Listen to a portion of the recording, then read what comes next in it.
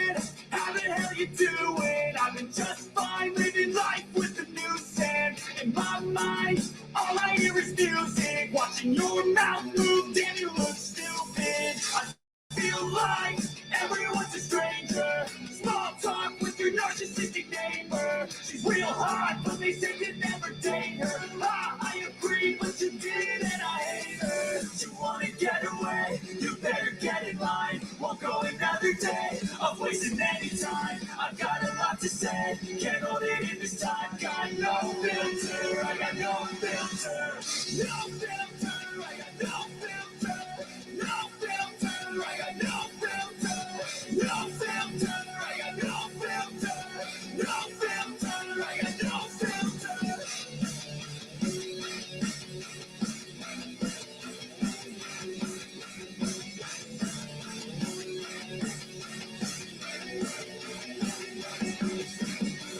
Hey man, can I get a favor?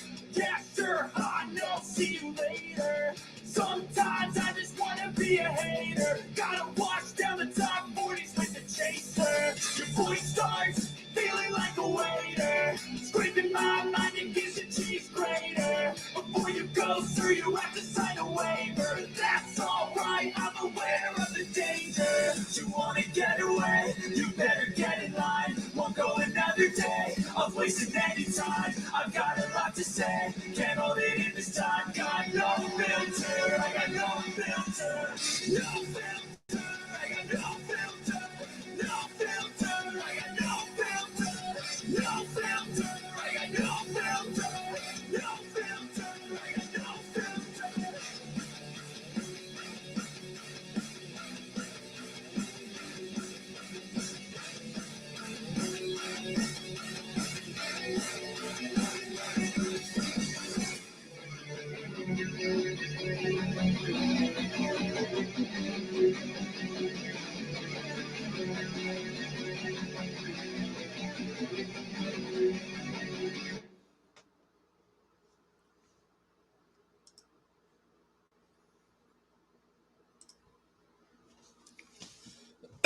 All right, what is up, everybody? Welcome back to the stream. Already the haters have started their misinformation, already banning people. Bunch of morons. All right, well, make sure you guys like the stream. Subscribe if you're not subscribed already. Hit the bell for notifications and share this out. And for all the stalkers and haters, what's up? How's everybody doing? Comment in the comment section where you're watching from. Today is going to be an interesting stream. You guys know how we like to be transparent here, and we are going for full transparency tonight. I'm going to play you a little recording.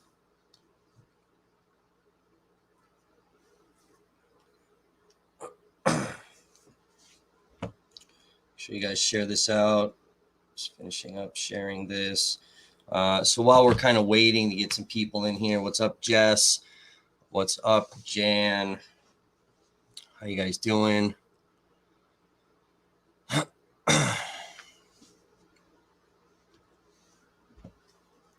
So we'll give you a little info on what's happening in Milwaukee recently here. Share this out, and then we'll do some news updates, and then we'll get started here because we got a little while.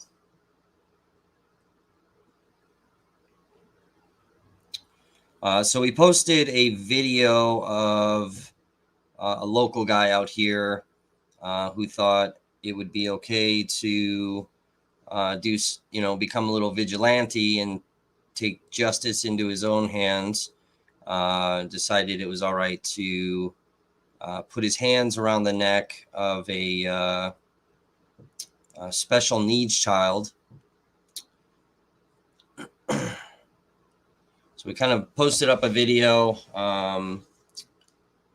of the incident and then kind of things that followed, some protests that followed that. On the community page, we posted up the criminal complaint because Milwaukee Police Department didn't want to press charges against this guy. And it sounds like he has some connections with law enforcement. So nothing was being done. So after some protests, some pull-up parties, and multiple calls to MPD as well as the district attorney's office, they decided to charge him with disorderly conduct instead of assault and false imprisonment.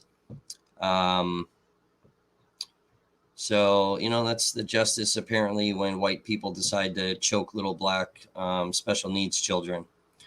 So we'll see what happens with that case. Still an ongoing story. And then another big issue that's happening out here. Mattioli trial was delayed until June of 2023. So Mattioli is a former police officer, and allegedly he choked and killed Joel Acevedo. Acevedo had no criminal record, and we're just going to put that out there for all you people that want to just start attacking people with criminal records.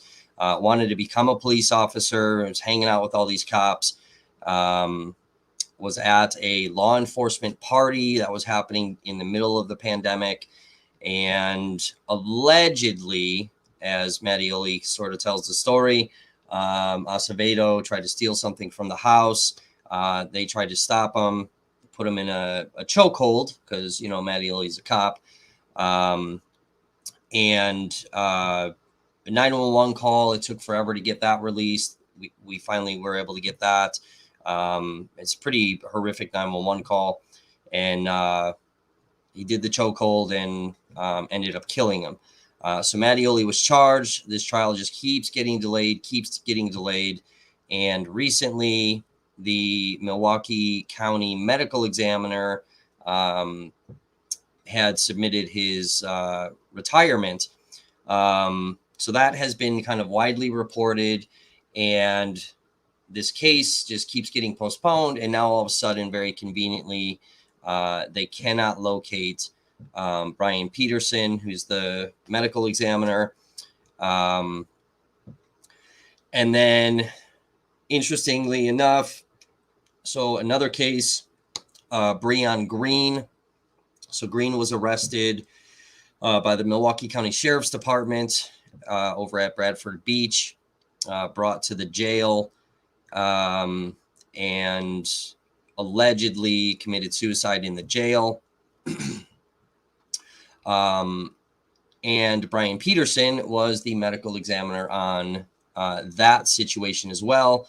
Milwaukee has still not released any tapes or documents or anything regarding the alleged suicide. And they can't find this medical examiner. Tying more stuff together. So the judge in the Mattioli case is Judge Borowski. So if you remember, Judge Borowski presided over the Theo Edgecombe case. If you guys remember, those that follow the channel. So we were streaming that case, and the court cameras accidentally showed several of the jury members during voir dire. We notified the state as well as the defense immediately, and we had an entire 50-person jury panel removed. So then they brought in, all brand new jurors. But the thing that was interesting about that, besides that part, was as soon as it got brought up in court, Borowski immediately fired back with, "No, it didn't. That didn't happen." And, they were trying to present evidence that it did, and he kept fighting it, that it didn't happen, and he was losing his mind. So this is a judge that just goes off of his emotion and tries to ignore evidence. So that was pretty concerning. So he's the judge over the Mattioli case.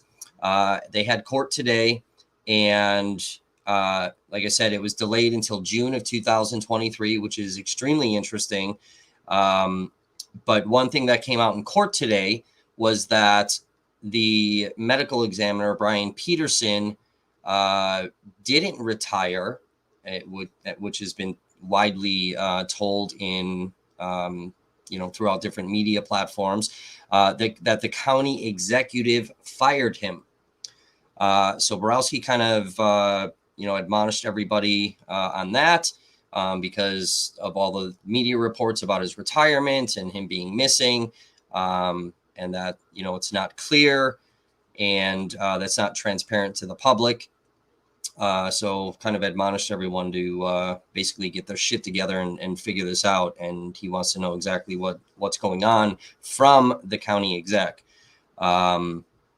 Furthermore, more recently, also Borowski came under scrutiny a couple of weeks ago regarding a man that came before him. He presided over a different case, was convicted of sexual assault of a child, and I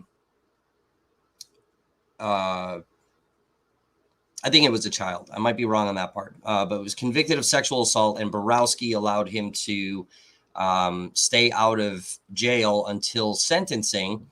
The guy's name is Ernest Blakeney, and 10 days after he was convicted of the sexual assault, he went and killed his girlfriend and then tried to burn down the house, and then carjacked a construction worker at gunpoint.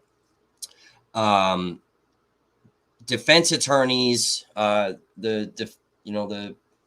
defense public defender's office filed some paperwork questioning, Borowski, and the judge entered a court order and sealed the court filing about his actions. So there's some pretty strong language in there, some pretty serious allegations towards Borowski, and he sealed it. So quite interesting. So yes, some news updates there. Ruben is correct. So the Joel Acevedo thing happened months before George Floyd. So Acevedo was kind of our George Floyd situation out here. So so that is that. All right, so let's get into the juicy part. And everyone say hi to Kevin Mathewson because he's watching. And Mathewson decided he was going to make a post claiming that I support Darrell Brooks because I'm also a fucking criminal. We've obviously banned him yet again. And dumb fuck should probably, pay attention to the videos that we put up and the things that I say, and quit with the defamatory and false light fucking remarks before your ass gets sued. So, what's up, Kevo? There you go. So let's get down into the juiciness of why we're here. So as you guys remember, the last couple of days with the Darrell Brooks trial in Waukesha, I had gone out there. We were doing some kind of behind the scenes live updates to help Mercado Media out and kind of give him some info on what was happening behind the scenes when the cameras were off. And the day of the verdict, where Darrell Brooks, thank God, was found guilty on all 76 counts. There was one gentleman that was sitting behind Brooks in support of him, and a lot of people wanted to know who he was. Was he family? And we got an interview. That interview is up on the YouTube channel if you have not seen that. At the time, just kind of thought, just like we've seen with other cases, there's always some kind of fanfare. So it really didn't stick out to me. It's just, whatever. We've interviewed goofy people before. And then about 5 minutes later, I walked back in the courthouse, and that's when Judge Dorrell came on talking about the Reddit post that had gone out. And we did a whole video on that as well. I'll kind of pop that up for you guys in the background here so you can see it. Wrong one.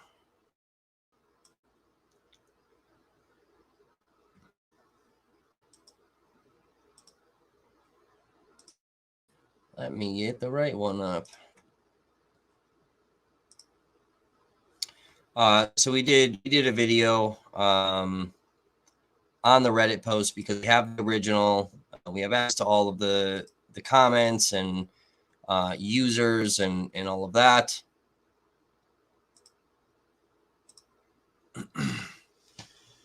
So there's the Reddit post. I'm sure it'll pop up here in a second. Computer slow, obviously.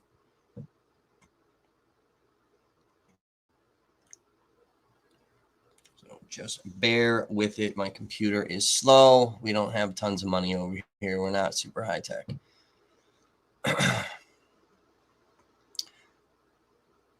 So this Reddit post, for those of you that haven't been following the news and our channel, the Reddit post claimed to be a juror that was on the Brooks trial and claimed that there was tons of bias and prejudice towards Brooks, and kind of listed out all of his reasons, same type of stuff: jury nullification, subject matter jurisdiction, belittling Brooks, demeaning him, bullying him, procedural tricks, treating him unfairly. These are the accusations. It's already been pretty much debunked that it's not a juror. It's highly probable that it's not. And we just recently did a live stream that there was kind of some concerning things that were in this Reddit post, along with things that were said in the interview that I conducted. And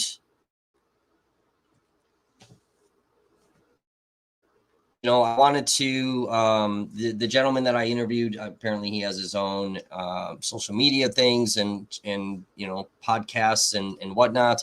Had asked if I'd be interested in coming on his thing and doing a long form discussion. I'm always open to that, but obviously I'm very cautious about whose channel I go on and who I associate myself with. But I am open to, at least entertaining the idea until we kind of figure out, more info. So I did some digging and diving, kind of, who he is before I would, agree to this. And once I kind of, watched enough things, whatever, kind of moved on and was doing a completely separate thing. And I was digging more into the Reddit situation, kind of doing our own little investigatory work on that. And as I was doing a deep dive on the Reddit thing, a lot of verbiage was coming up, a lot of phrases, a lot of the same kind of accusations, same kind of talk and whatnot, things that I remembered from the interview. Started digging some more. Again, we did a whole live stream on it, so go back and watch that. But a lot of things just kept kind of pointing to the high probability that the individual I interviewed might be the Reddit poster. We're not sure. I'll make that clear again. We're not 100% sure. Waukesha County Sheriff's Department is investigating this entire thing, and we're not 100% sure, but it's kind of plausible that it might fucking be. And interestingly enough, after we posted that video, because we did it early in the morning, after we posted that video, a couple of hours later, I got a phone call from the gentleman, and kind of played dumb, asking me if I wanted to go on, still interested in going on his thing, and can we meet up and this and that, and then asked what the channel was. I never told him the channel. I told him the company name, which is obviously not hard to find in the channel. And then, we kind of proceeded to have this conversation, right? And it's about an hour and a half long. Okay. And there were a lot of things in the conversation that, again, red flagged me, things that were said that kind of match up again with posts on the Reddit thing, different social media accounts, watching various videos. You know, again, I'm not 100% sure, so let's not go and like verbally attack this guy. But again, it's kind of believed to possibly be. It's very, very plausible that it might be. And he basically denied it, and then accused me of like manipulating the situation to intentionally get the interview and then go and create the Reddit post and set him up, which I found to be funny because the Reddit post was fucking created the night of the closing arguments. None of us were made aware of it until later in the evening. And I didn't even know who the fuck this guy was because I interviewed him on verdict day, right? So, you know, once again, people coming after Never Stop Media. I think it's fucking hilarious. So yes, we got threatened to get sued. I love when people try to do that with us. And yeah, so for, you know, for our protection, we've said this before. So for those that don't pay attention to anything that comes out of my mouth, we record everything, because we need, for legality issues, safety issues, full transparency issues for you guys, right? We're fully transparent here. Okay. I don't hide anything. Right. So, so yeah, we recorded the phone call, and I'm going to play that phone call for you guys. So we're doing a live stream. We're going to listen to it together. Okay. We got some text messages I'm going to pull up on the screen. All right. We're going to be fully transparent with you guys. Okay. And then when we're done, you know, probably tomorrow, I'm going to upload the phone call so you guys can listen to it, you know, whenever you want, without having my big ugly face, you know, staring at you. But we're going to listen to it. So as we're listening to it, we're going to pause a little bit. I'm going to kind of highlight some things that were said that kind of red flagged to me, just things that were interesting.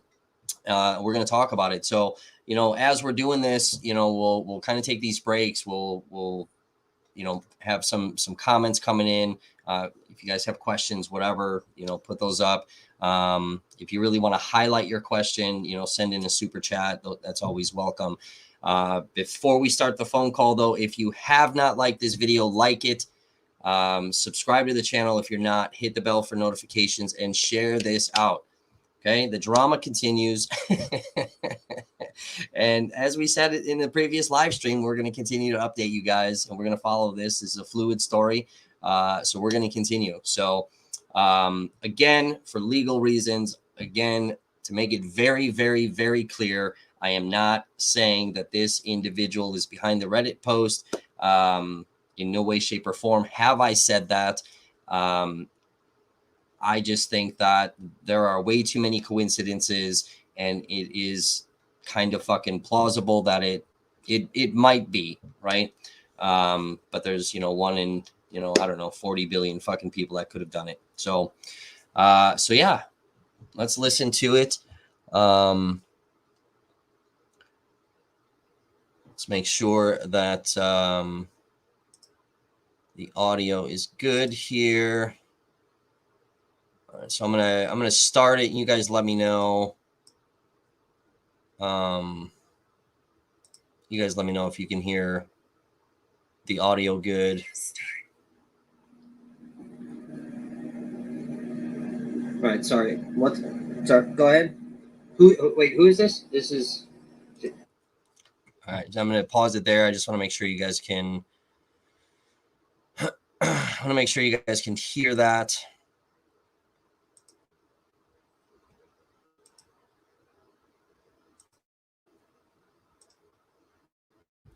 Comment, make sure that is good there.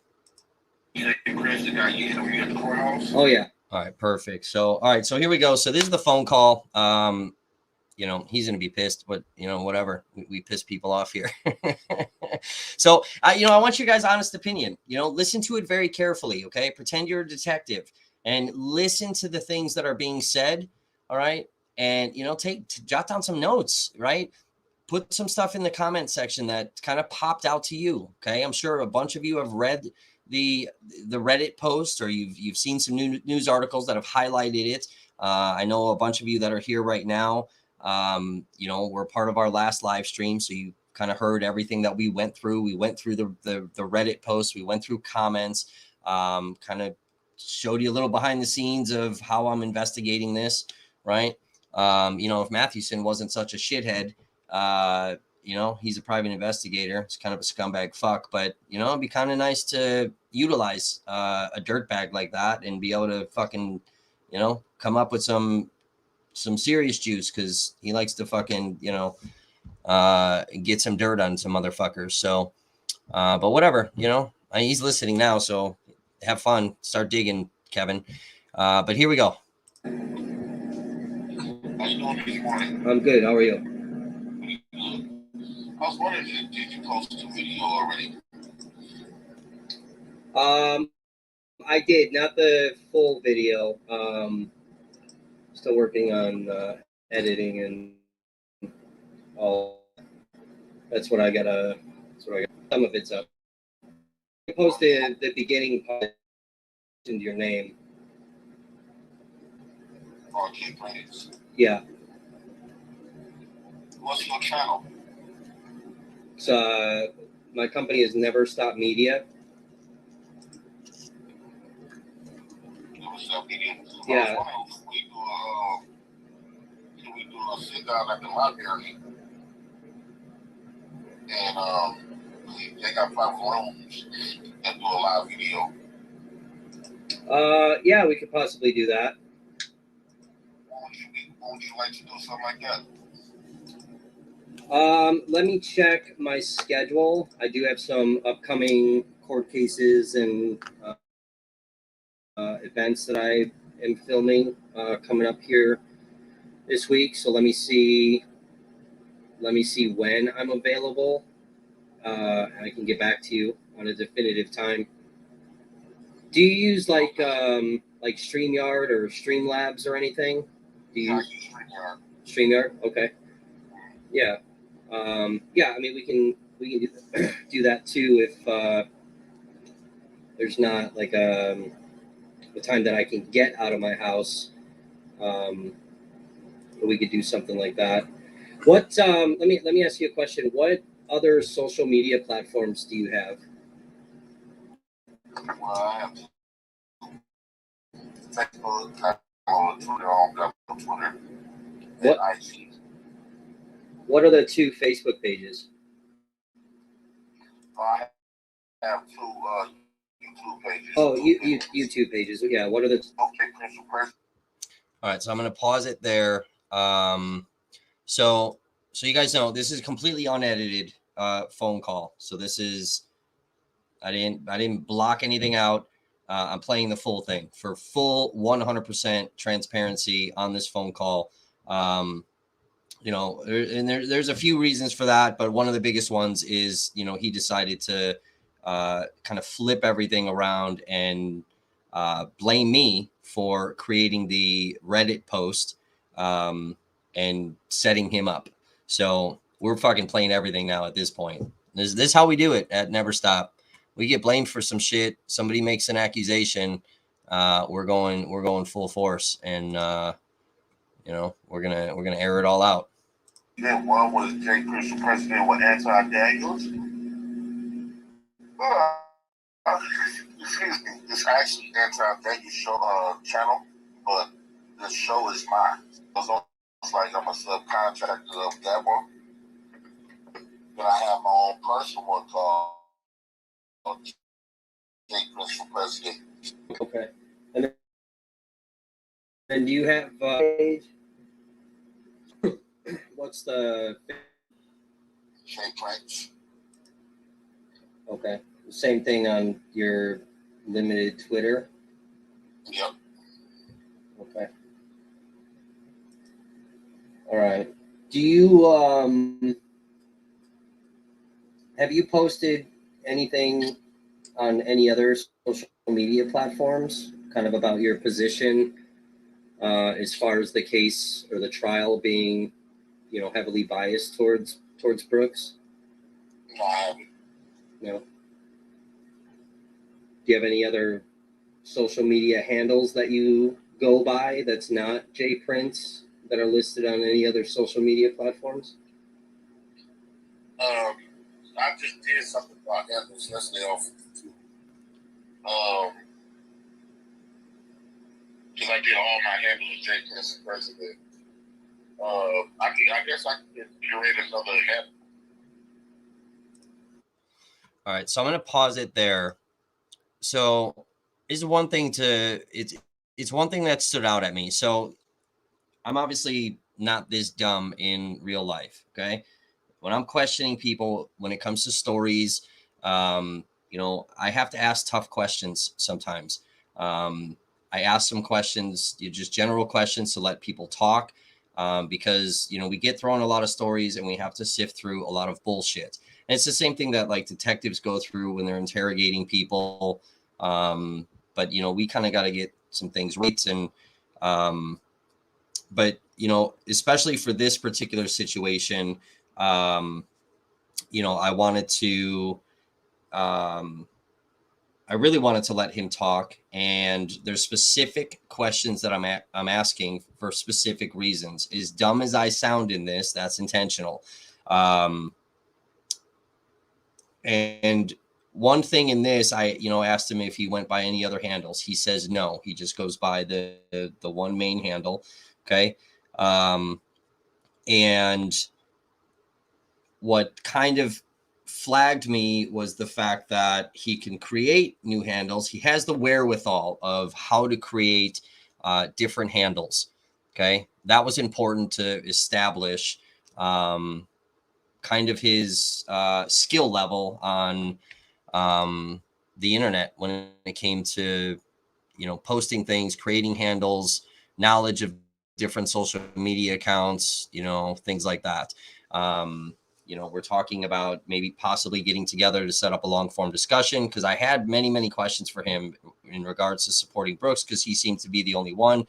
And just kind of pay attention to his voice patterns. Everything is, I'm asking the question, everything then just kind of immediately gets followed up with his response. But then when I ask him the key questions, which are going to come up here very shortly, notice the pauses. Okay.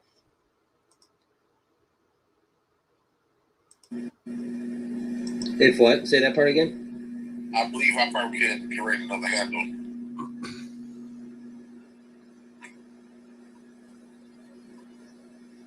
Does the phrase "Black Justice Forever" mean anything to you? I haven't heard of that. No. So that's one big pause. What was that? Do you have any Reddit accounts? No.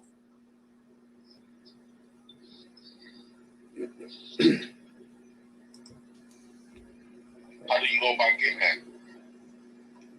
Getting a Reddit account? I don't know. I'm not on Reddit. I don't really know how that platform works. I don't have an account there.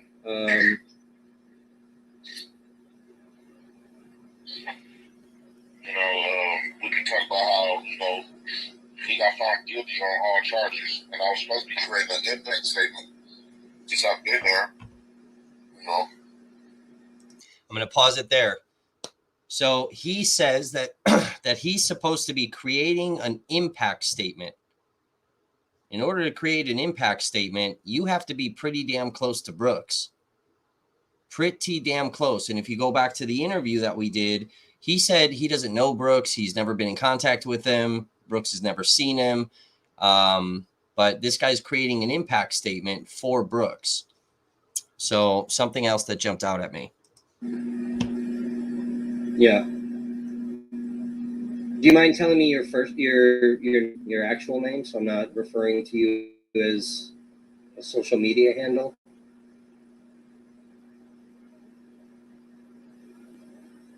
I mean, you know my name.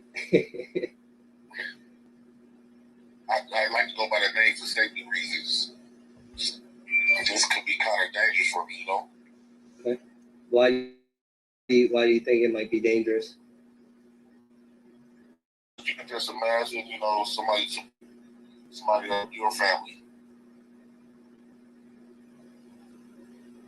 You know, one of his family, a few of his family members approached me. I'm going to pause it right there because this part's really important. He said a few of his family members approached me. Okay. Now, number one, let's go through this. I personally think that that's a lie because Dawn Woods is not really talking to anybody. She's only given 3 filmed news statements. There's been a couple of statements, you know, kind of written in news articles, but 3 filmed ones. And, you know, well, for a lot of you that are kind of like shitting on the mom, like, you know, let's fucking hold up on that. You know, Dawn had 2 children, had a daughter and had Daryl. The daughter died in 2015 from a drug overdose, and Daryl's going away to prison for the rest of his life. So, you know, she's lost both of her children at this point. So it's interesting that he says a few of his family members approached him. Okay. And that statement is going to get changed later on. And it's one of the most bizarre and shocking fucking statements that I don't even give. There's no way that it's real. But that statement is going to change. Okay. So Dawn probably did not approach this guy unless, you know, he's giving the victim impact statement or an impact statement, you know, on Daryl's behalf. And he knows him, and then very well, maybe this thing is orchestrated, you know. But otherwise, you know, who approached him? Okay. So I don't know. I'm questioning that on the validity of it. I don't know if that's necessarily accurate. But we don't know, obviously, things that are happening behind the scenes that we're not privy to. And I've been having a lot of people approach me. A lot of them is, even though they don't agree that I'm there for him, but they respect the fact that I'm standing up for them. And they don't see that. Yeah. So that's the next part. So he says his family has approached him, meaning Daryl Brooks' family, and then he says that even the victims have approached him and they're in support of him. Okay, interview guy supporting Brooks. Put down in the comment section if you think that anybody from fucking Waukesha supports him supporting fucking Daryl Brooks. Put down in the comment section if you know what your thoughts are on that.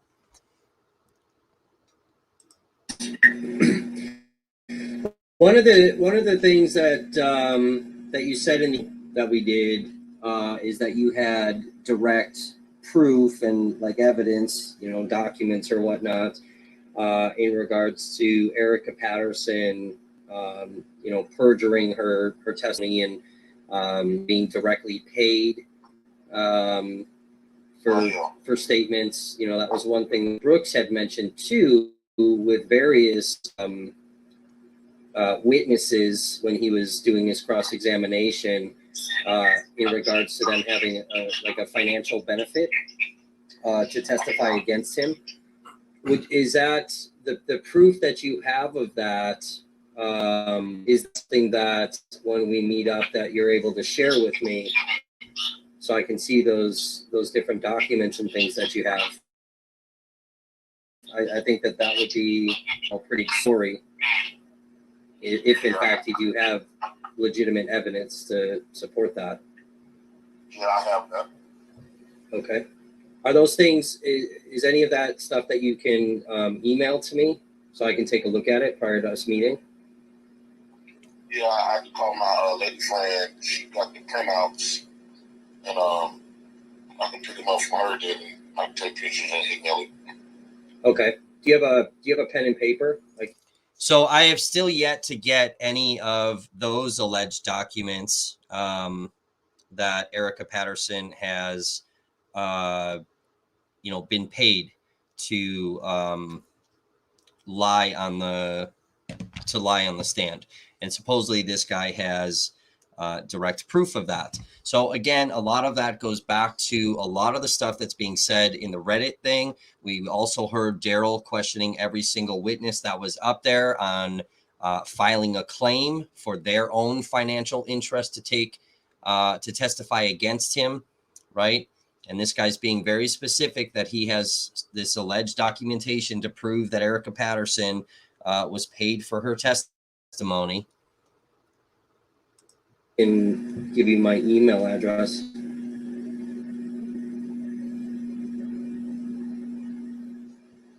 Yeah, and he says, boss, like you're saying, the lady friend. So he's going to say later on in this that his lady friend is also working on this. Okay, so in support of Daryl and doing things to help Daryl Brooks. Okay, that's going to come up in this conversation. What's your email? It's Never.Stop.Voices @.com.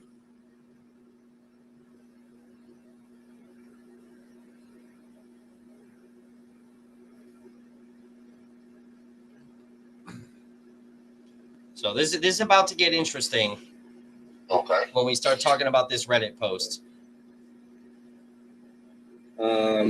Yeah, I mean, if you could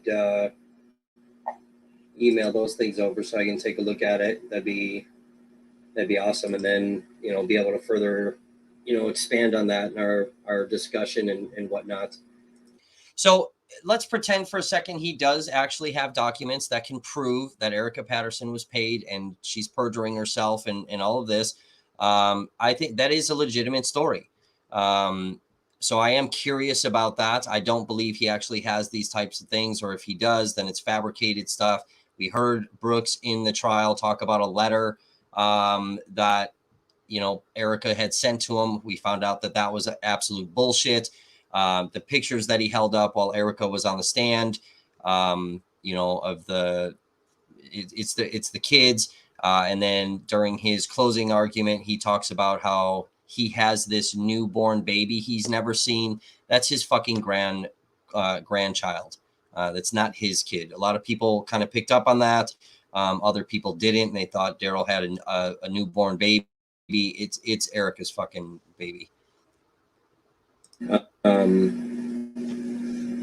be good. And then the other question I had, regarding, I had asked you in the interview about having any contact with Mr. Brooks. You said no, that you the two of you don't contact. But as far as his family, what types of with family members of Mr. Brooks? What type of what? Communication, like discussion and things. You had mentioned that you've met with some of his family members. Like, what types of conversations have you had with them? No, I said I never even think Derek Books done like PG. Right, but you had said you had met family members and talked to them today, like in our phone conversation. Did I misunderstand it? Not family members of Derek. The family members of the victim was. See, and this is where this story is changing. If we go back to what he said originally, he said that he was approached by his family members. So now I'm questioning him on this. Now the story is changing, right? And there was kind of a little pause there with him, but he said that his family members approached him and then went on to talking about how the victims, people, family and whatever, also talked to him. Now he's going to deny this. Talking at the courthouse. Oh, victim family members. Okay. Yeah. Okay. See, and here I'm playing dumb, like, okay, I misunderstood. Yeah, it's true. I don't know if they're going to show up for the impact statements or what. They probably just gave up on them. Yeah. Do you know anything about the Reddit post going around of somebody claiming to be a juror? Yeah, I heard about it up in the trial. What are your thoughts on that? I don't know. It got to be. I don't know where it would come from. What is Reddit though? I don't know, some type of social media site where, I mean, it's almost like Twitter, I guess, to compare it, I guess, sort of. It's a website that, According to them, it was supposed to be a prank, and I think they should do further investigation because it might not be a prank. do you not think it is? I don't know. I think it. I'm just trying to, see the little outs that, might get help with this man. But if it is a prank, that would be silly. See, so something else that caught my attention in this is also a content creator. Okay, this is somebody that has various social media accounts that creates content, podcasts, things like that, and they don't know what Reddit is. It's plausible. Maybe they don't. I don't know. As a content creator, we kind of know all the different types of platforms. But another thing he said in that little segment right there is, creating outs for Darrell Brooks, and he kind of takes responsibility for creating outs for Darrell Brooks. So that caught my attention. So I'm just going to continue to keep playing dumb here, just asking questions, trying to get some legitimate answers. And you don't know anything about the Reddit post? No, I did not.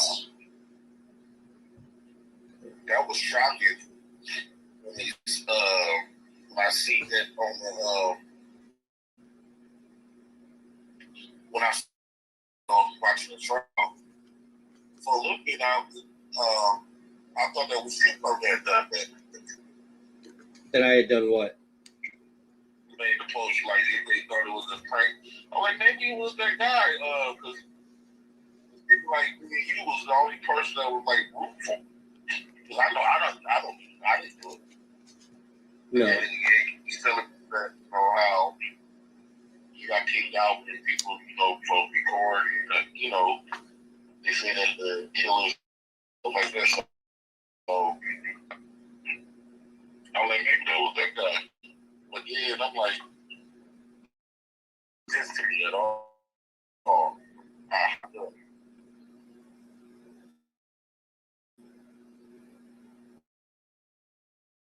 It wasn't me, and I wasn't rooting for Brooks. I was. I don't think nobody rooting for him. Right. I'm not rooting for them killing all the people. I think it's on that and whatever the video is, but you had made a video with him in jailed, right? That's one of the videos that's on his channel. So this is a very interesting video that I found where it's a podcast style thing, and he's on with his buddy, and he is very adamant that nobody should be jailed, and even killers, murderers should not be jailed. It's a pretty disturbing podcast, and even his buddy kind of attacks him on it, like, what the fuck are you talking about? Like, that's the most bizarre shit I've ever heard. So again, kind of get into my mindset where it's like, again, we're not saying that this guy did the Reddit post, but it could be believable. It could be kind of fucking plausible that this guy might be attached to it in some way, shape, or form. He's saying a lot of the key things about supporting Darrell Brooks, creating things to help him out, having contact with the family, doing a victim impact statement, verbiages that match up with exactly what's written inside of the Reddit post. And we're not talking about shit that was heard in the courtroom. or your guys' channel? Yeah. Yeah, I saw that video. I watched a little bit of it. I watched the whole thing. See, that video stems from an old video and what we was talking about, like, I believe in community policing. Yeah. And stuff like that. That was that's still, they keep bringing up, but that's still an old. I've been talking for over a year now. And even position about that stuff over a year now. Okay. Do you have any videos, kind of like talking about the Brooks trial, or like breaking it down, or things that you observed, or why you think like the trial itself biased and unfair? Do you guys done any video? I have done some videos about that. And is that on your main YouTube channel, or is that somewhere else? I think it's on my YouTube channel. Okay, so I'm going to pause it again. So earlier in the conversation, if you guys remember, I had asked him flat out, have you done any follow-up videos about Brooks? He said no. Now, all of a sudden, he's saying that he has done videos that he thinks are up on his YouTube channel. There's not. That's a red flag to me. One, I've already caught him in another lie. But two, right, there's not a lot of, he's not posting a bunch of shit kind of publicly supporting Darrell Brooks. He has tried to do everything behind the scenes. Okay. I think we lucked out with the interview because of who I am and the types of stories that I cover, which got him talking a lot more. Core TV, only interviewed him for, a minute or two, and, there's 18 seconds of fucking shit coming from him, where we got way more, because of the style of journalism that I focus on. But we caught him in another lie. He's not posting anything publicly on his own shit supporting Darrell Brooks. And I think there might be a reason for that.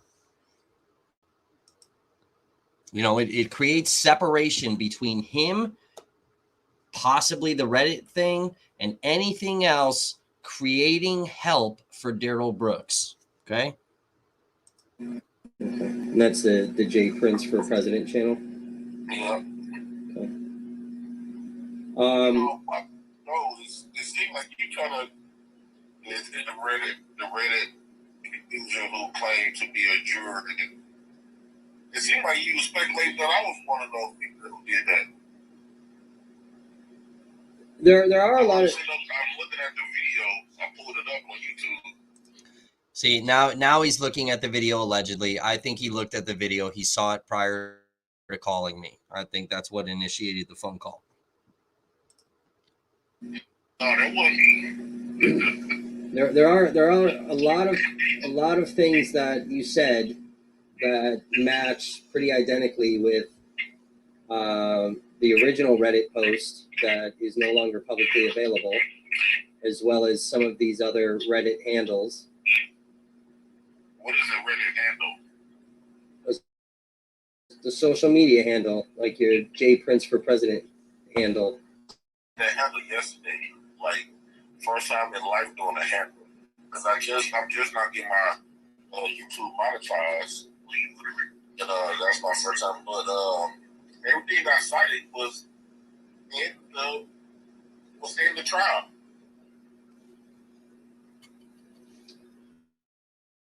Yeah. So, which is, exact. See, and that's not true. Not everything he cited was in the trial. He has said things that weren't in the trial. And again, based off social media things and things matching up with the Reddit stuff, there's stuff that, not the main Reddit post, but further diving into other handles and things that are on the Reddit stuff. It is matching shit that he is saying in the interview and on this phone call that match up pretty well. The same things that are cited on the Reddit post, and the other handles that also back up the original Reddit post with the same verbiages.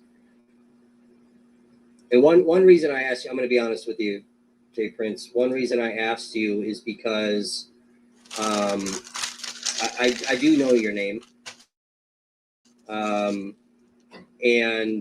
I told you before I'm an investigative journalist. I'm very good at what I do, but the one reason I'm asking is because on the Reddit page, which my company Never Stop Media, we have access to the original post and the hundreds of comments that were made on it, and the various handles that try to back up the original anonymous user. They mention your first name in it, so that's why I'm asking. They mention my first. No, they mention my first name in that. I mean, you're listed on the Reddit thing. They listed my first name. Yeah, so it seemed very coincidental that verbiages that or claims that you were saying in the interview that we did together outside the courtroom that day.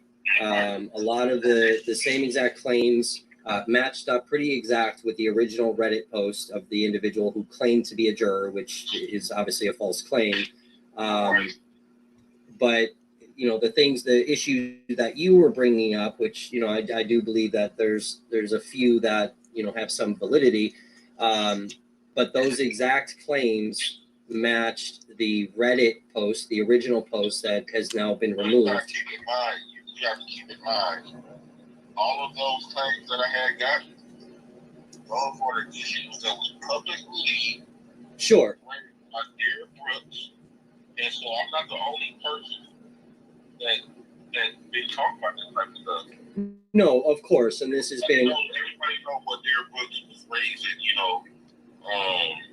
what type of concerns that he was raising.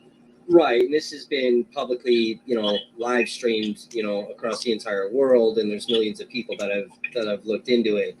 But the coincidental part is, like I said, the things that you were bringing up, taking issue on, do match exact to the original Reddit post.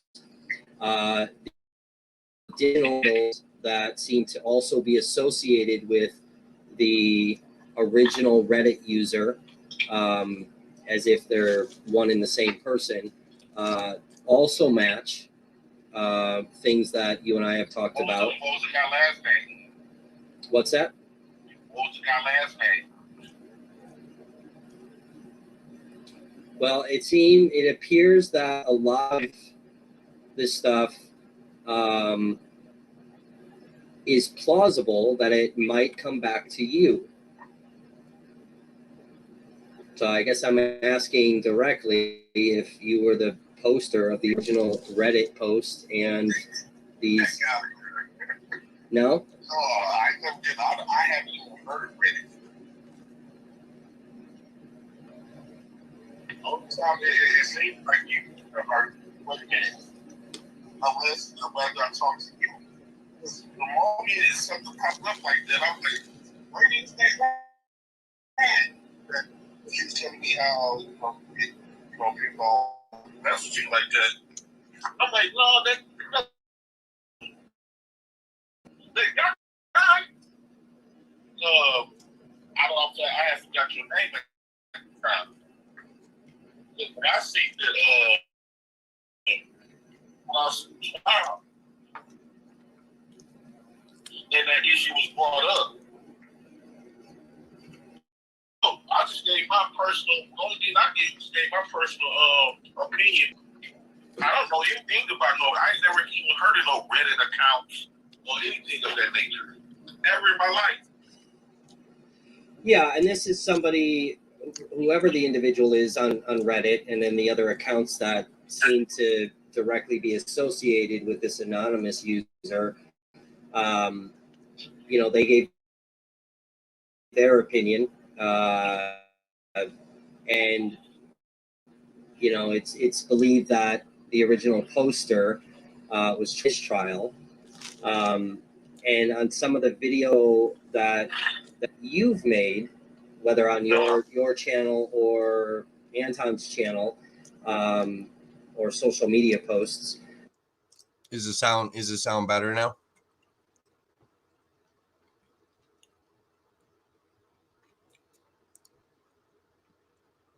Anyone else having a sound issue?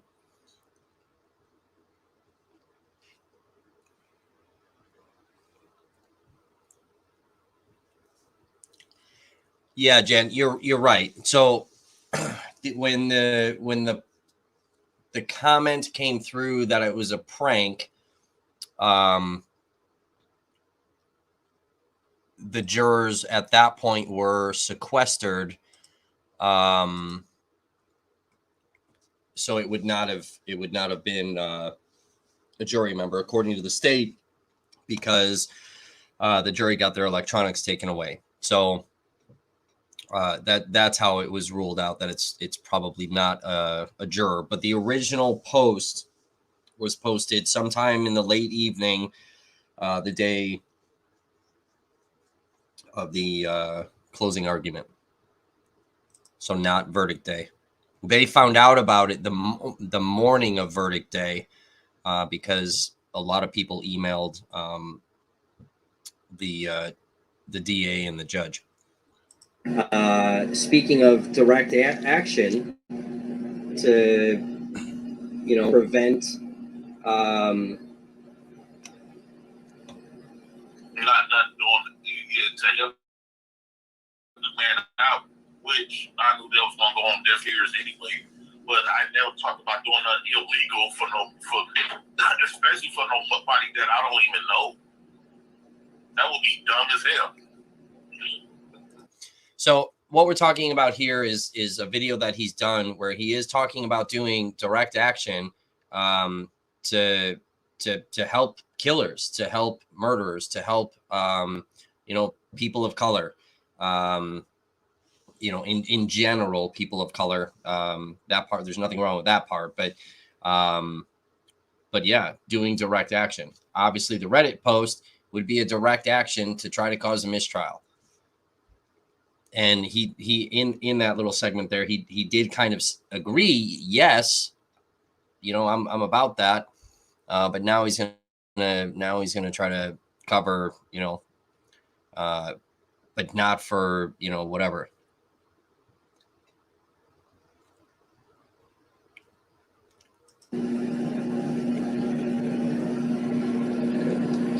I guarantee you, they can check them time snaps and stuff like that, or locations of when those posts was made. I guarantee you ain't gonna have my name on there or my address or stuff like that. And that's a fact. That stuff can be traced. Yeah, even if VPNs were used, What is VPN? Well, that associates with an IP address. So you don't know anything about the Reddit handle Anonymous Brooks Juror? No, I only thing I know about when I watched the trial and that stuff was brought up. I'm like, damn. And you don't know anything about the Reddit handle Black Justice Forever? I've never even heard of that. Is there a reason that you can think of that your first name, which I do know, why your first name would also be the same first name?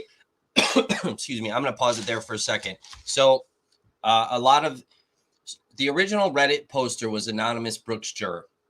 Okay. Then the moderator of that is Black Justice Forever, which we've connected that the two are very well connected, and more than likely it's one and the same person. The accounts that are attached to this thing have been made private, where you now have to sign in. It brings you to a sign-in page. So it's no longer, none of these things are public anymore. the anonymous Brooks juror thing, or the Justice for Daryl, was banned by Reddit. Okay. It was kind of reported that the individual took it down. That's not true. Reddit banned the account. But these other handles are now made private. That is used on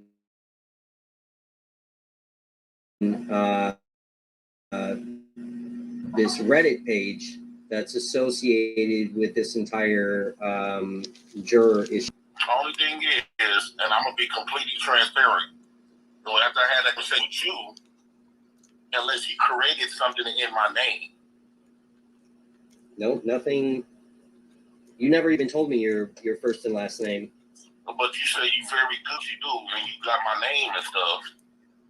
So you could have probably created something in my name. No, we definitely don't do that. That's illegal. That causes issue. We have integrity over here. Okay, outside of that, if you didn't create nothing in my name, I don't understand. I don't understand how that took place. If you didn't create nothing in my name, I don't know how that took place.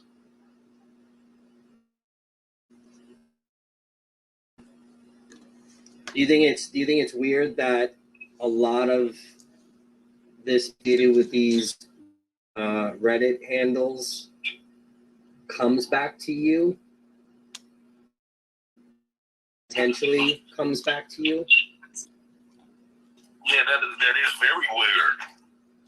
They can't just say I done did something because of my viewpoints or stands. They probably don't like how what I say. You can't just put that on for me.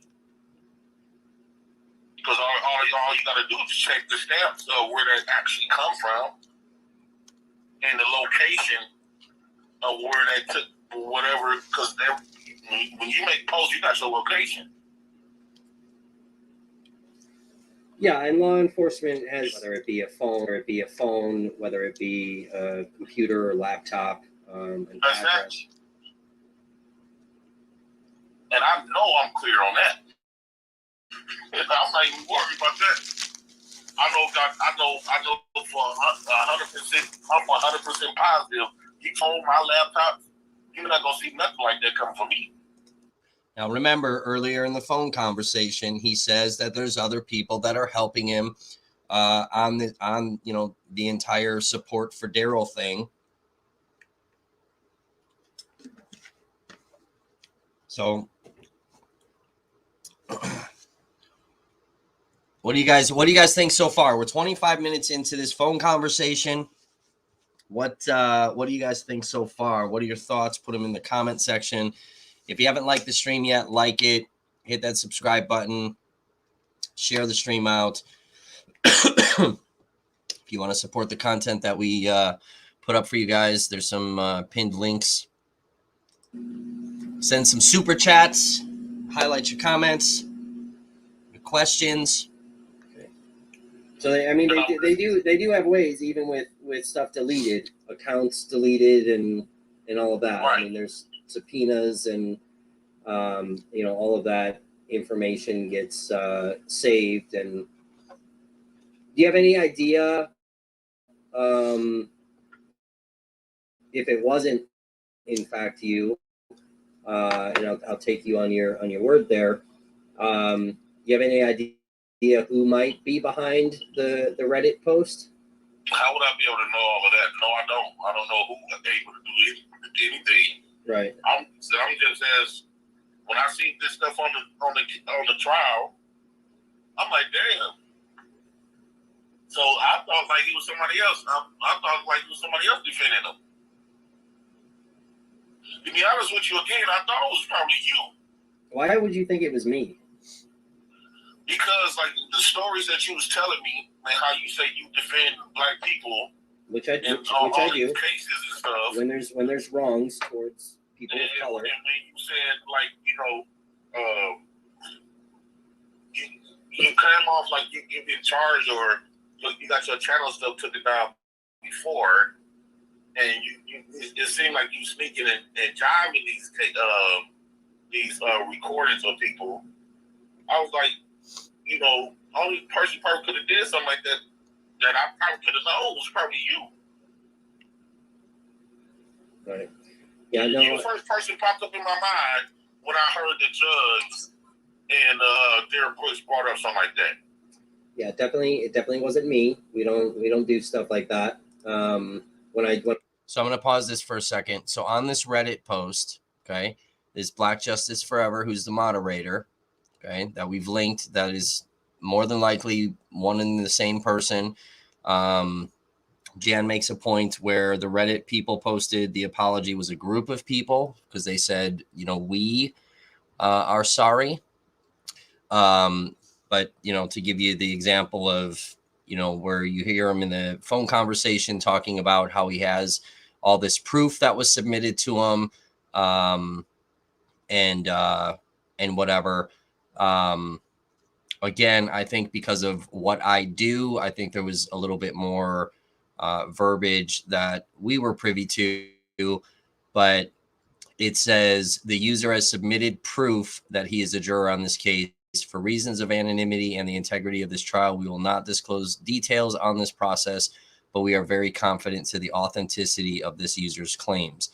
So again, this is what I'm saying. The verbiages, the phrasings that are being used where, you know, it's just, I don't know. Again, we're not saying this guy did it because I don't know. I don't have that, you know, fucking confirmed, but it's just too many goddamn coincidences. And then we'll scroll down in here and, you know, I'll show you guys this. I don't know how well you can see it on the screen, but then somebody says, "Hi, James," right? And then another person, who is James in this context? As you know, more people are, the same person, you know, is talking to this James person. Then the attitude starts changing when other people start jumping on that and talking about, "Don't dox me." So a person's obviously concerned about them getting doxed. You're going to hear this individual that we're talking to on the phone concerned about being doxed. Okay, concerned about his safety. There's just a lot of verbiages that are weird.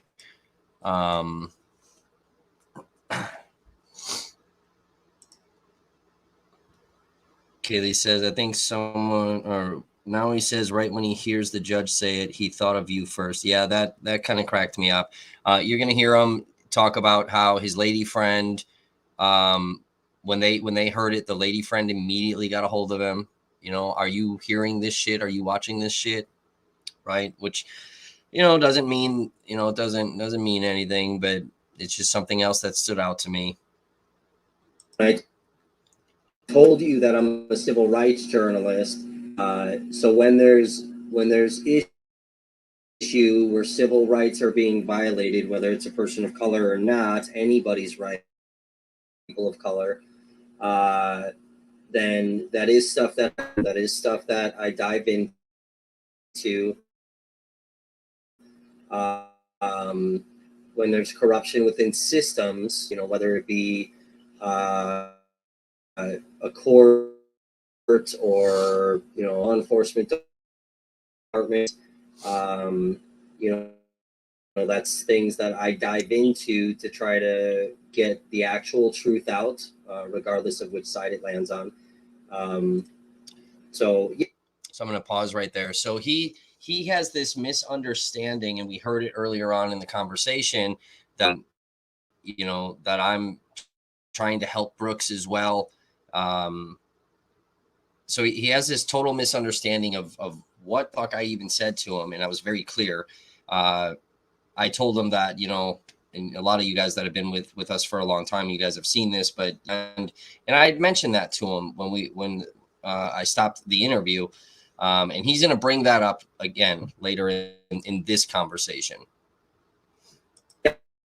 Yeah, I do. You know, defend people of color when I can, and it's right and just. But it sounds like you manipulate the situation because I don't know who you are. Don't nobody know who you are. I mean, I'm known around the entire country who I am. Okay, what I'm saying is like this not making no sense. Like it is. I'm talking Court TV. Yeah. Gave her opposing point. None of this never came up. As soon as I talked to you, and it seemed like you said you was in a hiding almost. You got your channels took it down. Next thing you know, something like this pop up on Reddit. I never even heard of a site called Reddit. Yeah, well, this popped up the day, argument day, sometime in the late evening, according to what the judge in the state said. So it was talked about in courts. I guess the judge in the state knew about it the morning of the verdict. Nobody knew about reporters knew about the Reddit, but it seems several hundred people. That's why it was reported to the DA's office and the judge, and then, you know. And then the fact that you insinuate this on this video, having thousands of people assume automatically me. And you don't do stuff illegally, that's illegally. You put in the world to make the world believe that was me. What do you mean? I'm listening to to discussion of the Reddit user and the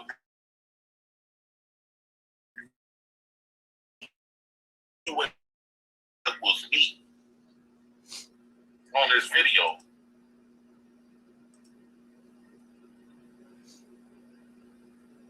No, I said it's believed and it's plausible that. So here's what I've done. So I obviously I didn't know who you were because you gave me a hand. There's now support for Daryl Brooks on social media. We've done an extensive look into seeing if there was. The only thing that kept coming up was you, which is fine. There's no issue with that. I do agree on certain points that you made that there may have been some mishandling towards Brooks when it came to objections that were overruled, things like that. But I think a lot of that had to do with his. So I'm gonna pause this real quick. So, so I told you guys we have access to these Reddit. And again, like we discussed in the previous live stream, the reason that we have access, and so you guys are aware, when you delete shit off the internet, okay, there are archive sites that fucking preserve this stuff. Okay, there's sites that you can go to and you can pull something up, and it archived it from certain days. For example, and we said this on the previous live stream.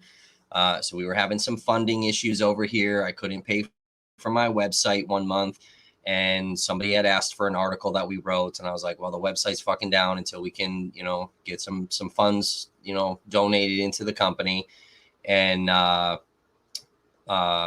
messaged a buddy of mine. I said, hey, I need one of those archive sites. Somebody needs to look at the fucking article.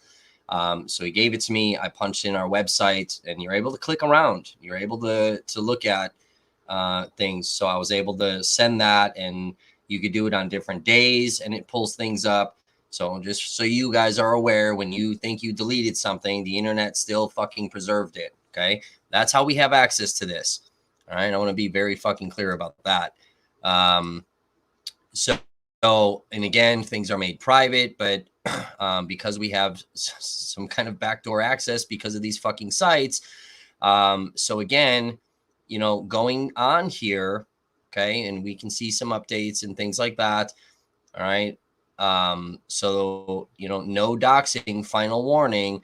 There are messages that are fucking removed now ever since we started posting videos and things about this Reddit site. So I think it's very interesting that, the first name comes out, by somebody that knows him or her, whatever. And it's obviously a him because they used a male's name. Somebody that knows this individual and fucking follows them, says hi, they don't respond. And then all these other, people are like, wait, who the fuck is this person? And then this person starts being worried about fucking being doxxed. I'm showing you the screen. There's other comments that were in here before. Okay. And like we've captured all these things, because I already fucking knew that shit was going to start getting deleted. But some of the stuff has already been deleted, and it's followed after we did the live stream and, this fucking phone conversation. So we did the live stream at like, I don't know, 8 o'clock in the morning or 9 o'clock in the morning. A couple hours after, I get a phone call from this guy. Okay. It's about an hour and a half long phone call. We're going to talk about some other stuff that happened directly after, right before the phone call ended, and then what happened 5 minutes after.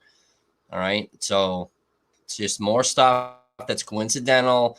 I think it's extremely, extremely interesting.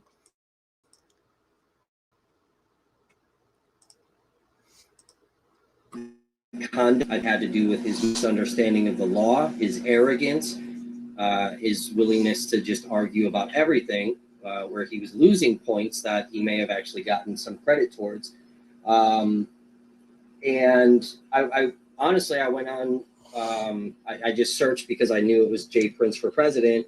So I went on to your YouTube channel just to see, to watch some of your videos, because I knew that potentially at some point we might have a conversation and do like a live stream together. So I wanted to know who I was talking to, because I don't go on everybody's platform. I get a lot of requests to do that. I don't do that with everybody. I'm very cautious and careful about who I associate myself with. And I watched several of your videos. I saw the Anton videos. So I watched several of those things. And I watched the very first video that you posted, which stated your name. That's how I got your first and last name. I dug into that. I found various social media accounts that you have. Reading the Reddit post, the original, plus additional things associated with the Reddit post that I have access to. You find a Reddit post with my name on there, first and last name? It does have your name on it. No, when you say my name, first and last name, there's a lot of people with my first name. My name is very common. Sure. My first and last name. Sure, 100%. So they had my first and last name. They knew you by your first name. Or okay, so we'll say it this. We'll say it a different way. There were individuals by their. I'll give you their first name. So it seemed coincidental. I know your name, and the Reddit posts and viewers were saying hi to an individual that shares the same name as you. And there were a lot of other social media things and some other reasons that it seemed plausible that it potentially could be you that's posting on Reddit. That's I'm not accusing you. I'm asking. If you tell me that you're not. Well, it sounds very well like you're accusing me of this. Nope. I'm just asking questions as a journalist. And I'm telling you, I never did. If I would know, if I would have did it, I would have said something. No. Well, I mean, in fact, in fact, I'm going to go up here to the courthouse and take them my phones and my laptop so they can see for themselves. I don't got nothing to hide. So that part right there, I'll take my stuff up to the place now. We're gonna get into that because there's something very, very interesting about that, and It's one of the biggest lies told. All right. I mean, I think that's great. You know, I'm asking because I'm obviously doing my own investigation as a journalist. That's what I do. So you got to make sure you have factual evidence and factual, because you can be sued for this now. You make it seem like I done created a Reddit account. No. And first you said it was my first name, and then now you trying to add and make it seem like it's the guy who created this Reddit had my first and last name. Now it's starting to appear that like you created that stuff in my name. That's how it's coming off. Definitely not the case. Like you said that you work it's illegal and y'all do stuff by the books. Who are you really working for? I work for myself. You work for yourself. You're a journalist. Okay, but you told me that your journalist thing got, almost suspended. No, our Facebook page down because the right legally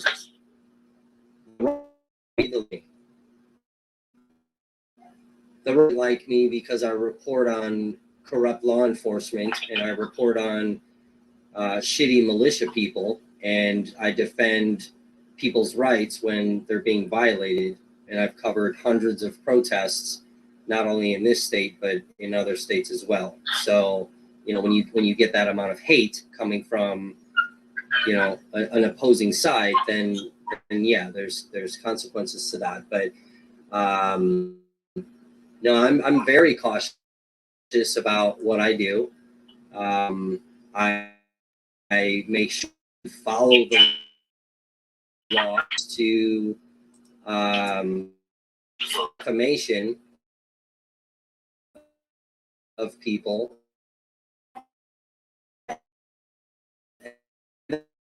Story that I always my attorneys first. But no way did I say that you're the person in that video. That I am not saying that you are the person. But you give them a full description, and you paint a picture in the audience mind, and you bring up my face as if I did it goes in the problem.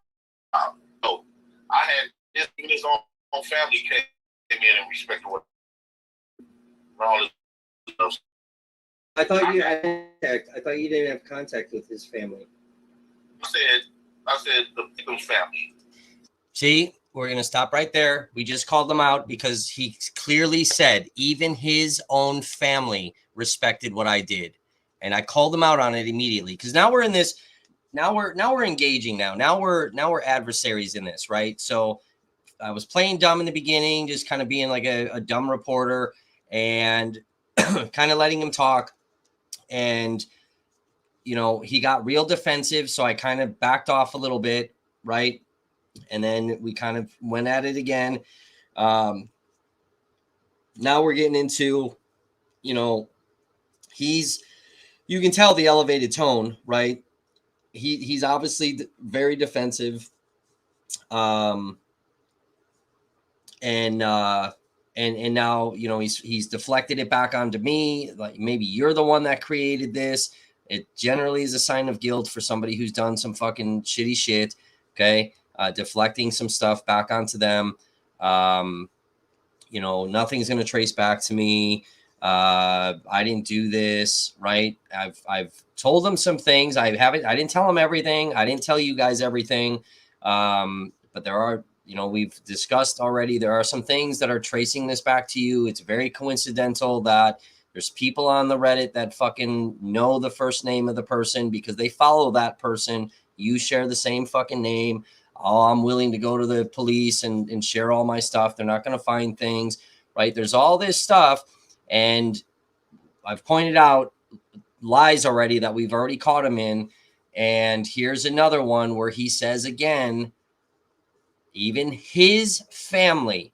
And then I catch him and I say, well, I thought you said you didn't talk to his family. And then he's going to change it right now. And he's like, no, the victims' families. So he goes back to that. So he stumbled, tripped himself up already on having fucking contact with Brooks's family. Right. So do you guys see like where I'm coming from? Who agrees with me so far?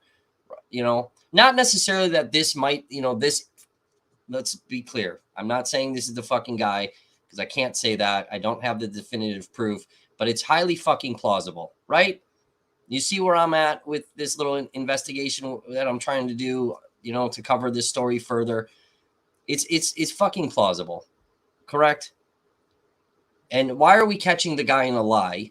Okay, why do you need to lie if nothing is wrong? If you didn't do anything wrong, right? And he clearly is not very good at it because, he doesn't remember what he fucking said 37 minutes and 20 seconds earlier in the fucking conversation. So put down in the comment section what you guys think so far. Here we go.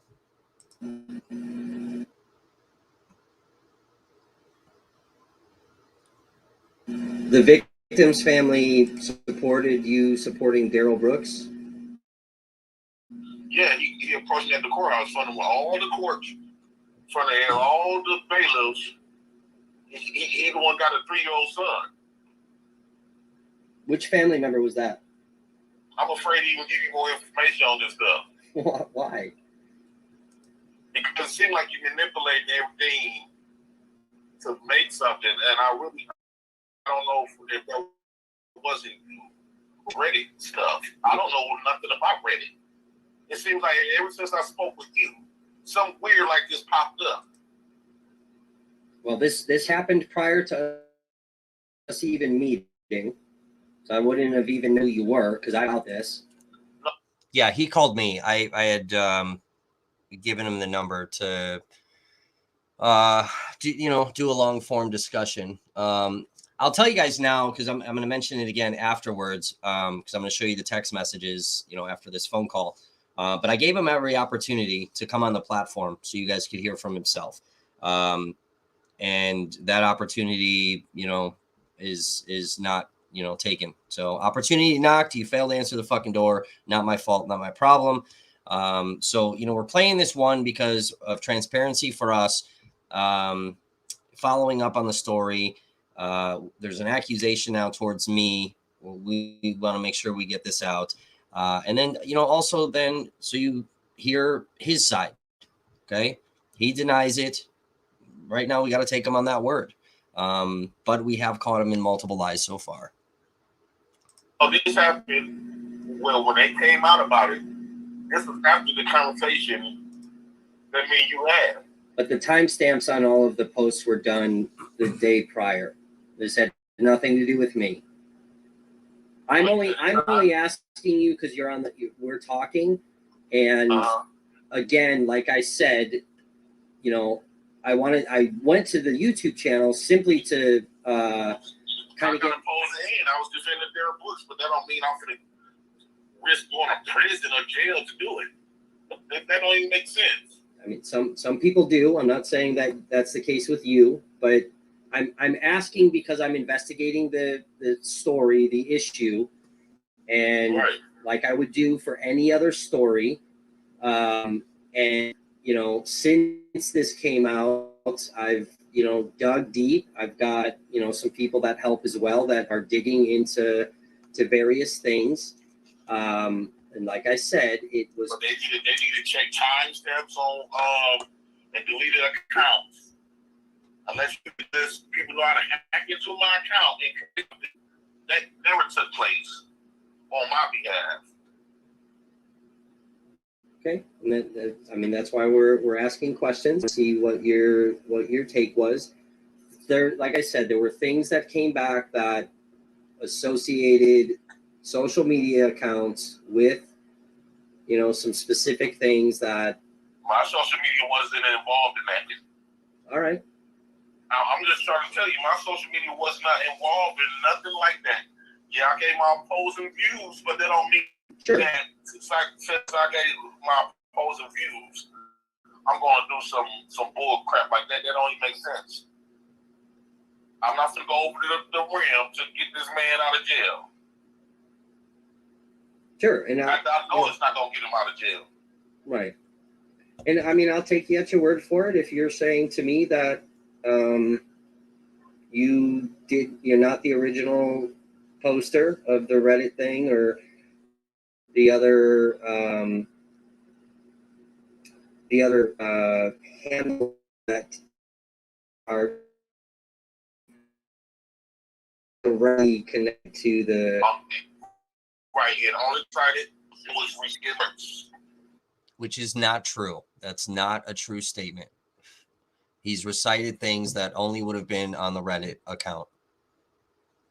Between Daryl and what the issues that he raised and had concerns about.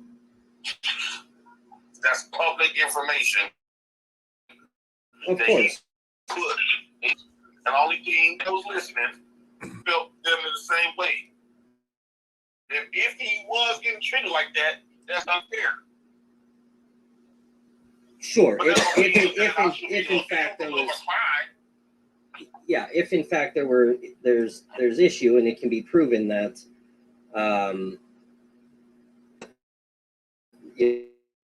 there was rights violated or a mishandling or whatnot, then yes, of course that becomes a very serious issue when it comes to the integrity of the court and how the trial was handled, and that's something that every news outlet should be exposing, and that's one reason, again, that's the type of stuff that I look at. We file open records requests. There's things that can be exposed to the public so they know the truth about something. I've exposed a lot when it's come to different law enforcement agencies, when it comes to racism, when it comes to tampering with evidence in cases, so on and so forth. And a lot of that stuff is documented on our website in the articles that I've released. There's some of that kind of. So he said, hold on a second. So right now he's meeting with somebody. He's with somebody right now at this point. That's documented on the YouTube channel when we're able to get video coverage of something. So yeah, it just, a lot of things seemed very coincidental. Things, it was a plausible possibility. And, when asking you directly, you're telling me it wasn't, excuse me, you're telling me it and take on your word for that. And I'll be filing some open records requests with the sheriff's department with their investigation to see where they're at and obviously make sure that they're not mishandling. If a person like me going to account like that, but I'm all on court TV and stuff, that will be dumb. Yeah. Well, I think the original poster was not incredibly smart and, didn't realize the ramification that this could have. I mean, it's clear that it's not a juror, but, there potentially could be some issue, trying to tamper with a court proceeding. I never heard of no counts called Reddit until when that judge came up with something. In fact, me and my lady friend that's been working on this, she called me. She said, "Oh, you know somebody's in this?" I said, "Yeah, I'm watching it now." We know it was us. That's because we on, and we not on his side. Well, I know you said that, it's you believe he did, he is and whatnot. And you wanted to make sure it was a fair trial. There's nothing wrong with that. If it was do something like that, that won't be a fair trial. If I wanted to have a fair trial and somebody makes something like that won't be a fair trial. Well, no, it would be a fair trial, but it would be problematic for the individual that that made this post and whoever did it. I mean, prior to me even releasing this video, I obviously put up our interview video because I thought it was important to be able to tell an alternate side as well. But I mean, if you had an original video of our interview, there's a lot of people, before I even said anything, there's a lot of people that thought, it's Speculate that they could have been me sure. because I was the only one defending them anyway, or bringing up the issues that publicly that was brought up on national TV. Of course, it could be one of a million people, obviously. But it just, like I said, it was very coincidental that further investigating into these posts and these different handles that are being used, that your same first name was also used in the Reddit comments. I mean, it's So just, that's the case. If you was able to go to my channels and pull up my name, how you know other people couldn't have? And created that. because nobody knew who you were, and those comments that are on the Reddit thing were created prior to you and I even talking, prior to me posting your interview. What day did this actually, the post was created? I told you it was created. It appears that it was created on the day of the closing arguments. And to my knowledge, because I was there, you weren't in court, so nobody knew who you were. Nobody knew who you were. And I intentionally left out the 11 seconds on our interview where you said, "I'm Jay Prince for president, blah, blah, blah, whatever." I intentionally left that out. Same as on the video I created today, intentionally left out identifying factors other than what was posted on the Reddit intentionally, which is my due diligence regard for safety and legality issues, to preserve it. Yeah, my lady friend posted something, a text message section with somebody saying my name, Jay Prince President, and they said, "Where's that black guy in court that got up and walked out the court?" And they said, "Confusing." Somebody. I'm gonna pause it right there. So people already knew who the fuck he was. So he's not, he's not hiding. So there's apparently comments on some mainstream media posts, and he's gonna say that he made a post on there as well. So people had already associated things with him. Have any of the jurors granted an interview with the media? No, not yet, because those lists are not made public yet. So that'll be coming soon. And then once that is, media can file for that and then start approaching the jurors and see if any of them want to talk. So it's not something I normally do. I haven't decided if I'm going to do it for this case. I normally don't, just because I don't know.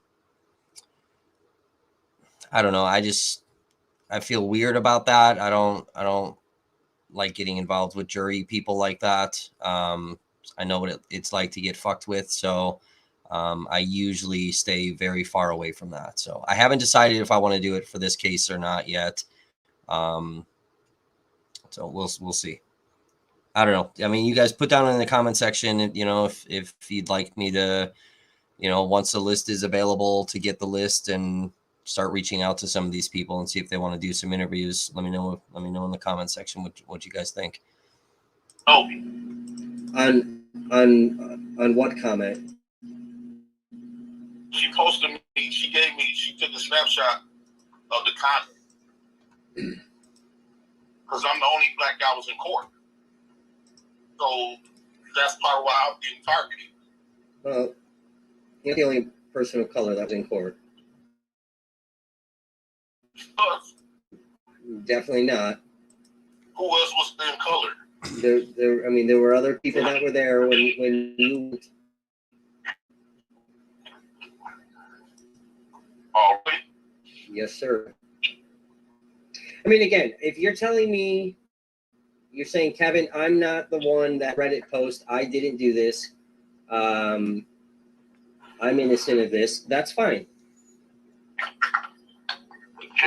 You know, if it's somebody else, fine. I'm not for risk. We just My made. freedom, me and my kids to go to save a murderer. That's I'm not gonna go that deep trying to protect this man. Come on now. I got 3 kids that you saw was with me.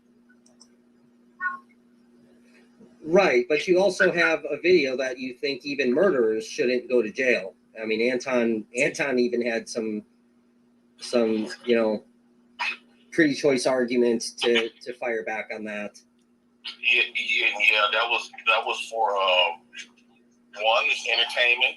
Me and Anton talk behind the scenes all the time. Just to get a shock value. That's all that is. So I'm going to pause it there. So allegedly, according to him now, the podcast that he created with this other content creator, where he is talking about even murderers should not be jailed, that it was all staged. It was only done for fucking shock value, right? You didn't hear me later on say, well, this Reddit post is, you know, fucking shock value as well. Okay. Now in these videos that he's created, okay, again, and I've said this a few times, that he has called for direct action. On the Black Justice Forever, it says, I really, really could care less about this fake justice. What we need is direct action. This is direct action. Okay? So do you see how I'm tying in things? Because I have watched dozens of fucking videos. I have taken notes. I have written down phrases that just were like, whoa, what the fuck? And, you know, and this is what I do when I'm doing this stuff. And then, you know, again, I originally just was going on to see who the fuck I might be talking to if I were to go on his platform, right? Because I don't go on everybody's shit. I thought it might be an interesting conversation, you know, to have with them. You guys know how I am that have been here, right? Like if it's a setup fucking thing, like I'm going to start calling people out. We're going to be real. Like if you're on bullshit, I'm going to call you out. If you're trying to put out some, what you're calling facts and it's actually not facts, I'm going to call you out and I'm going to correct it. And you saw me do some of that in the interview I had with him where I was correcting him. I was trying to be very like polite about it because I didn't want to lose the interview. So, you know, I watched several things and I was like, this is, I don't know, this is maybe kind of a sketchy, you know, if I were to go on his platform, you know, I don't know what that would do for my reputation. So I was like, I'll keep it on the back burner. We'll see. Right. And then I moved on to the Reddit thing, which had nothing to do with him. Nothing to do.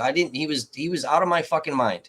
And I started reading hundreds of fucking comments on these Reddit things. And, you know, the Justice for Daryl, Anonymous Brooks Juror, Black Justice Forever. They're all fucking one and the same person or the same group of people, but they're all tied together. And, you know, I'm reading this. I'll read it one more time to you guys. This stood out to me because it matched up with his stuff, which I just got done fucking watching. I really could care less about this fake justice. What we need is direct action. This is direct action. This is the same phrase, this entire phrase that was used in videos that are publicly fucking accessible. Okay. So that's why I'm saying, you know, I cannot tell you guys for 100% certainty and fact that this individual is the one behind all of this. I don't know that. Okay. We got to wait for the sheriff's department to conclude their investigation. What I've said clearly is that it is fucking, you know, possible. It's believable. It's plausible. Okay. It's just, it doesn't feel right. Something's off for sure. But that don't mean that I would do something like this. My viewpoints don't mean I did a crime. Hey, how you doing, sir? Yeah, my viewpoints don't mean that I'm going to do a crime. This don't make sense. Sure. Can you point me to the comment that says your name? Because I've looked at, I get notified every time there's a comment, and I've not seen anything that says your actual name or a handle. Okay, it says. Let me see. This is on the video. It was one of the live stations. It was on a news station because I was in the comment sections. From mainstream media. No, let me see where it comes from. See, he don't even know. Because I didn't show mainstream media. I always say, where's the black guy come in? Kind of confusing. Right, but to be clear, this is not on my channel.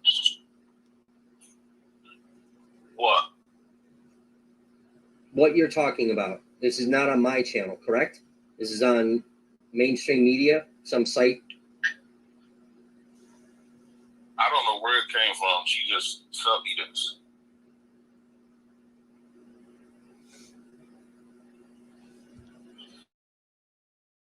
Because I'm not seeing anything on my channel that has your name. Well, what I'm going to do, I'm going to turn it into the Walker Show. Because I don't know, I don't got nothing to hide.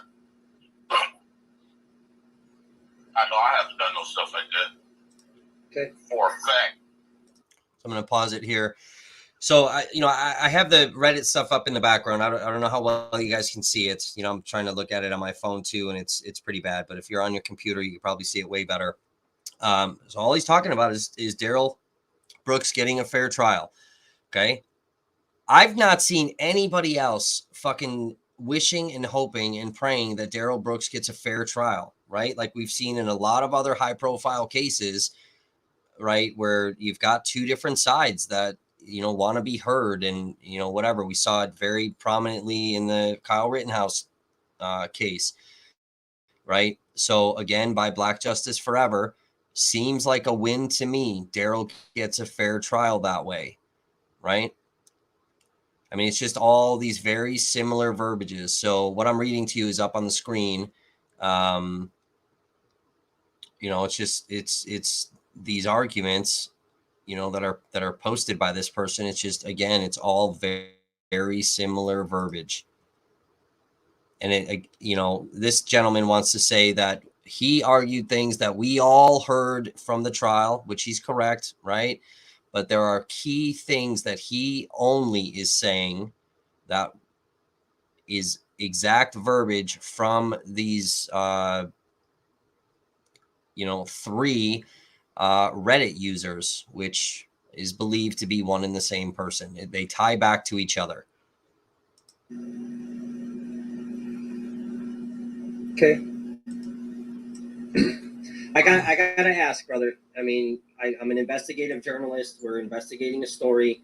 I have to ask. So, our video, it's just, that it's plausible. There's a possibility. We've made There's no possibility of me doing nothing. We made that very clear that, we're not saying 100% that it is.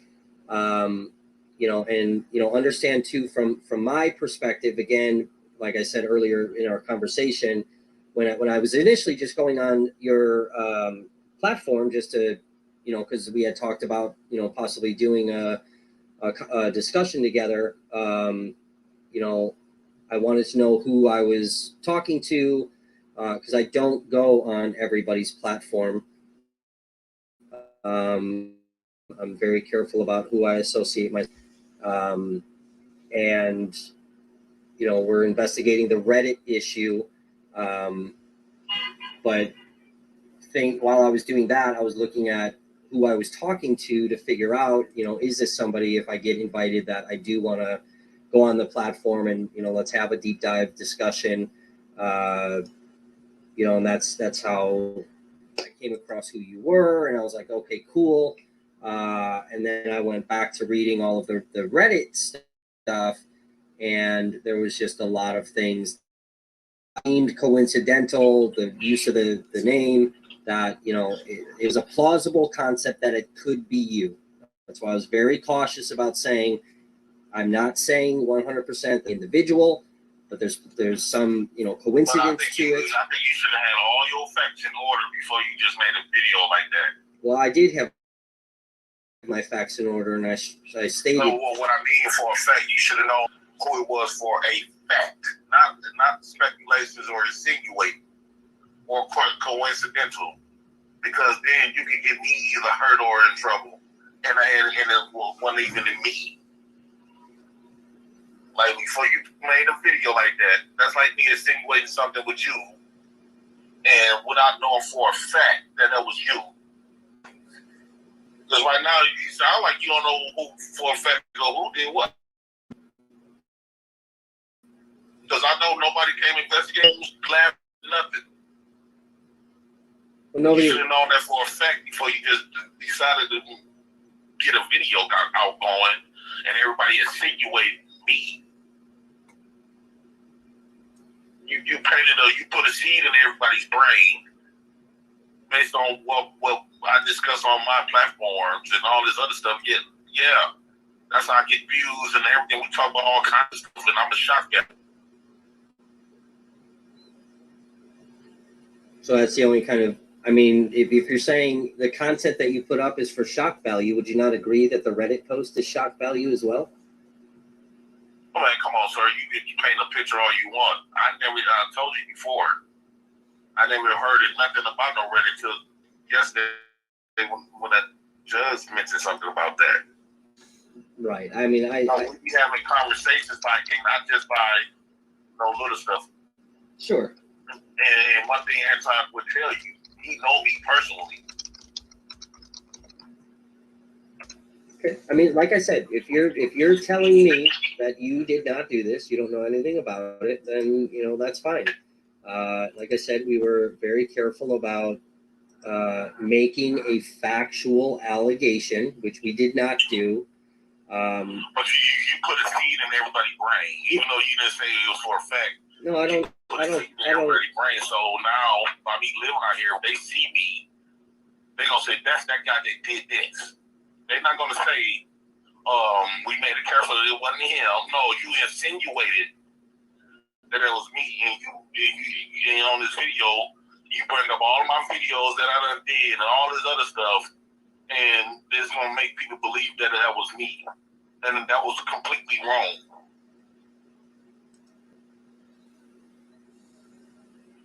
Well, we'll file open records request with the sheriff's department at the conclusion of their investigation, and we're continuing to do follow-ups. You know how journalism works. Multiple stories on issues.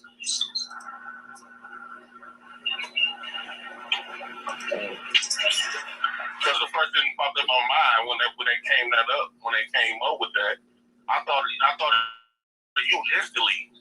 I don't know why you would think of me that I would do that. Because I thought I was the only one person opposing in for the trial, and as soon as you come up, you say you root for people like that, and no, I didn't say I root for. I didn't say I root for people like Daryl Brooks. I said that I'm a civil rights journalist. Yeah, civil rights journalist. Right. And I thought it was odd because you approached me at the court. You walked up to me. Well, yeah, I'm a journalist, and you're the only person that was in court, sitting in the bench that is reserved for family, friends, or what have you for Daryl Brooks. None of us were allowed to sit there. So yes, of course. There's a few people sitting there because I have seen on one of the days I wasn't there, people sitting behind it.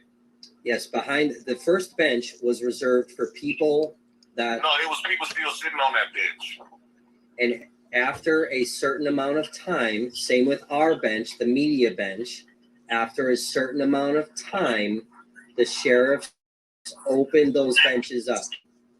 So like on verdict day, that entire bench was not allowed to be No, he's straight. not allowed to be, anybody to sit there other than family or friends of Daryl Brooks. Yep. And after a certain amount of time, I don't think I was there that day doing the verdict day. Y'all wasn't there doing the verdict day.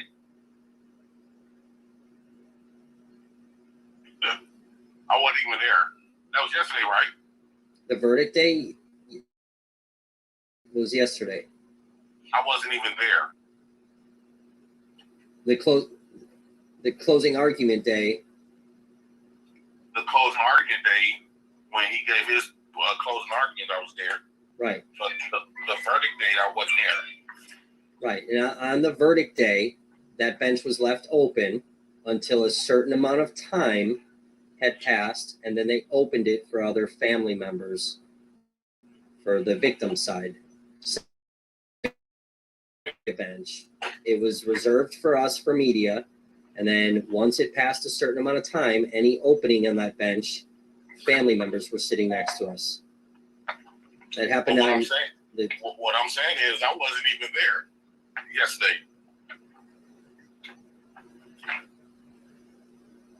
You would have seen me there. I wasn't even there. Okay. I was planning on coming back to the impact statement trial.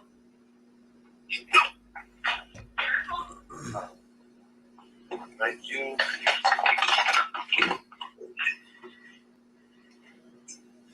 I'm fine. How about yourself? Pretty good. That's good to hear. Hi, how are you? All right, I'm gonna need your little tap. You can have it right back.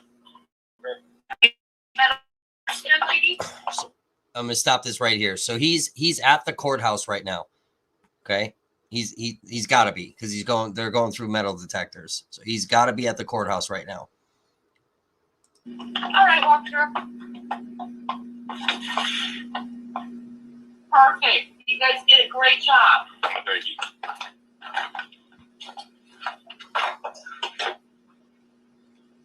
Hello? Yeah, I'm still here. Yeah, that's fine, sir. Like I said, I'm an investigative journalist. Okay. I looked at your page to see who I was talking to, if in fact we were going to do, some sort of live stream or discussion or whatever. That I'm entitled to do. Yeah, obviously. And then I went back to my actual investigation of the Reddit situation. And like I said, there were just a lot of things that were coincidental. Certain things did seem plausible, and that's where it's left at.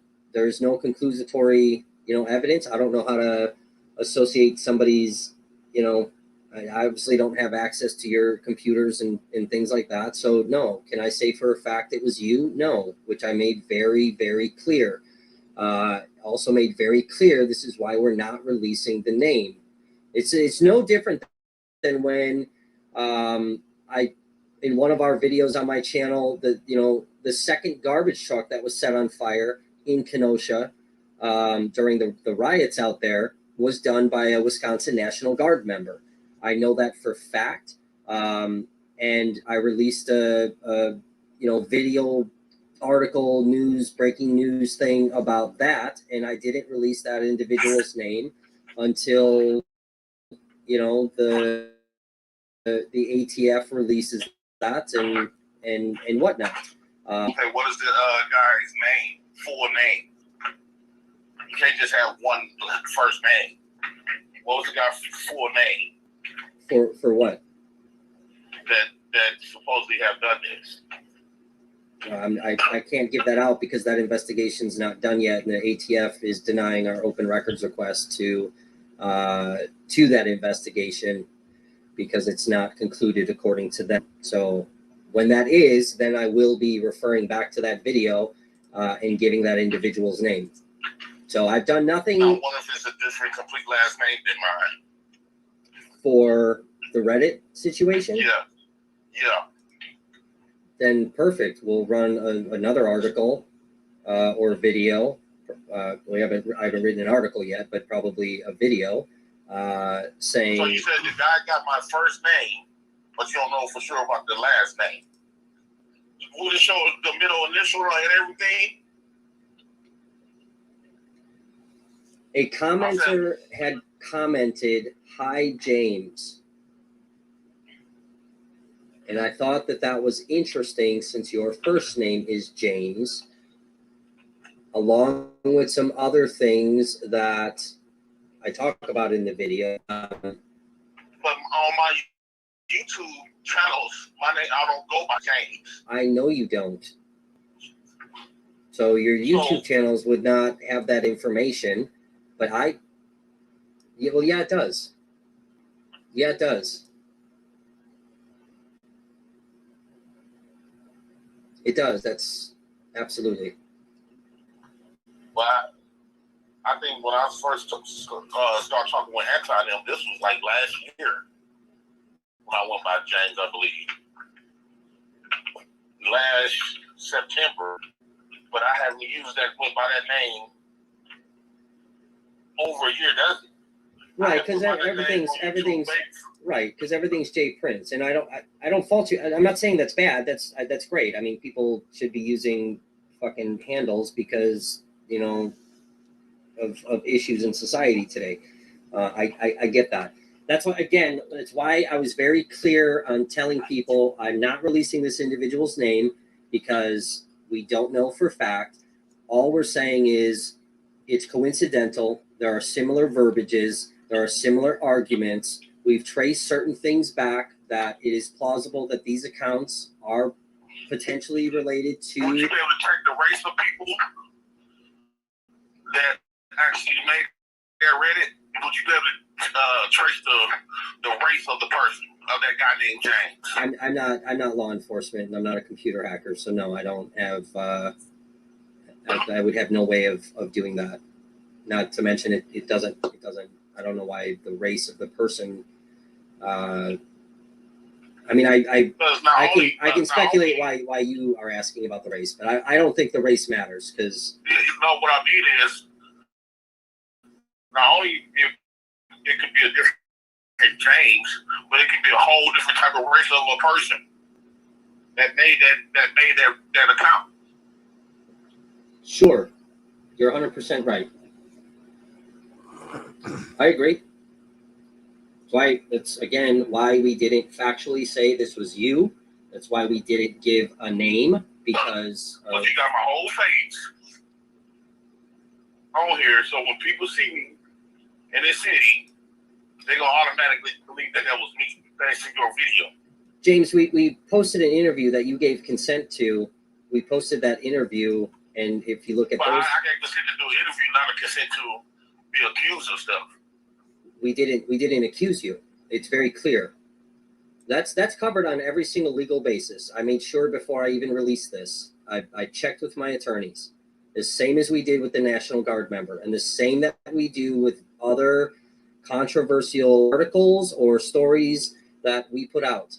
It's the same that I've done with Kenosha Police Department. It's the same that I've done when we did the live stream documentary about the history of Wauwatosa PD and their racist bullshit. I'm very careful about what I do and how I say things. I'm not saying it was you. That's why I'm asking you questions. You're telling me, no, sir, it wasn't. I will take that at value of what you're telling me, and we're going to continue our investigation because that's what I do. I'm a journalist, and I'm an investigative journalist. And when we can conclusatory, decipher who this was, should there be an arrest made or should law enforcement, identify the individual through their reports or what have you, we'll continue to do follow-ups on this. But if you look at the original interview that you and I did, okay, I made no mention of you or Reddit or anything else. I titled the video, what did I title the video? Simply making sure Darrell Brooks gets a fair trial. So that's, very general. I didn't put Jay Prince for president. Make sure Brooks trial associate with that at all. But if you look at the comments, a lot of people thought the same thing. Is this, and they're asking the question, is this the person that did the Reddit post? Because it seems coincidental, it seems plausible. There are very similar verbiages. Okay, they also didn't accuse you. I didn't accuse you. So regardless of if I made the new video or not, people are going to recognize you throughout Waukesha County or Milwaukee County or whoever else views the video. People are going to recognize you as a Darrell Brooks supporter. So that has nothing to do with me. And before I even got involved, you were on Court TV. So people saw that prior to anything that you and I did. So, you know what I'm saying? So you have to understand, as a journalist, and I think you could respect this, I have to ask the questions. Will they be able to find out exactly where that post come from the URL? I mean, from the computers. I didn't release the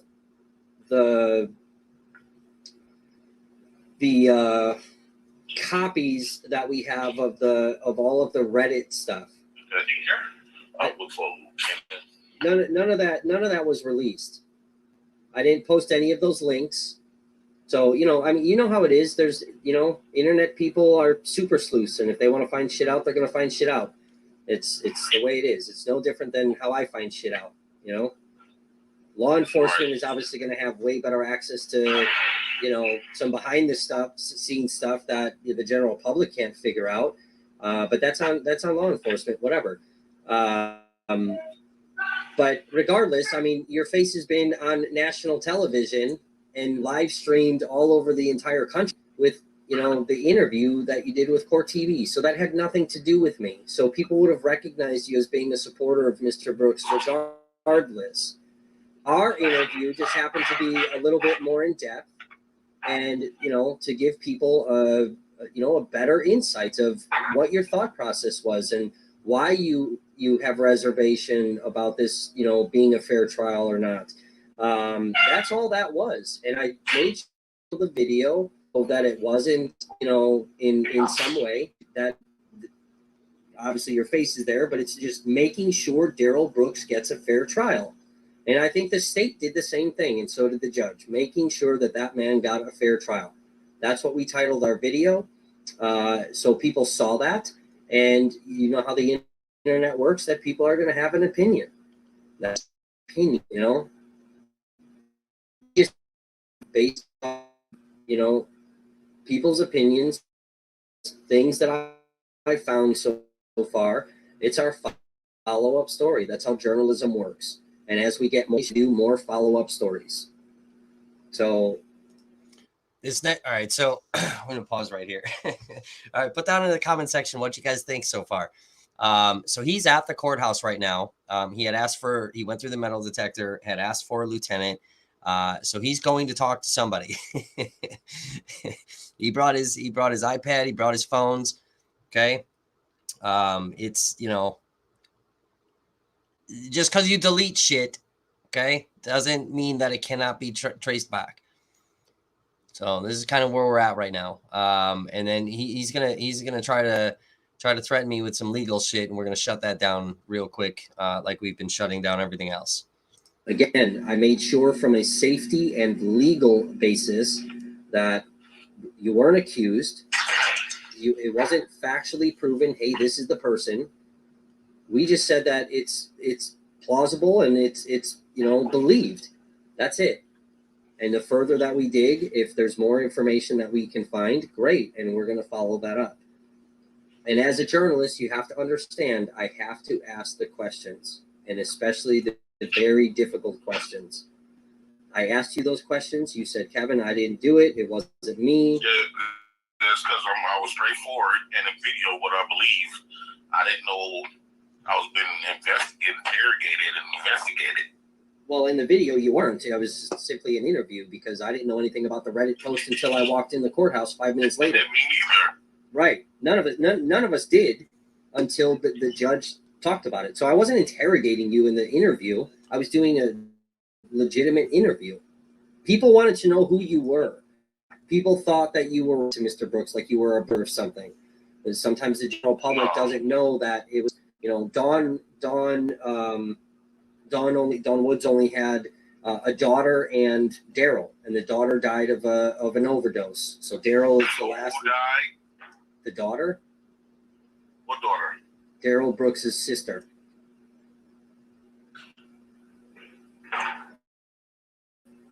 Sister or his sister. Daryl's mom had 2 children, 1 daughter, 1 son. And her daughter, Daryl Brooks' sister, died of a drug overdose.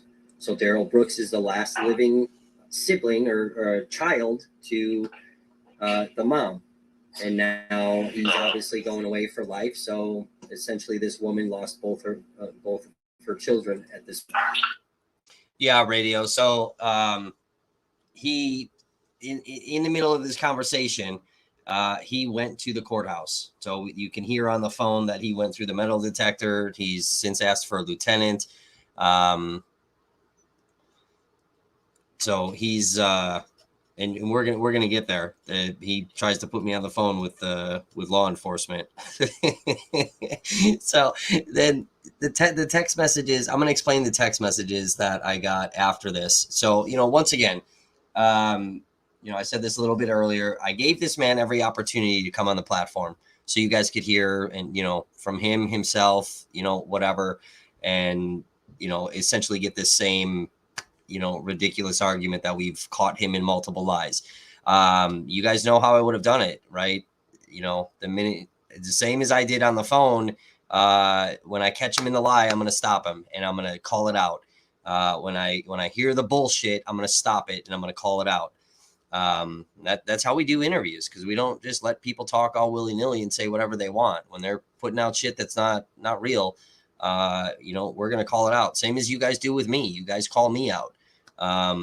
Whatever. So same as I told this guy, I didn't say you did it. I'm just saying it's real fucking coincidental. There's a lot of shit that, kind of ties back to you, that it's plausible. You might be the person, I don't know. I asked you the question. You're telling me no. I got to go with that at this point. Right. And because the accusation was made towards me that I'm the one that I set him up and I fucking created the Reddit post. That's why we're, that's why I'm putting this out there now at this point. Full transparency. I don't give a fuck anymore. You guys know how I am. I don't care. I got no filter. I don't give a shit. So now we're putting it on blast and you guys get to hear everything. So, but yeah, so he's about to try to put me on the phone with law enforcement. So, people wanted to know who you were. They saw you sitting in that bench. They wanted to know who you were. I was outside having a cigarette. I saw you walk past. That's why I approached you. Hey, this is who I am. Do you want to have a conversation? What people wanted to know who I were? Everybody on the internet. Plus, I wanted to know who you were because I didn't know who you were. Know if you were a brother, not a brother, like a cousin. So why would everybody want to know who I am? Because you're sitting in a bench that's reserved only for family. That's why. Okay. So I didn't know if I hadn't even seen your Core TV interview at that point. So I didn't even know what your book was. I never even seen their books in my life. And that's fine.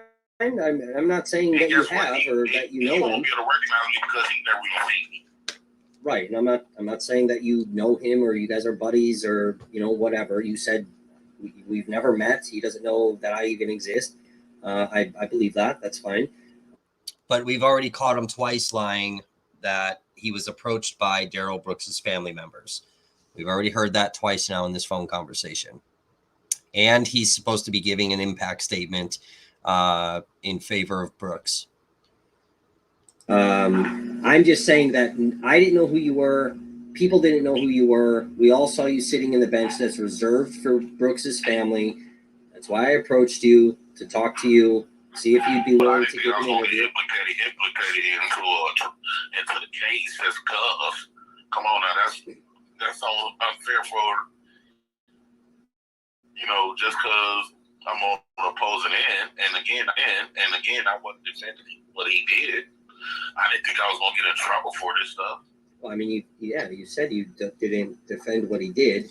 I'm going to pause it right there. So, for me, I'm looking at kind of his statement there. Obviously a couple of different ways, but it stood out to me. It red flagged me for when the original poster came back on and said, "Hey, sorry, this was a prank. We didn't think this was going to like blow up this way."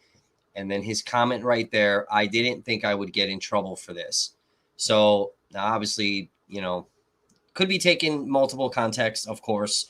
But it's just something that stood out to me, already catching him in multiple lies. And some of the stuff I didn't call him out, during the phone conversation, because I need to keep this conversation going as long as possible. But we caught him in multiple lies. There were things that alluded that, it was possible that he is actually the person.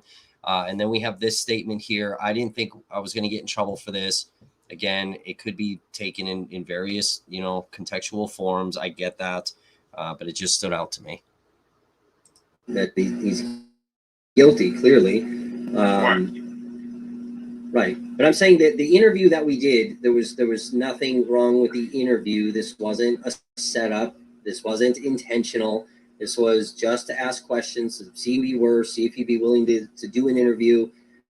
And you gave your statement and what your beliefs are and how you viewed the trial and things like that. What I said to you regarding being a civil rights journalist, that's not sneaky. I wasn't trying to manipulate things. That's who I am. You can go to my website. It's Never.Stop.Voices.com. You can see the stuff that I write about. I expose bullshit within systems. I expose, what is truly happening with militia members, attacking, protesters and, things like that. I filmed hundreds of protests.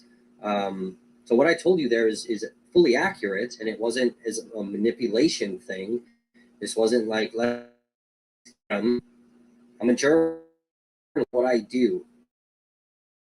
You were the only person that's why I interviewed you. The interview, I think it gives people something else to look at.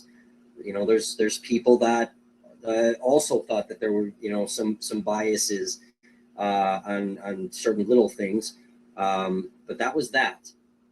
I went to do my job and to look further into a totally different story that had nothing to do with you. I got my interview, that's done, and now we did a different video. Every concerns that I raised, the whole world knew about those same concerns and had opposing views on it. So again, it's not entirely accurate because things that were said in the interview, after the interview, when I shut the camera off, on various social media things that are connected to this individual with the very same exact verbiages, the same exact verbiages are being said in comments throughout this fucking Reddit thing. And I'm highlighting some of this stuff kind of in the background. I don't know if you guys are paying attention to that, but like this. But we have worked together to verify it in a secure and airtight way. We saw that with where he's talking about the documents to prove that Erica Patterson, he said stuff like this after I shut the camera off. Again, the direct action, seems like a win to me. Daryl gets a fair trial that way. This post right here, that I said earlier, and I'm highlighting it again. I really could care less about this fake justice. It's something that's said on a video that's associated with this person. What we need is direct action. This is direct action. This entire fucking phrase is associated directly with this person. Is it a coincidence? Sure, absolutely. Could it have been somebody totally different with the same type of mindset? Of course it could be. It's just very fucking coincidental to me. It's fucking suspect. Sure. And I was the only person that, like, you know, seen that trial from the beginning all the way to the end and felt like he wasn't getting a fair trial. Right. I wasn't the only one. And all of this information and stuff like that was public knowledge.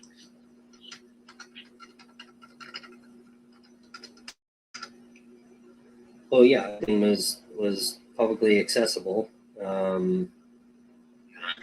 Right. So I'm not saying I didn't say. The sheriff's office would know about this stuff. What's that? You said the sheriff's office would know more about this information.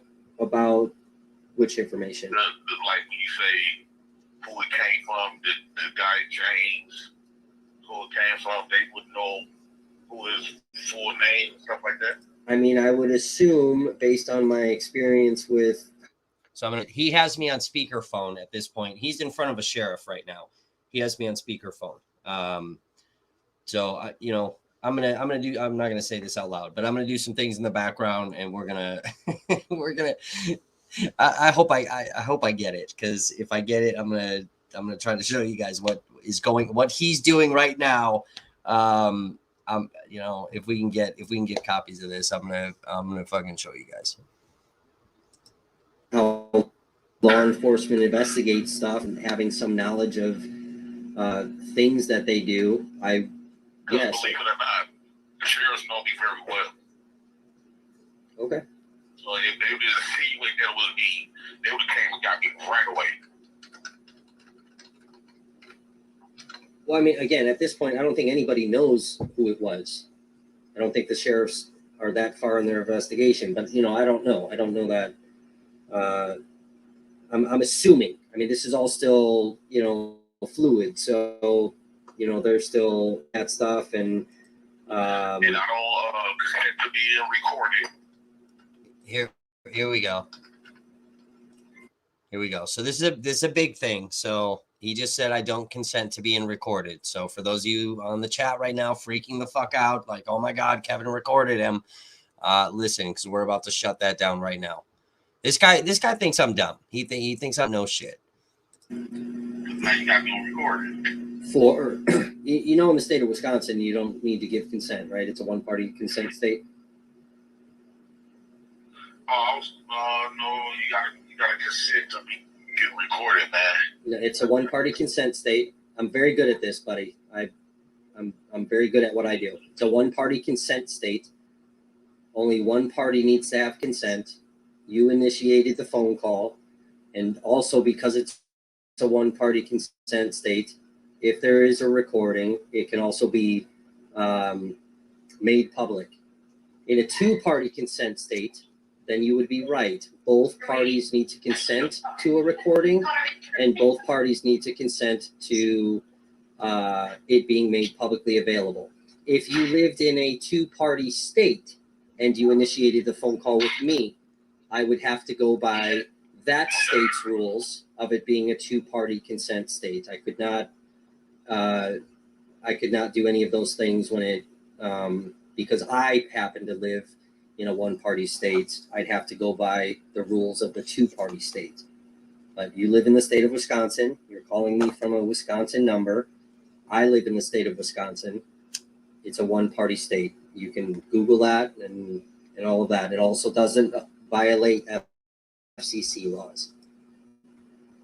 So, Yeah, he's really worried. I've been doing this a long time. I have to make sure that all of my stuff is covered, especially when it comes to people's rights, especially when it comes to legalities of things. That's I was very careful on my video too. And again, I'm not accusing you. I have to ask the hard questions. That's it. I mean, so we can move past this portion of the discussion and, you know, move on to a live discussion if you want. If you're still open to that and you want me to on your platform or whatever. You know, it's up to you.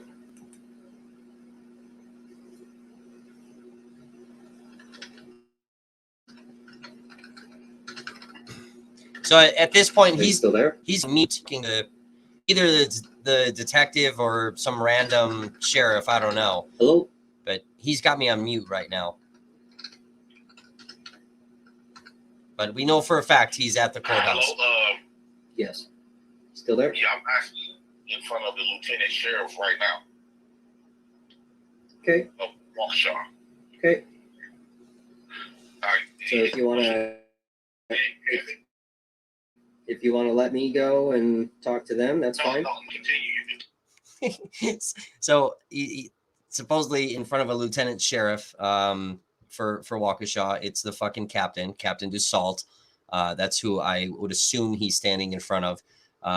So, you know, that's the case. He's not actually talking to the detectives that are handling the case. He's talking to the sheriff that's in charge of that courthouse. And he's not handling the investigation. It's not his. It's already been handed over to two different detectives. So, and they, you know, you guys, we put things up and you guys do whatever it is you do. And they're very well aware of everything that we have. So they've seen our videos. Get up with him. I don't need to talk to law enforcement.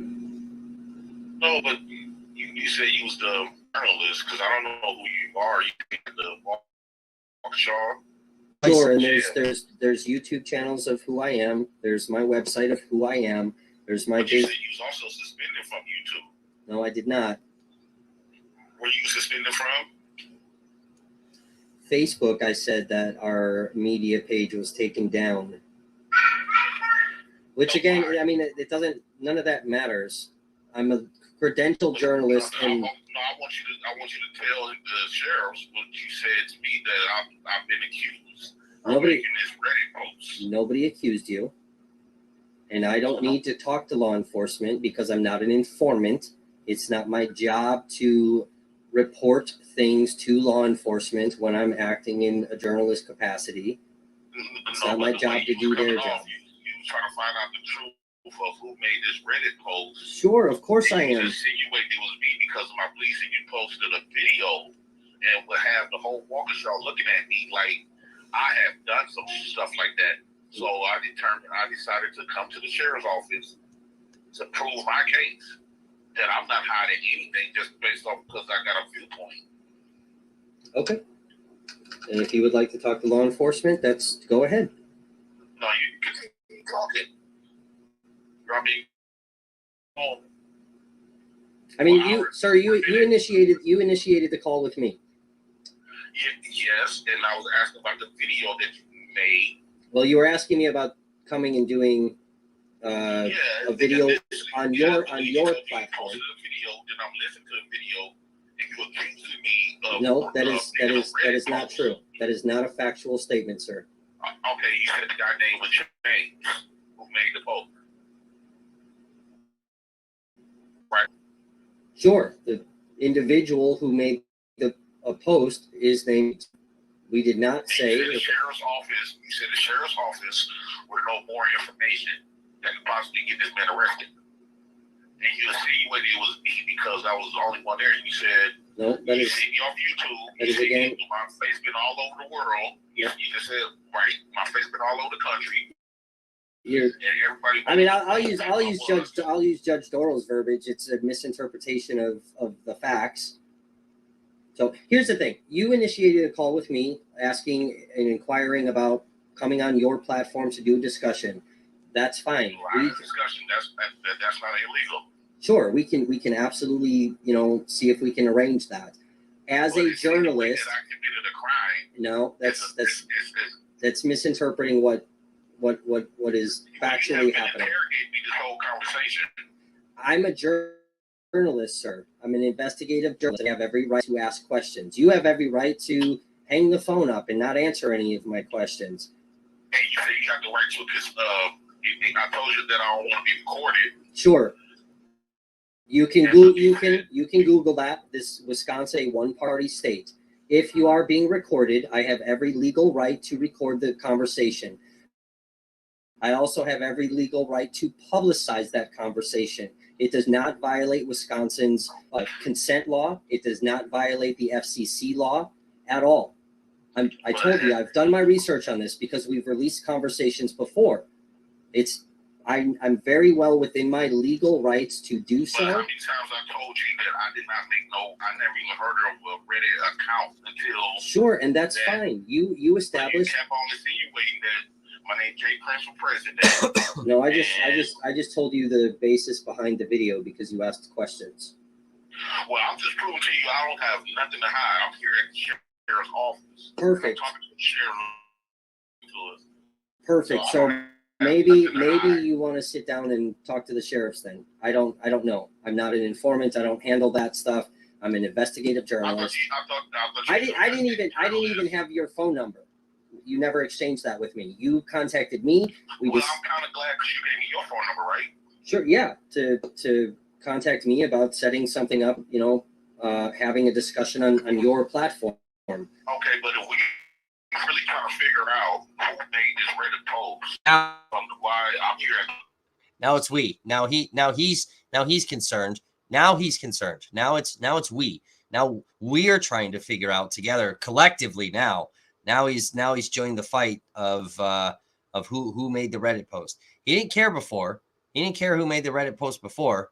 He's excited that the Reddit post was made because it's going to get Daryl Brooks off. now it's a we thing. He's got me on speaker. In front of. I'm assuming it's Captain's Assault. And Captain's Assault knows me. So he's not in front of the actual detectives, So we're gonna get into this. Is comical at best.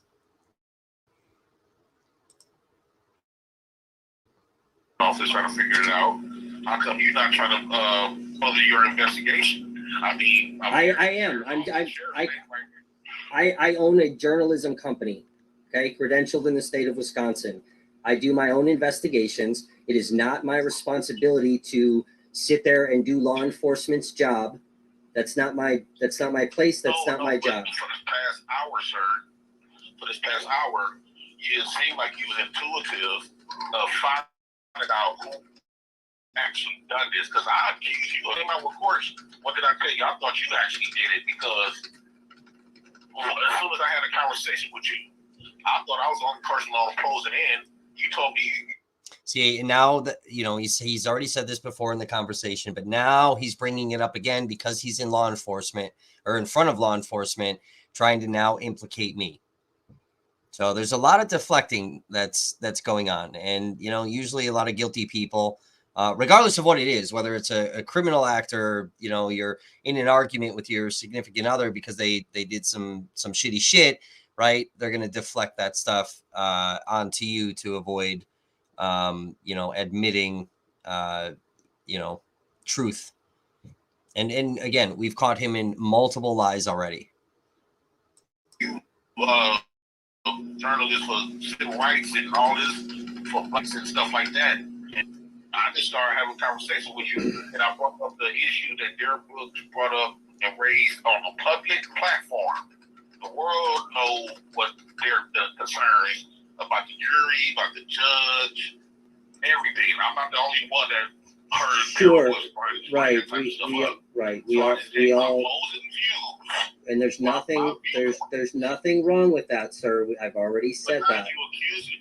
Nobody accused you, sir. Let's be factually accurate. Nobody accused you of anything. So if You you stated earlier no, that the sheriffs will find out and possibly that the person can get arrested for this, right or wrong.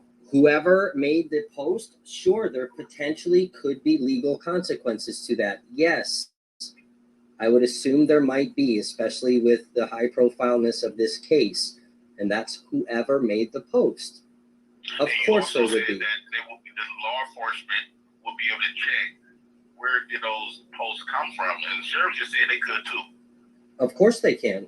The Milwaukee County Fusion Center can do that. They're very good at that stuff. Of course. Okay, well, I brought all of my phones, my devices for them to check.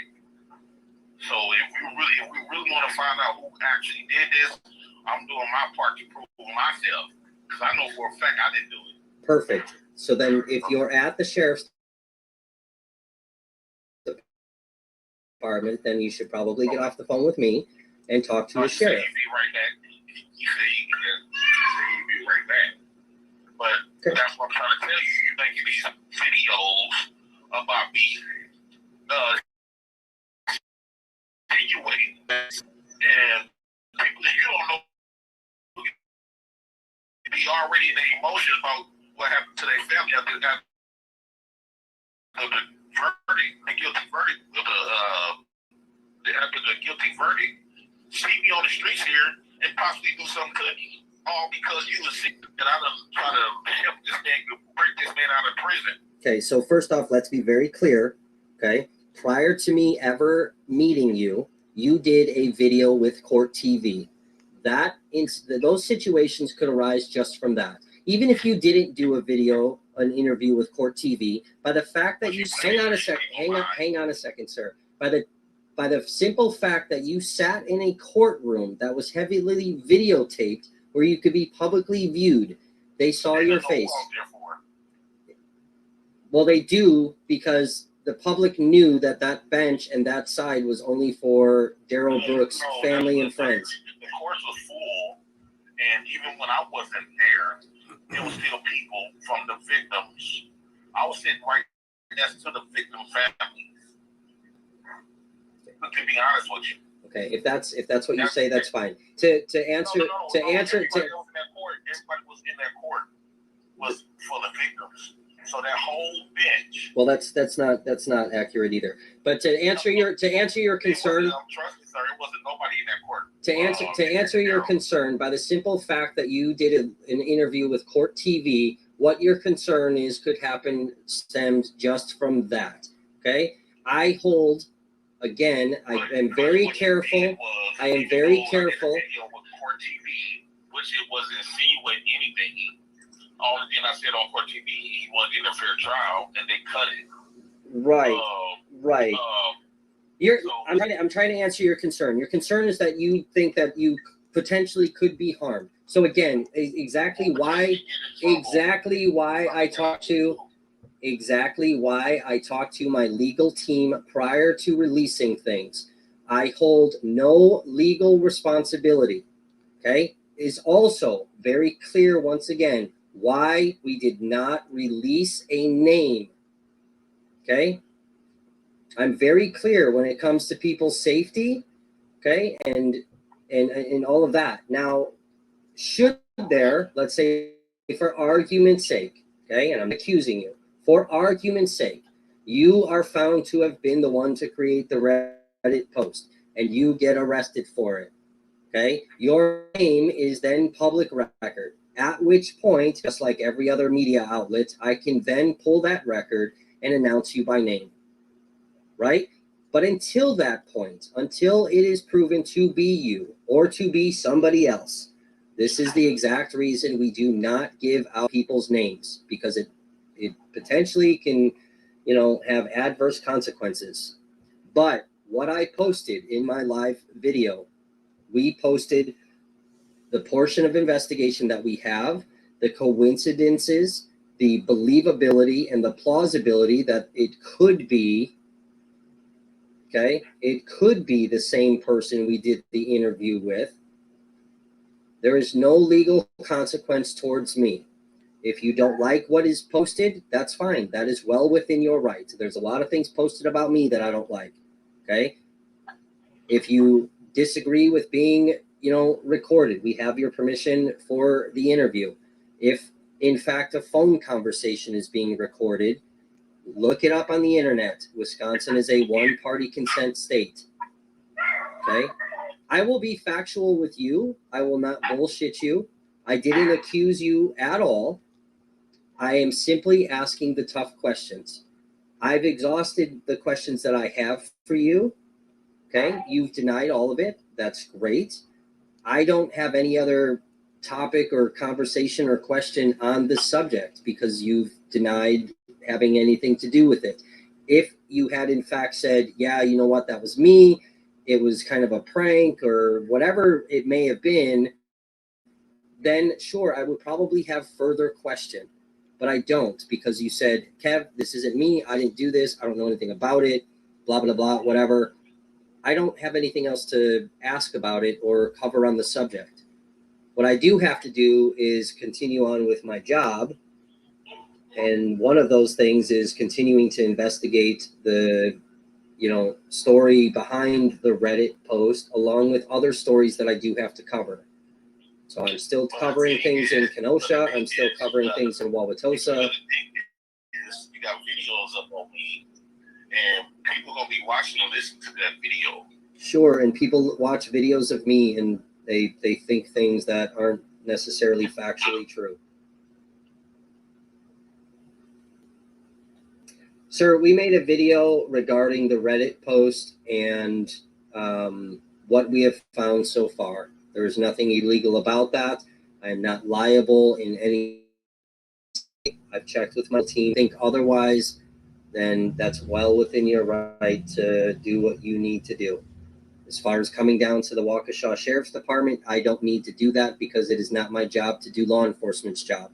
If the Waukesha Sheriff's Department has questions for me based on my articles or my journalism, then they can talk to my attorney.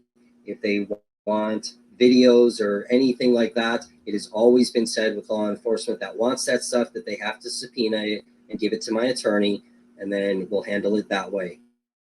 I'm a journalist, okay? That's what I do. So if you feel the need to go down to Waukesha and say, hey, whatever you're going to say, here's all of my things, whatever, that's fine. Talk to them, give a statement, give them whatever you need to give them, do your thing. They'll still have other ways to figure out the origin of all of these posts and who's actually behind it. So by me denying everything, what's going to happen? I'm going to continue on with my life and other stories that I have to cover. And as more information on the Reddit situation comes up, I'll continue to cover that story. That story's not done because it's still a full-on active investigation.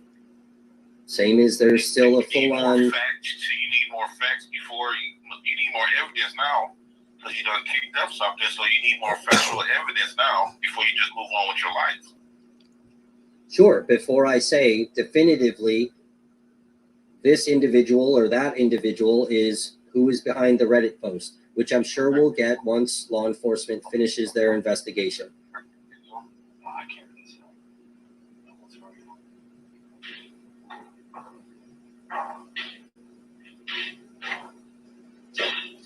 Well, I'll talk to you later, sir. Okay, sounds great.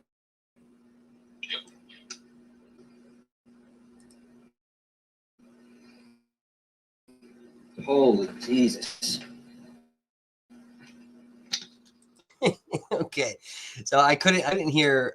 It's hard to hear. I got to turn the volume all the way up. I couldn't hear exactly what the sheriff said to him in the background there. Okay. So that phone call ends. Okay. And estimated it's about 5 minutes later. Okay. I get a text message. And the text, let me see if I can pull this up.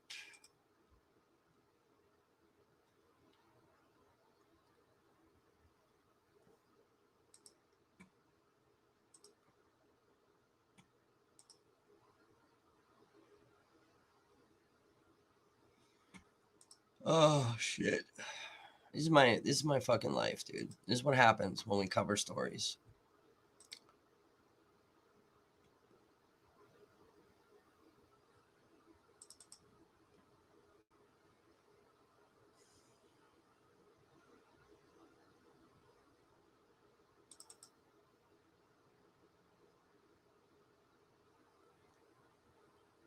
So this is a red flag to me too. Okay.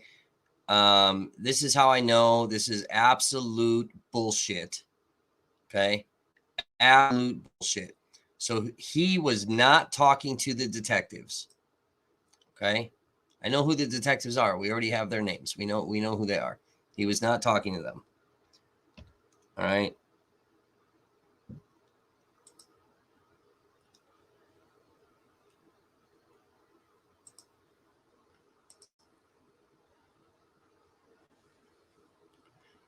He sends me a text about 5 minutes later. He says, well, they checked my devices, gave them my iCloud info. I'm all clear. So post another video to clear me and my name. This is why this is absolute bullshit. Number one, he did not meet with the two detectives that are handling it. And the person he was talking to, who I'm assuming is Captain DeSalt, because he's there, not some lieutenant sheriff. Okay. Captain DeSalt would not have taken any of those things. Okay. And furthermore, while absolutely Waukesha does have capability to check things, but this information would have gone, I'm assuming, based on things that we know about how this fucking cyber shit works when it comes to the fucking stack. This stuff would more than likely go to the Milwaukee County Fusion Center. So the Fusion Center is their, it's a Southeast Wisconsin Threat Analysis Center, STAC for short. And, you know, that's various law enforcement agencies that are in there. And they're like, you know, like these are the people that were, you know, monitoring the protests in Kenosha and Wauwatosa, Milwaukee. You know, like these are they handle all the computer element of things. They monitor fucking everything. So their capability inside of the Fusion Center, you know, is insane. There's 2 different fusion centers in the state of Wisconsin. Anything, you know, kind of Southeast Wisconsin goes to the Milwaukee County one. So there's no fucking possible way that this stuff went to the Fusion Center. There's no possible way to the cyber area within Waukesha itself that they would have done a full fucking complete search and have cleared him within 5 minutes of him hanging up the fucking phone. So right there, that immediately red flagged me. You are a fucking liar. You are full of shit. This didn't happen. It doesn't change my mind yet. Okay. I mean, he's denying it. We got to go with that at this point because that's what we got. So, you know, I played this so you guys could hear his thing. Okay. He tried to call me. I didn't answer. That's when he sent this text message. He's tried to call me a couple of times. I've not responded to the calls. You know, I've only responded via text.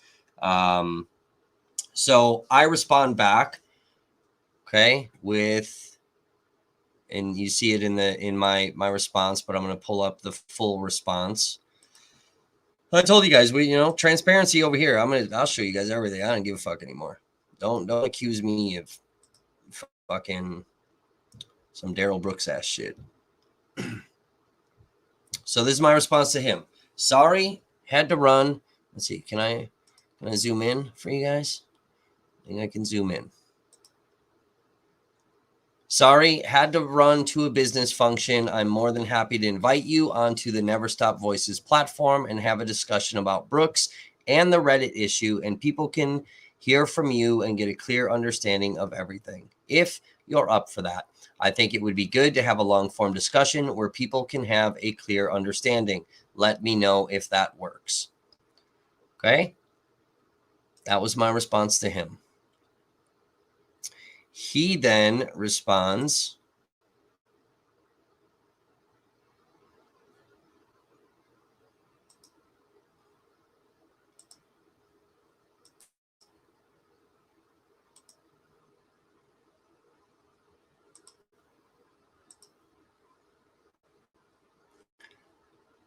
Yep, that'll work. Okay, that's his response. Yep, that'll work. Then I messaged him back. Okay, does 7 p.m. tomorrow night work for you? Now look at the time. So this is, originally this is at like, 2:26 p.m. I messaged him at 3:24 p.m. because, I had some shit I was in the middle of. And then he doesn't get back to me until 8:23. 8:25, I said, okay, does 7 p.m. tomorrow night work for you? And then I wrote, if you send me your email address, I'll email you the link to invite you onto the stream when I get it set up. At which point I would have given him the rules of the stream as well. There's no fucking bullshit. You start cutting me, you're gone. This becomes a massive argument. You're gone. Blah, blah, blah, blah, blah. Same rules we set up for everybody that, comes onto the stream. Okay. And then let me pull up his response. He called me. I didn't answer. Once again, like I said.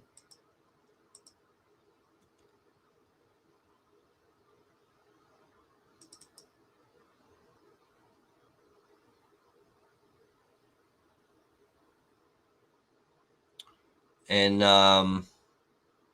that was that.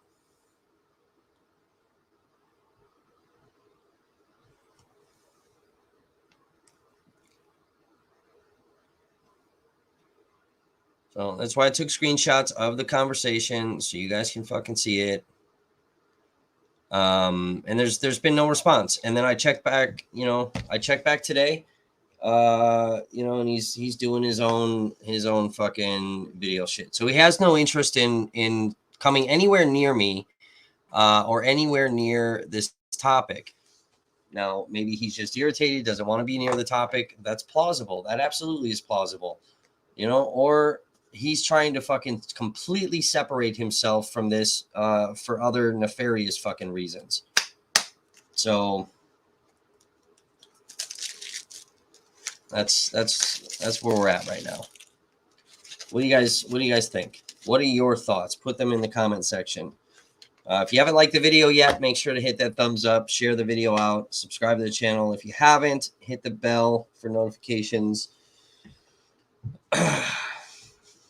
If you want to support the content that we create and put up for you guys and the investigations that we do and the amount of time that this shit takes, there's some links in the pinned comments. Send some super chats, super stickers. Those things help.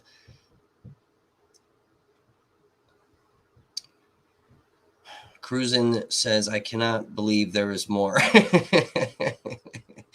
Yeah. Yeah. Radio says he's going to a lot of trouble to convince you it wasn't him. Right. And that's the thing too. If you're not guilty, there's a lot of trouble over here trying to convince me that he didn't do anything. I confronted him with some of the things when it comes to the verbiages. I called him out on a few of the lies that we caught him in. There's obviously more that, I didn't call him out on. You guys heard it now. But, that's the thing is there's too many lies associated with it. There were too many contradictions, and some of them we won't call lies, we'll call contradictions. Let's be clear on that. Some I think were lies, some were contradictions. And there's too much direct verbiage that, I think maybe could lead to this guy. I don't know. We don't know yet. We're still working. It's a fluid thing, and you guys are joining me on the fluid, investigation that we're doing. We're trying to figure it out. Cruisin says he spent too much time with you to be innocent. Absolutely. Absolutely. Like I said, the thing that really sealed it for me, besides, all the stuff that we pointed out in the phone call when we were taking the pauses, is the fact that 5 minutes after the phone call, he texts me and says they've already gone through all my shit and I'm cleared now. So now you got to go clear my name. I think it's very interesting that, he's not doing follow-up posts about Daryl Brooks. Ever since the Reddit thing came out, this guy he's not talking about Daryl Brooks. He doesn't want to talk about Daryl Brooks. I think that's interesting. Somebody who has been, very vocal about supporting Daryl Brooks. And then we have this Reddit post saying a lot of the same shit this guy says. Okay. I don't, point me in, send us some stuff if you guys have seen other goofies that are, supporting Brooks. Because I haven't seen anything. I've been trying to Google all types of shit, trying to find other goofy fucking people supporting this lunatic. I haven't seen it. I haven't heard people publicly coming out.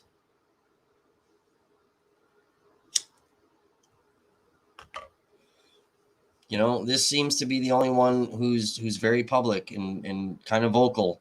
But that was in front of media. I think it's interesting that if in fact this is the guy, okay, again, let's be clear, we don't know yet, okay, but it seems very coincidental. It's kind of plausible. It potentially could be believed, that it might be him. Everything is done behind the scenes, and we heard some commentary from him about doing things behind the scenes, right?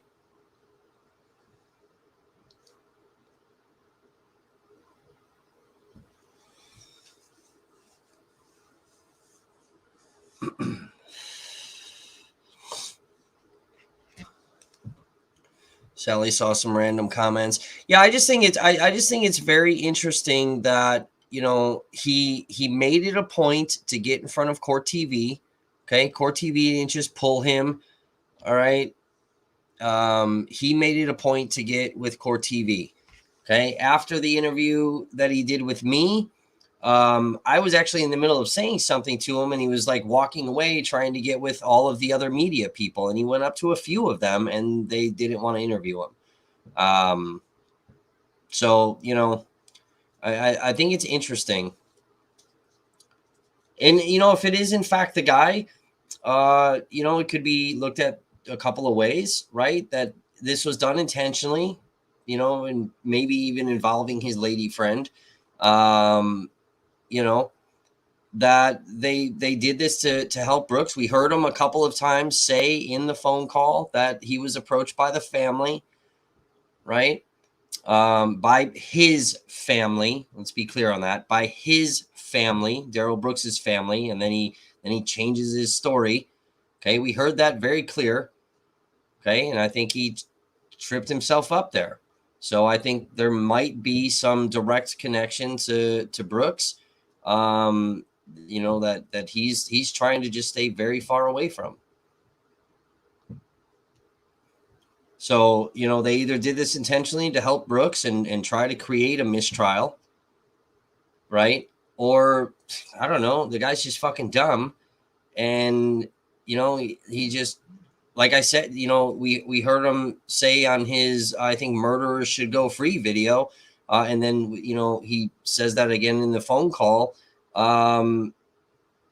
He apparently allegedly set this up for shock value. Maybe the Reddit post, if he did in fact do it, then the Reddit post was set up for shock value, and he didn't realize what kind of box of crazy this was gonna cause. So it could have been something just for shock value, and it was it's fucked, and we could potentially start seeing some criminal charges being brought down. Or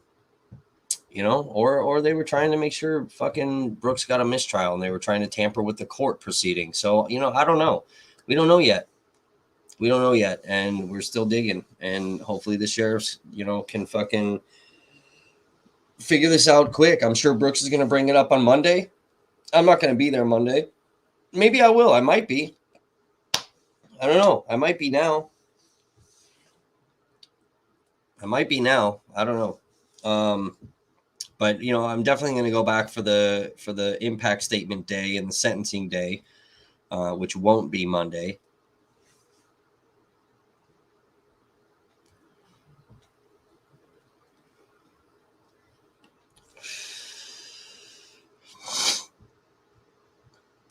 You know, but you know, and he, I don't doubt he took all his shit in there. I'm sure he did because he's panicking, right? And you know, it's he sure he could have deleted whatever he had on those devices, but that's not going to stop law enforcement from, you know, tracing IP addresses. According to the Reddit thing, when they're talking about this individual named James, they've tracked his IP and they've associated that it is this James person. You know, I don't know how to fucking do that. So I don't know if you guys know how to do that. Apparently my stalkers know how to do that because they fucking try to whack my IP all the time. And they've done it before. They've done it on live streams. So, you know, it's obviously a way to do it. You know, I'm not that fucking savvy when it comes to that type of shit. And, you know, I don't know. Lily asked, do we know the name of the guy in his rap video? So allegedly that is his cousin, who I believe there was actually a charge against Daryl for pulling a gun on his cousin. There's a gun charge somewhere, something related to the gun, but it's believed that it's his cousin that's in the video.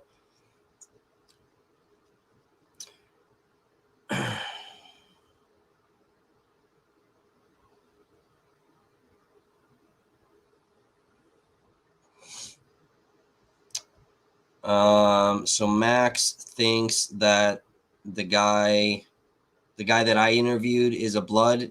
No, I doubt it. I doubt it. And there's fucking, you know, there's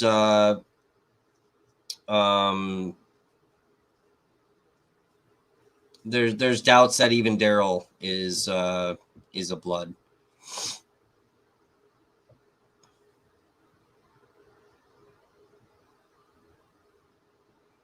His nephew. What did I say? Cousin? Did I say cousin?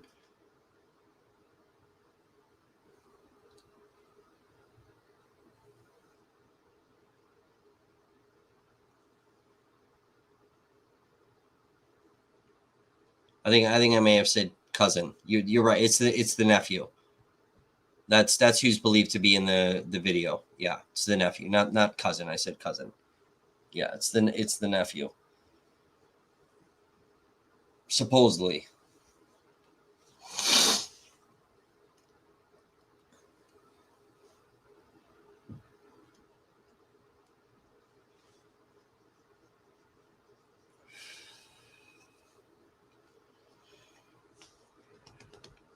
So yeah, there's supposedly some gun related issue with Daryl pulling a gun on the nephew, and the nephew is the one that's in the video.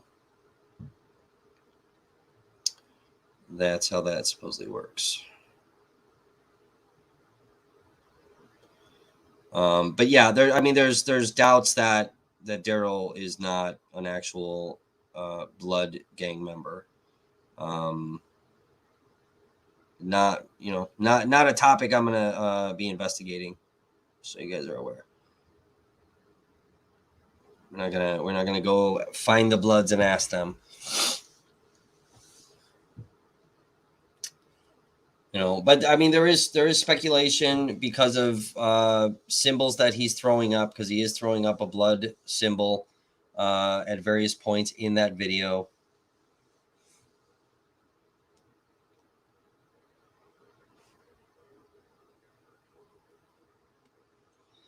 I mean, regardless, I mean, it's not the mom's fault. I think everybody needs to quit blaming the mom. You know, especially white people. You know, in Black culture, mental health issues are ignored. In Black culture, if their child comes out as being gay, that stuff's ignored. It's not talked about, like it would be, more normal to us in our family structures. Now, that's not to say that all Black culture and families don't talk about these things and it's ignored. There's obviously, that some do. But I think I don't think it's more normalized in our culture that we address these things. But even our culture ignores this shit too. But in Black culture, it's more prominently ignored. But if you listen to her interviews though too, and read some of the articles where there's written statement from her, she's tried to plead with him to get help many times over the years, and he doesn't. He's an adult. She can't force him. It's the same. My mom tried to make me do shit and tell me shit, and I didn't listen. I ignored her. I broke the law too and did stupid shit, and that's not my mom's fault. That's my fault. So I think we need to stop blaming the mom. The mom has gone through a lot of shit. Her daughter died in 2015 from a drug overdose. We know Daryl was addicted to meth. We seen him in that documentary. So there's many issues, right? And if you have children or relatives or whatever that are addicted to drugs, you're not getting through to the person. You're talking to a drug. So I think that we need to chill out on attacking the mom and calling the mom a piece of shit and how this is her fault. And I think we need to stop doing that. I think as a society that we do that type of thing too much. We're not talking about a 15-year-old boy here that went and shot up a school, where we can kind of look at the parents a little bit and go, okay, well, what the fuck is going on? This is a 40-year-old man, right? And if we look at he does have mental health issues. He has some pretty serious mental health issues. Okay. And some of that honestly could be raised on grounds of appeal, where, he's competent enough to stand trial. That part is proven and it's fact.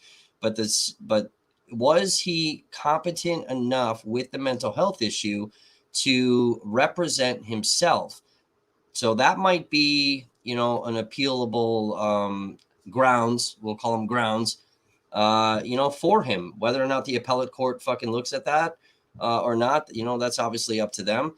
But that could be something that is looked at on whether or not he was competent to actually represent himself. Not competent, to stand trial, but to represent himself with having whatever mental health issues he has.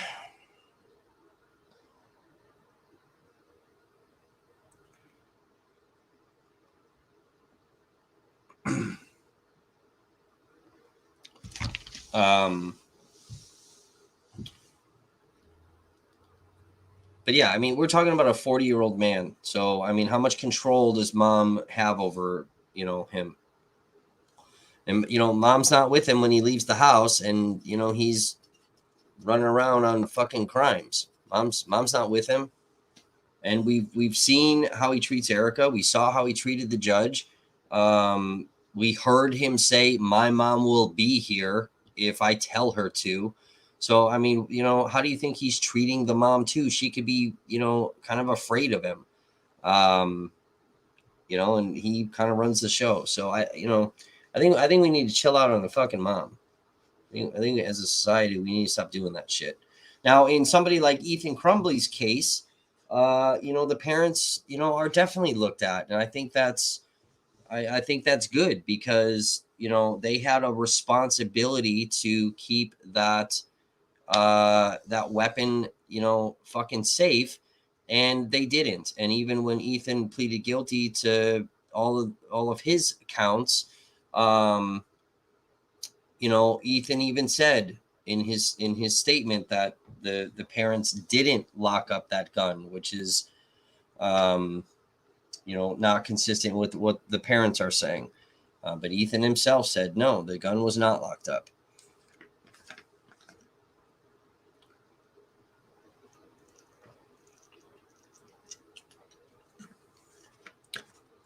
So Lily says, I'm not convinced he actually knows right from wrong. See, so I mean, there's somebody that I wouldn't say is in support of Brooks, and definitely for what he's done, but kind of looking at him, if he in the one interview that the mom did, and I wish I had money to get a better computer system. I don't, so I can't play videos, otherwise I would. But in the one interview that the mom did, she had said that you're going to start seeing fucking outbursts from him because he's going to get manic. If that's the case, if there's certain things, like he's going to go off the fucking rails. and we obviously saw that in court, whether that was, that's just who he is, or if mental illness, played a role in that.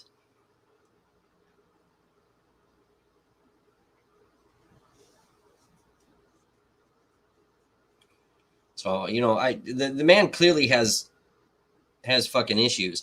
And, again, with things that the mom has said, and I have some behind the scenes knowledge of her.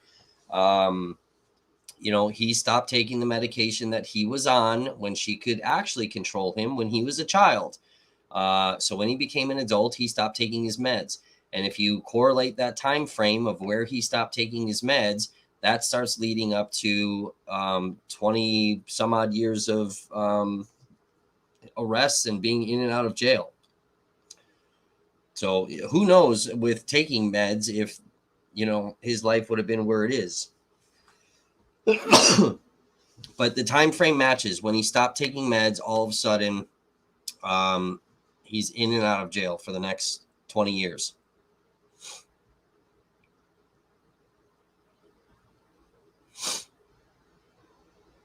So, that could have something to say with some of the behavior. Now, I'm not saying that he's not in control of, aspects of his behavior, because, I think you are.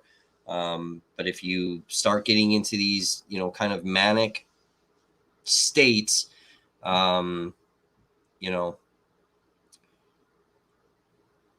sometimes it's not always controllable. And I mean, if you listen to him too, even in the trial, if you listen to him, he's very paranoid.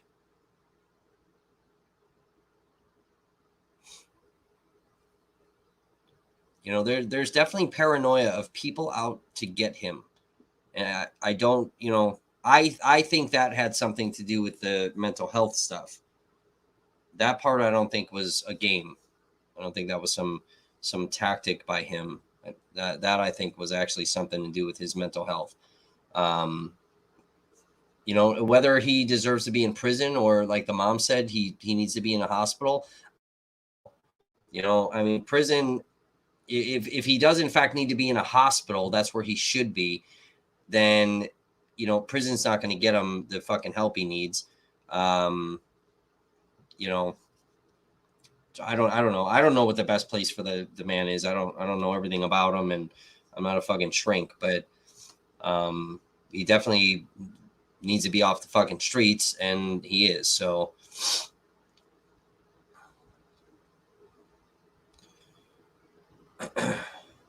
Lily says, can you force a defendant who wants to be their own lawyer to accept an attorney for trial? Only if it's found that he's not competent to represent himself. Then a lawyer can be forced on him. So they looked at it as he was competent to stand trial, and then we obviously heard him. He's making good arguments. He's challenging certain things. We heard the judge when he said jury nullification. If you understand jury nullification, you understand jury instruction, because, he started playing the game of I don't understand. So, for those things, they found him competent to stand trial. I don't think they looked at, is he competent enough to represent himself when it came to mental health things. And the report from the shrink,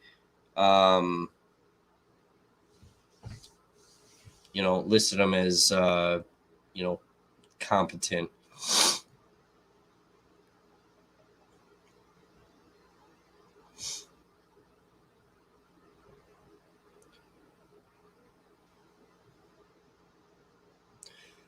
So again, there's things that he's definitely in control of when it comes to his behavior. And when it comes to mental health, though, on top of some things, there may be some stuff where, he's going to fly off the handle, and then maybe he can start reeling it back in. But while he's flying off the fucking handle, he may not necessarily have control at that point. Do I think, like, there was there was in one of the interviews, I think it was with Fox 6, where, the mom is saying that he feels shame and he doesn't remember what happened. Do I agree? Do I think that that's the case? No, I don't. He could be blocking some of it out because he fucking killed people. So he may not want to be facing that right now. So he could be blocking that out. Sure. Maybe then that's the case. But, he doesn't remember anything. I don't know, dude. I kind of find that fucking hard to believe.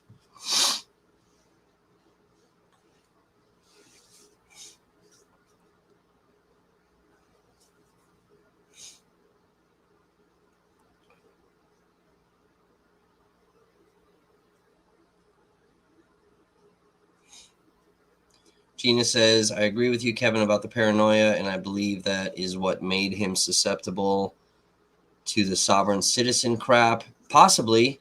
I haven't found anything. It'd be interesting to find stuff of him with the Sov Sit stuff prior to any of this happening, because I've not seen anything where he's tried to use the Sov Sit in any of his other charges that have been against him over the last 20 years. So, the guy that we did the interview with, that we've had some people that think that he's possibly a sovereign citizen. So, is it something where, he was exposed to that, and,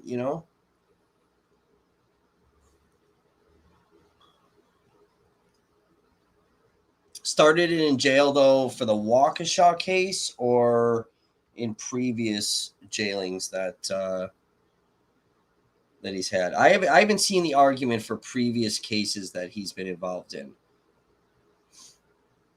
But if you guys find something in previous cases, that's I was waiting for the state to say something about, he hasn't brought this shit up in other cases. I was waiting for them to say that this was a ploy now. So Gina says, yeah, for the parade. Yeah, so, it definitely makes me wonder where, again, and this is not me saying it, this is, some viewers that have said this, that the guy that we interviewed, that they think he might be a sovereign citizen.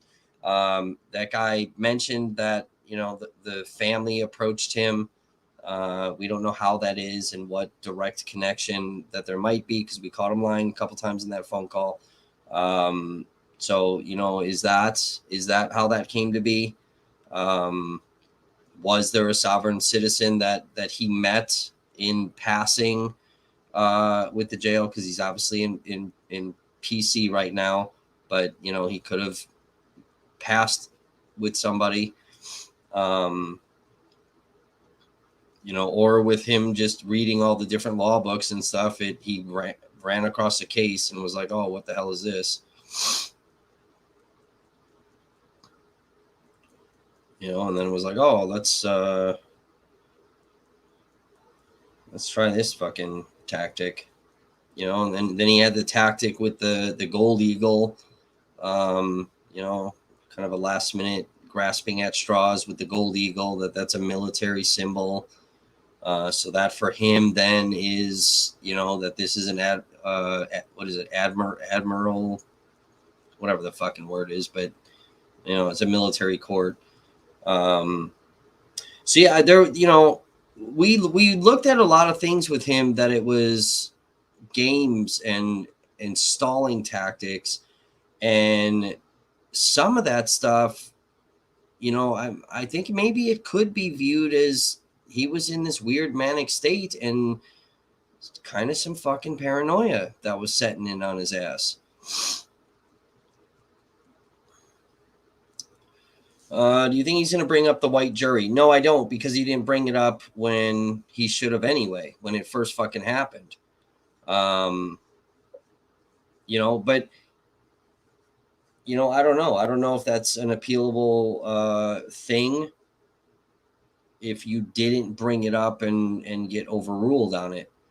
So he didn't challenge it. I mean, that's something, you know, I will say that's something he should have challenged, was that it was an all white jury. So it's not technically a jury of his peers. There's nobody that looks like him. He should have brought that up. He didn't. So fuck him. That's his own fault. It's, you know, but I would question more so when it came to the system, and not so much on Brooks, but the system. How the fuck did you send out that many things, and you get, and you know, they extended their radius too because of the you know, high profile aspect of this case, and you still got all white people except for one Hispanic person that was gone anyway. There's plenty of fucking people of color that live in Waukesha County. So I would instead of, you know, why didn't Brooks do this, or is Brooks going to do that? I would look at it from a system perspective of how the fuck did you get that many white people and not a single person of color?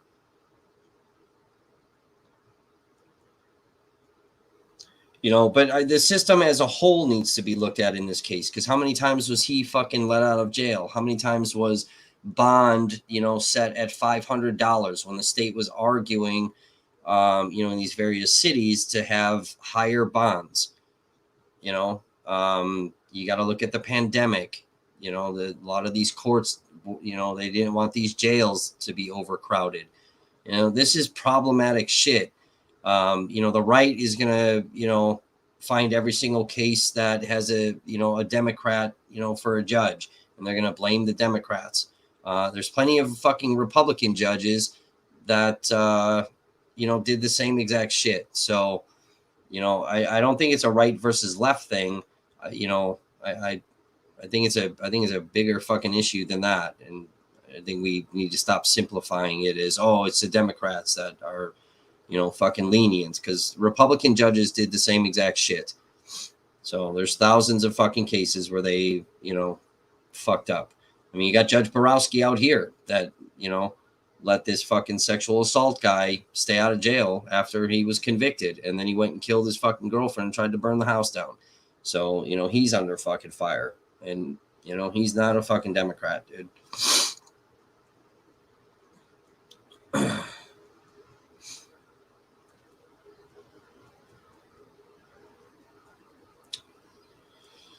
So, you know, I don't know.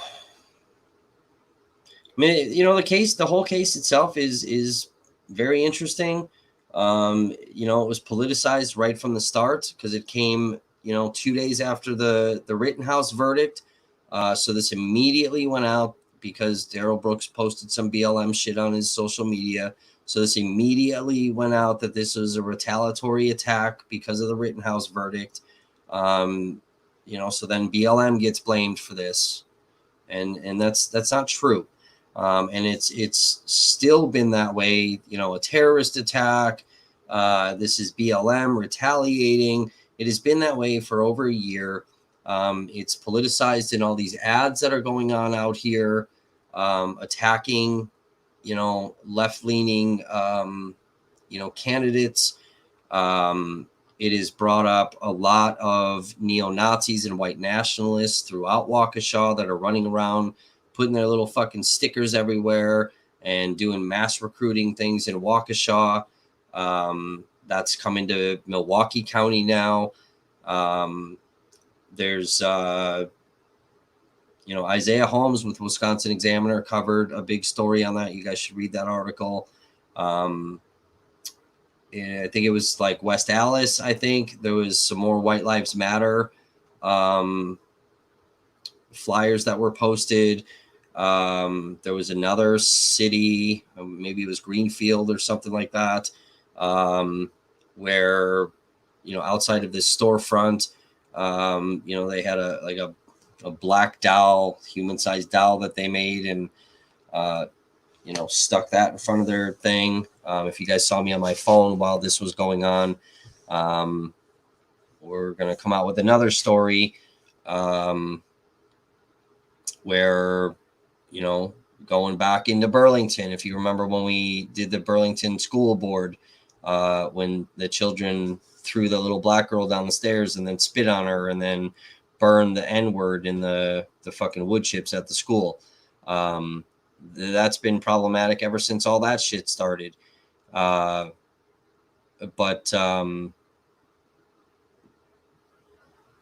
I got some shit sent to me with some more racist Nazi ass shit.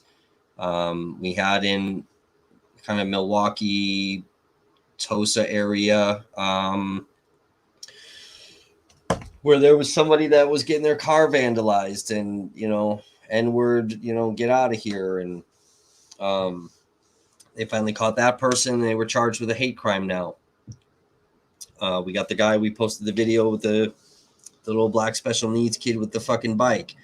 So it's hard because we just posted this fucking video, but, that dude's got history inside of that neighborhood with, having some negative dealings with, black neighbors that live there. He's got connection to law enforcement, so he's not been charged with different things, and that's makes it questionable that he got charged with disorderly conduct instead of false imprisonment, when it comes to the little kid. So,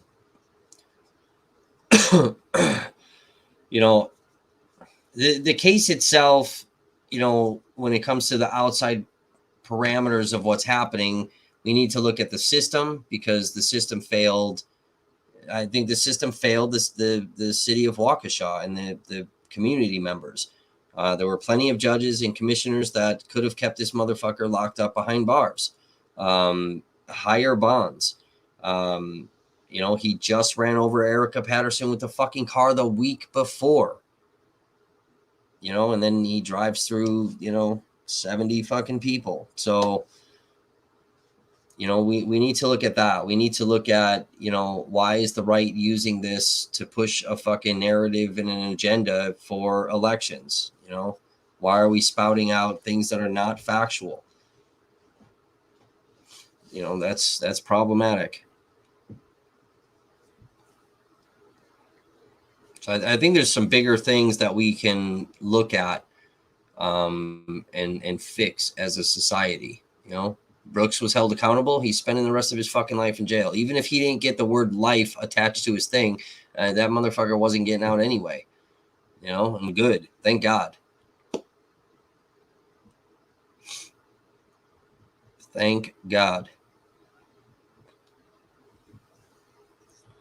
So I thought it was funny that Mathewson, right literally as I started the fucking stream, this fucking cocksucker posted some shit like, oh, of course Kevin Glowicki would stick up for murdering Daryl Brooks. Fuck you. I've never stuck up for this guy.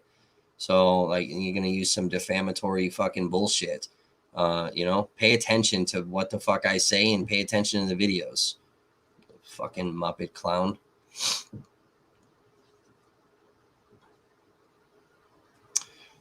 Chaos says, I think Brooks surrounded himself with people that he could manipulate and bully his whole life. When he got to court, it killed him that he couldn't control the situation. Yeah, absolutely. I mean, a lot of people, labeled him as a narcissist.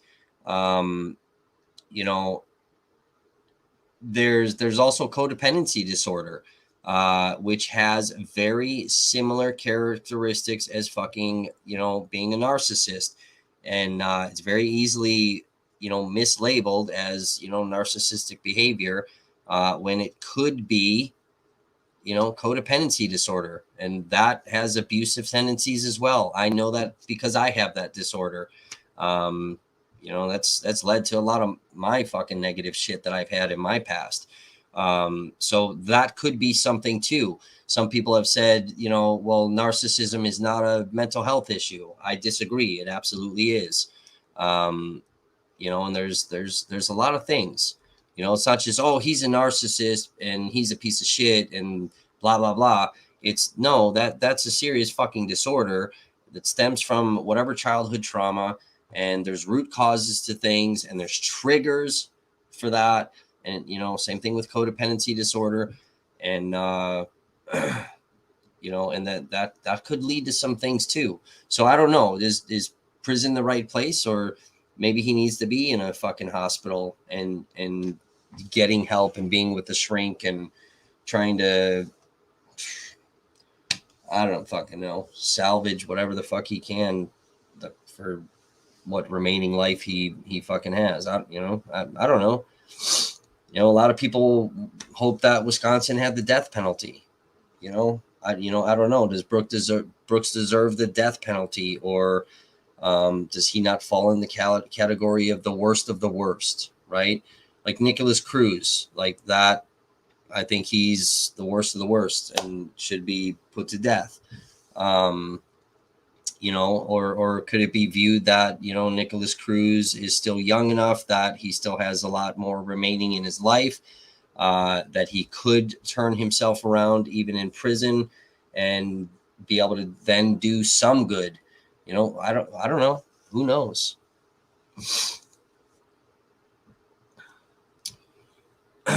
Jan says, do you know who the person was that was removed from the courtroom during the verdict? Yeah, so I talked to that gentleman multiple times. I just had never asked like which family member. You guys know how I am. Like I get weird with doing interviews, and especially when it comes to people that have passed. I just feel weird and awkward asking those people to come talk to me. So I just kind of talked to him about other things. We talked about Brooks, but just kind of talked about other things. And what I'm assuming, and I asked multiple reporters if they knew. Nobody fucking knew. Nobody had any answers. But I'm assuming that he is related to Lee Owen, she's the 71-year-old that was killed by Brooks. She's one of the six. Her name's Leanna Owen. She goes by Lee. She was 71. Brooks struck her and she passed. So he spouted off after count 2 was read, and Lee Owen was represented in count 2. So I'm assuming he's a family member to her, or he just couldn't fucking hold out anymore and just fucking said it. But I think it's because of her. So that's what I think that was. TikTok has a clip of other interview with the guy at the trial. All right, I'm not on TikTok, so I can't see a lot of that shit. He did post our interview on one of his social media accounts, which I thought was fucking funny. That was well after our phone conversation too. So there's a lot of weird behavior that he's done with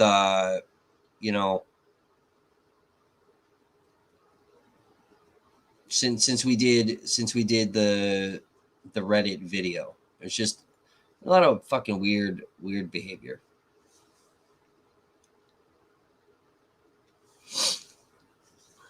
Sally says, so why the fuck is he after you? He just doesn't like the fact that we did the Reddit video and put his picture up there and asked the question, is this the guy that made the Reddit post? In his mind, we accused him. Obviously, I didn't. We're asking questions.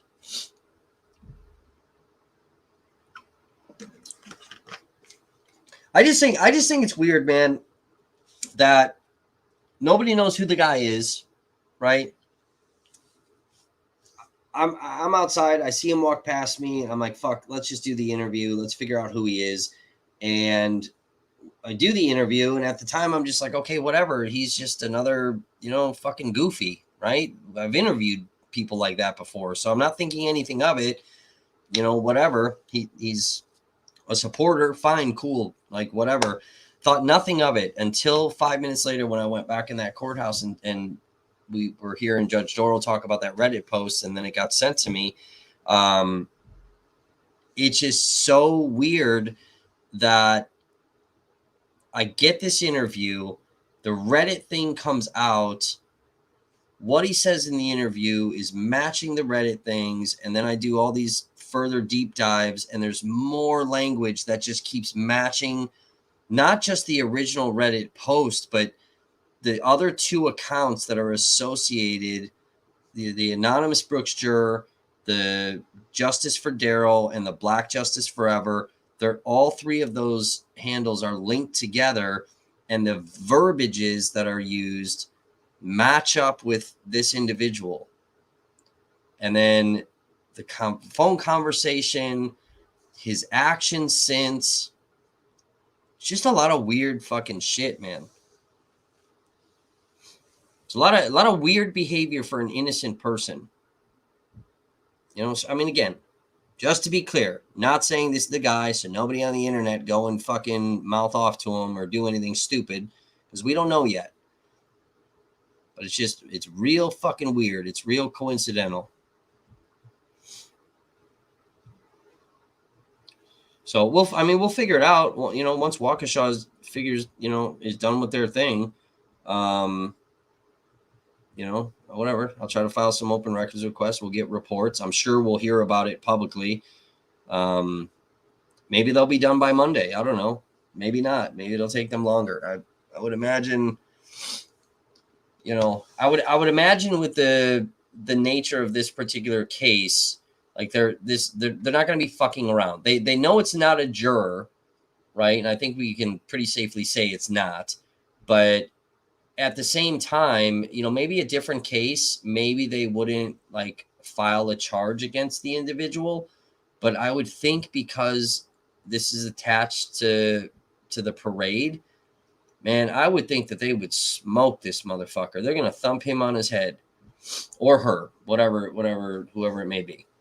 I would think they would, they're going to charge this person with some shit.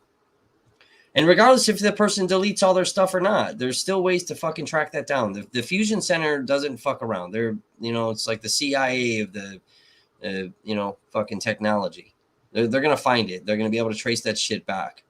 So, and even if, like the guy said that, we heard from and talked to, well, nothing came from my stuff. Okay, but you also implicated some other fucking people. So, maybe you're smart enough to not have it come from your, things, but maybe you use somebody else's or people you're connected with, fucking did it. I don't know, but they're going to fucking figure it out. They're not dumb. These are the people that are creating databases and, watching everybody's live streams and pulling up fucking social media accounts.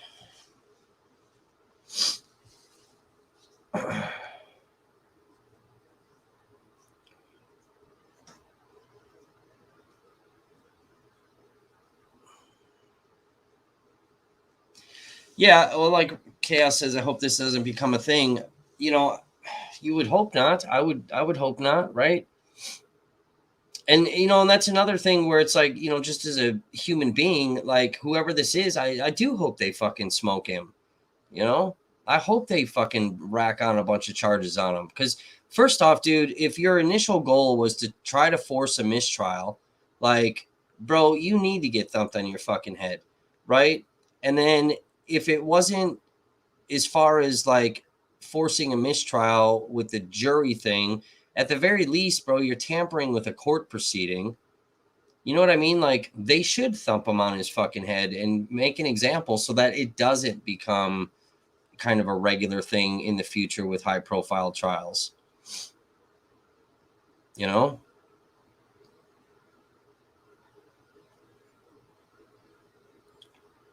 So, you know, and then, I mean, the guy's subscribed to the channel now. You know, I'm sure he's watching, or, you know, he will be.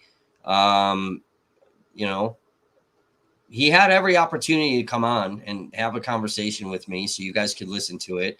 He's not doing, he's trying to stay far away from this right now. So, you know, is he just as simple as he's angry with me because we made a video? You know, maybe that could be.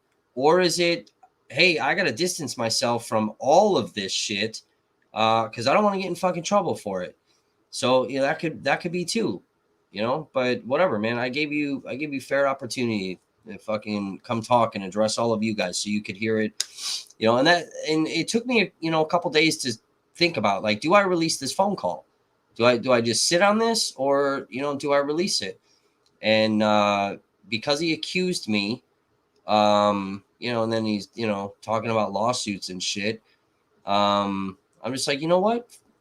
Fuck it. We're gonna put it out there. I don't care anymore. You guys that have been with the channel for, like, you know, you've seen how many people have come at me. Every one of them is lost. And when you come at me, what do? Now we're releasing everything. I don't care anymore. Now you don't get all that protection. Now we're throwing everything out there. Now it's open for the whole internet to see all of it. So how many times, Jan, have we warned these people? Don't come at me. You're gonna fucking lose, and you're gonna look real stupid. It's funny that Mathewson fucking commented. I think Mathewson should comment to the public about how he fucking tampered with and fabricated fucking evidence in a court proceeding. That's highly illegal. That'll get his fucking PI license taken away.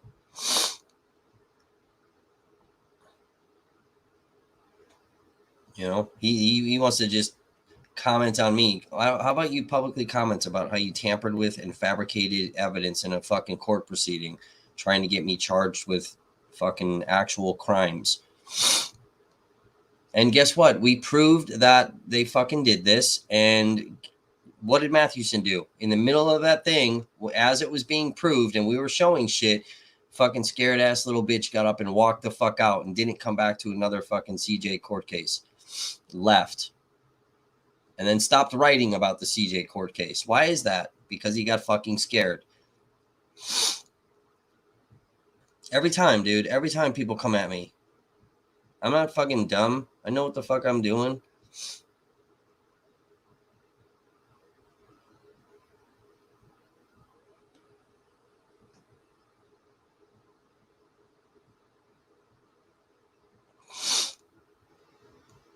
Watch, Jan. Mathewson will fucking take this video and he's going to clip little things and he's going to put them up on his fucking channel. He's going to put them up on other YouTube things that him and CJ created, and fucking he's going to clip things that I said, and it's all going to be taken out of context. He always does that. That's what they do. And it's sad because he has, like, the ability to take the things that I've shown and talked about here. He's got a higher ability than I do to dig further into shit. Plus, he does illegal shit in the background. So he's got way better ability than me, and could get to the bottom of this. But he wants to try to come on my channel and fucking post comments before, you know, he got fucking banned again. I'm surprised there's not you know, random people in here with, you know, because he likes to use fake names.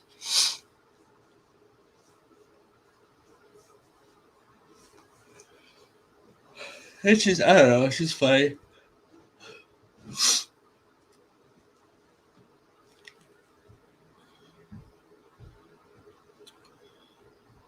So, but yeah, I don't know.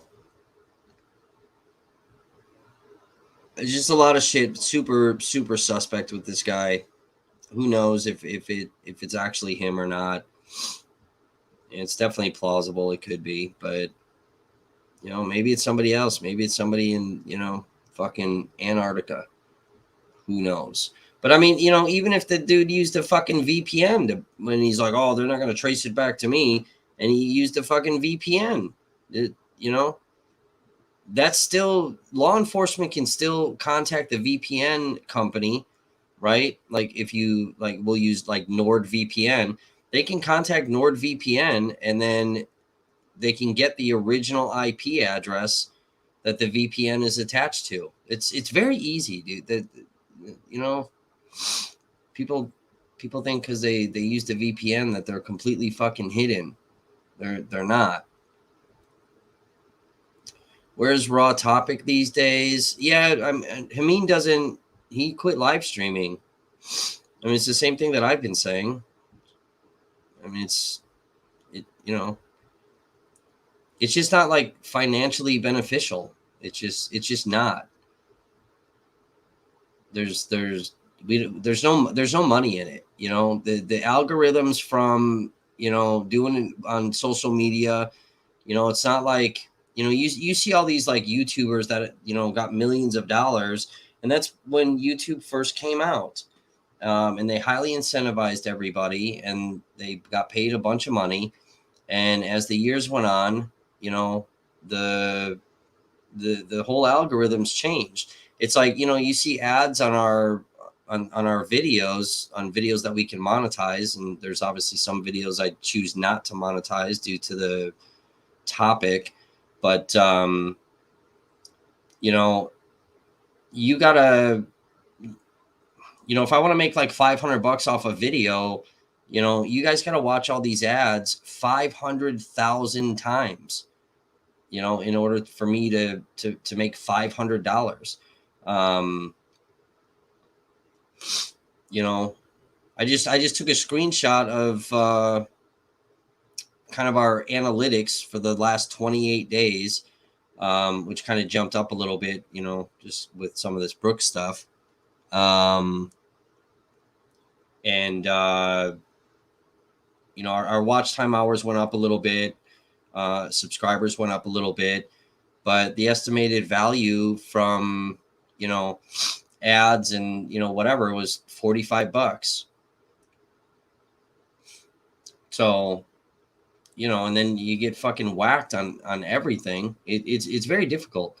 Facebook has gotten 10 times worse when it comes to that, because of fucking Zuckerberg.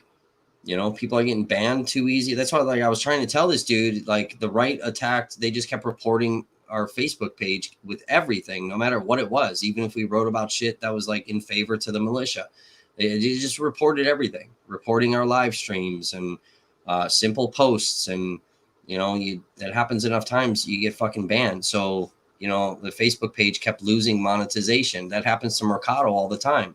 He's covering the situation happening in the Europe area. Let's not say the words, but he gets his streams pulled down once in a while. He gets stuff that's not monetized.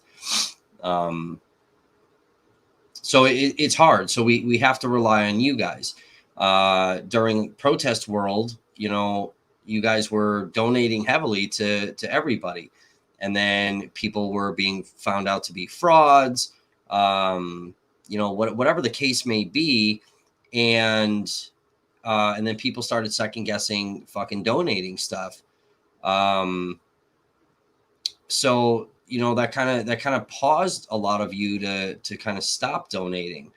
When protest world sort of stopped, and this is where, like, I'm normally ahead of the curve, but I kind of fucked up and I missed the mark here, and that's my own fault. But I invested in better equipment for filming out outside, and the industry shifted to live streaming court cases.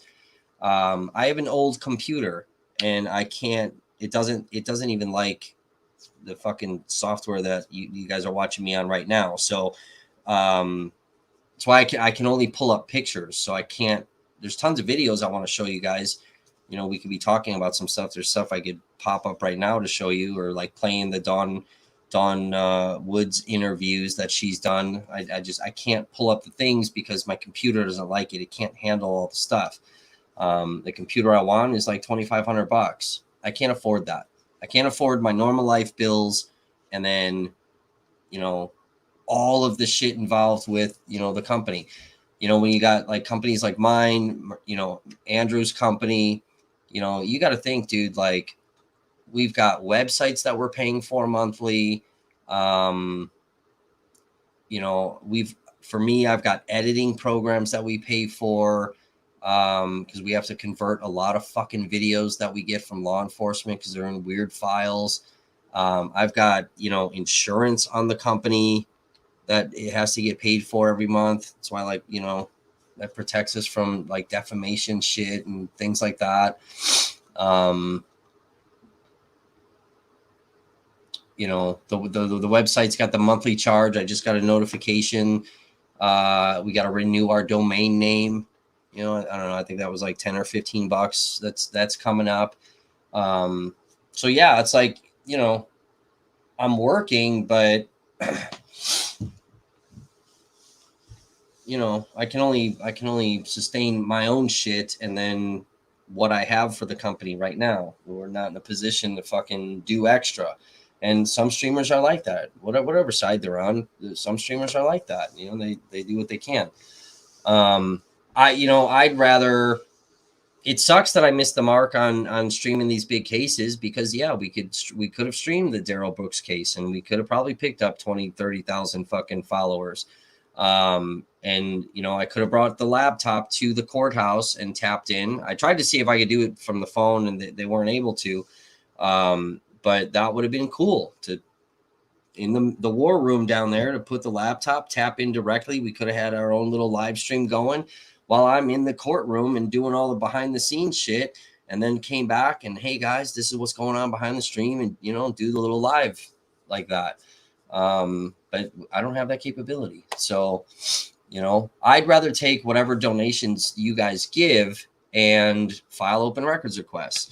You know, like in the beginning of the stream, we talked about some news stuff. So like the judge that, you know, there's these complaints that are filed against him and he fucking filed a court order and had it sealed. That's the kind of shit where, you know, I want to file the open records request. It gets denied. We take it to the district attorney's office or, you know, the attorney general, either one. And we tell them, we basically complain and say, hey, we think this should be public. They denied the request. And if nothing happens from there, then we file a writ of mandamus lawsuit. That's exactly what we did with Kenosha. You know, that costs $180 to file those court cases. So I'd rather take those monies and do shit like that. Take those monies and pay for open records requests that, you know, are expensive, as opposed to let's buy fancy new fucking computers and, you know, whatever. So I don't know how we got on that fucking subject, but I don't remember why we got on that tangent.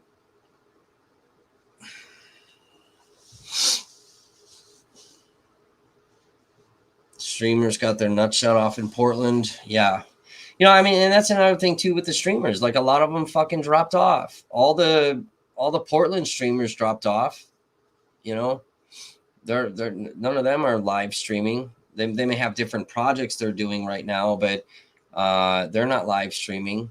You know, the streamers that, you know, represent the right that are in fucking Portland, they're done too. They dipped the fuck off. You know, a lot of people did. You know, and you know, there's reasons for that too. Either they got exposed for being a piece of shit, and it forced them off. You know, I mean, one of my arch nemesises, he got all of his shit fucking banned. You know, so it just, I don't think he was banned for some of the fucked up shit that he was doing. I think it's just part of the internet fucking system. You know, you're getting banned by Facebook. You're getting your YouTube channel fucking pulled. You know, because people want to get their panties in a bunch and start reporting people.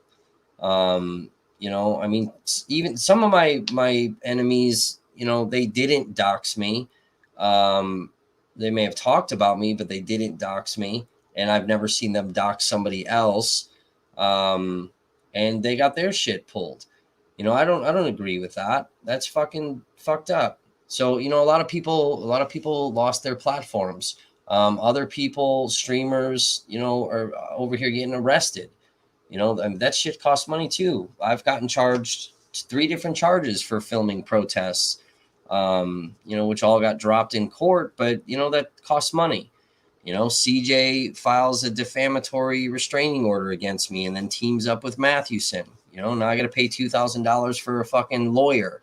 You know, I'm missing work days and, you know, that money, that 2,000 could have gone towards a new computer. But here I am fucking hiring attorneys to defend myself over a completely fabricated fucking story. So, you know, and then I got to further continue because these guys are fabricating and tampering with fucking evidence.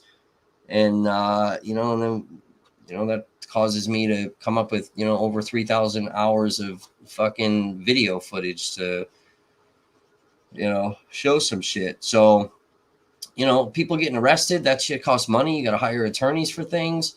You know, it's a fucking nightmare. And then some people are fucking burnt out. You know, I mean, you gotta think too. Like, I mean, fuck, dude. A lot of those people, a lot of those streamers that were in Kenosha, that filmed the whole Rittenhouse thing, and a lot of them, a lot of the guys that were out there were, you know, right wing streamers. They're not really doing anything at this point. So I mean, you got to think for all of us that were there that night. I mean, that was fucked up. I mean, we filmed people dying. You know, that takes an emotional toll on people, regardless of how fucking tough you try to act. You know,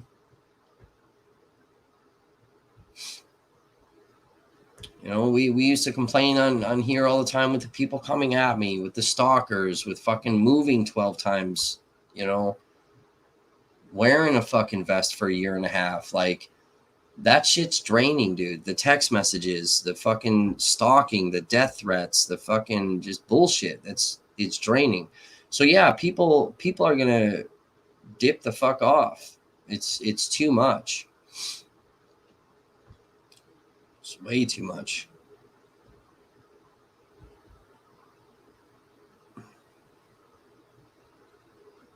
Dark Watch said you would be much better spending donations on computers and cameras. I never saw anything come from all the documents you paid for. Well, that's because you don't fucking pay attention. That's the dumbest fucking thing that I'm pretty sure that's the dumbest thing anyone's ever said on my platform. How about go look at the over 500 fucking videos we have up on the platform and you tell me that money wasn't spent to get that. Go read the articles on those documents and tell me money wasn't spent to fucking get that. Fucking documents that are all in fucking here. That tell me money wasn't spent to fucking get that. Fucking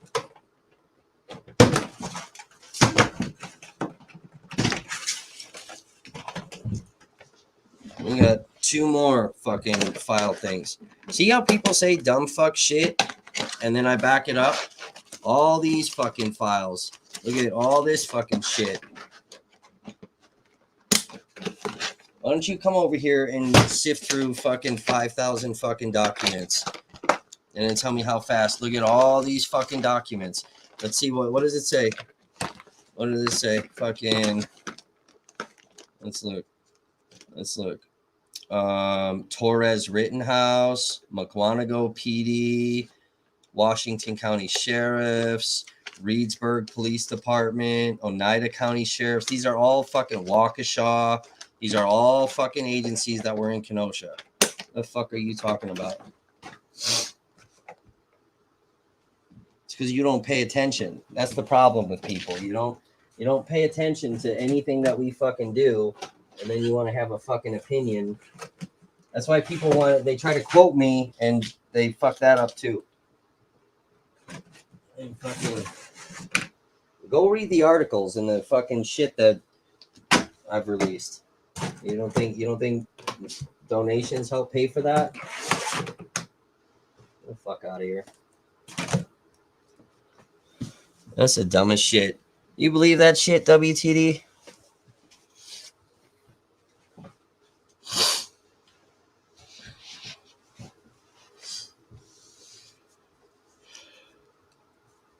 And I'm pretty sure I know who Darkwatch is. They're just under a different fucking name right now. That's fucking epic. Dummies.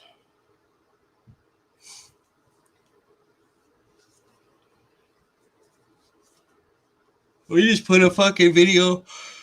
We just put a video up of pictures. There's fucking videos that are still listed as member only fucking videos. The fuck out of here. And how many thousands of dollars have I fucking spent of my own fucking money? The fuck out of here. And for you new people, if I'm like, hey, I need to get a new external hard drive. It costs $50. Anybody want to donate? So help us get this. We got to get this big open records dump, whatever. And somebody's like, oh, here's $10. Hey, here's $20, whatever.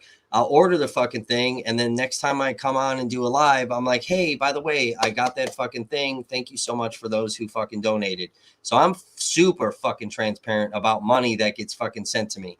If I'm like, hey, I'm out of fucking cigarettes. Does somebody want to donate $10 so I can get a pack of smokes? And then I take my phone and we walk together to the gas station. I'm transparent about dumb fuck shit too. That I'm like, hey, who wants to buy me a pack of smokes? The fuck out of here. You see how people get? Get the fuck out of here with that stupid fucking comment.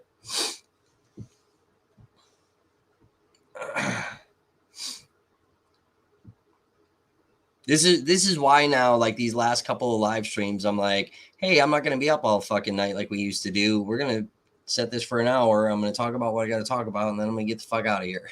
Because it's stupid fucking shit. And then nobody comments, and then it's just me ranting. I ain't got time for that anymore. I still got half my sandwich. I turned the camera off when we're listening to it, fucking goofy. Half my sandwich left. And I'm tired. It's fucking 12:38. Anybody have anything of value to say? Get the fuck out of here.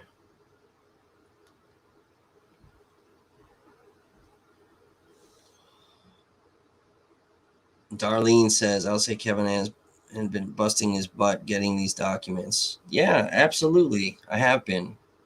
Plus, you don't know what the fuck I got going on in the fucking background either.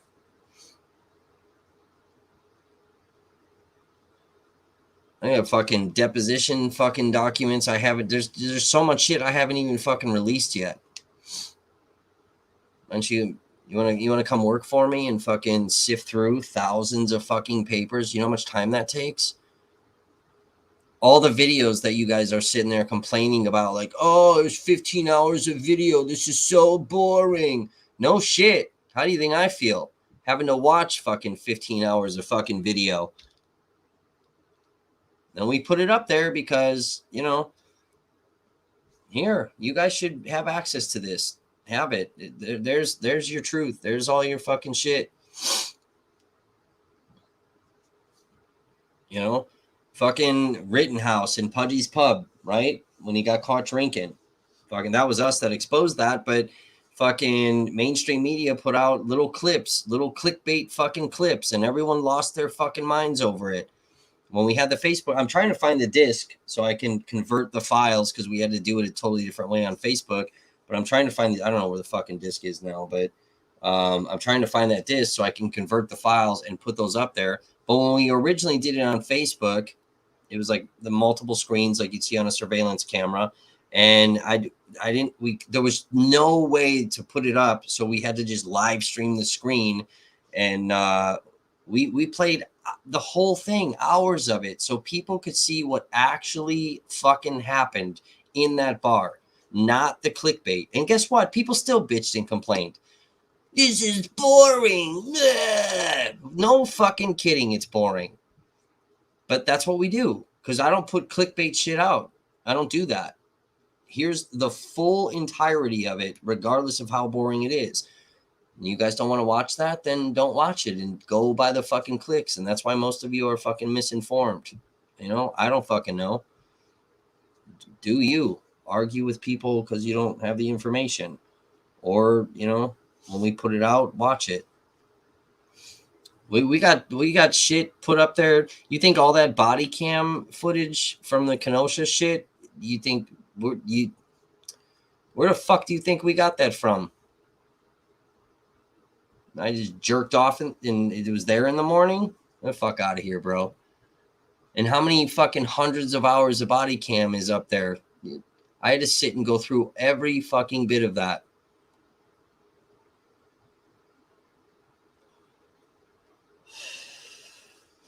Why do you think I know so much about fucking what happened in Kenosha? You guys ask about Kenosha and I tell you, and then people want to fucking argue and be like, that's not true. Well, the fucking videos are there. It's right in front of your face.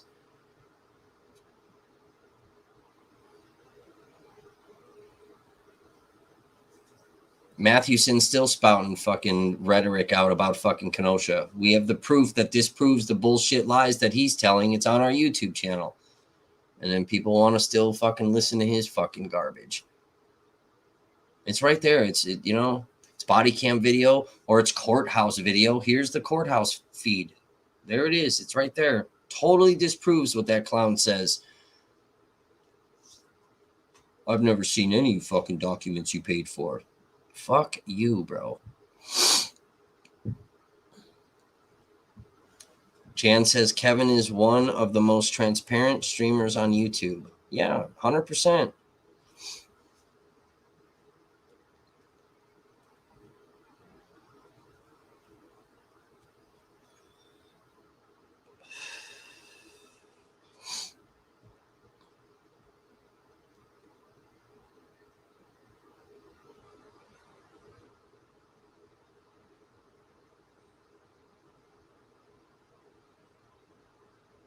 You know, we got 19 people in the fucking stream, most of which are not talking. We're being restreamed. We already know that. Certain people are fucking screen recording, right? 4 fucking hours. Guess how much money I've made in 4 hours? $0 fucking dollars. I got other things to do. I've said my news. I've said it's over now. I've said the news. I got to clean my house. I got to finish my fucking sandwich. I got to shower. I need fucking sleep. I'm exhausted from coming back to this shit once again. I'm exhausted. Told you I got this fucking shit that was sent to me. I got to fucking type up an article about this. I got to fucking edit a part of this fucking video I got sent so I can get it up on the YouTube channel and take out certain parts of it. Yeah, and Jan says, and sometimes you guys get field trips. I've walked fucking crime scenes, you know, when the Edgecombe trial was happening. You know, we were live streaming that. And then, you know, one night we walked over to I brought my phone. We all walked together. We walked over there. I walked the whole scene and to show you guys like what the area was. I mean, we do shit like that too.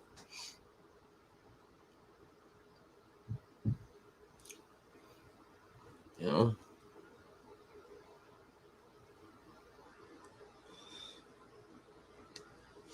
we made when we went just going to the fucking Brooks thing, you know, like, yeah, cool. People donated money to pay for the lift to get me out there because I don't drive. which was awesome. Thank you. I appreciate that.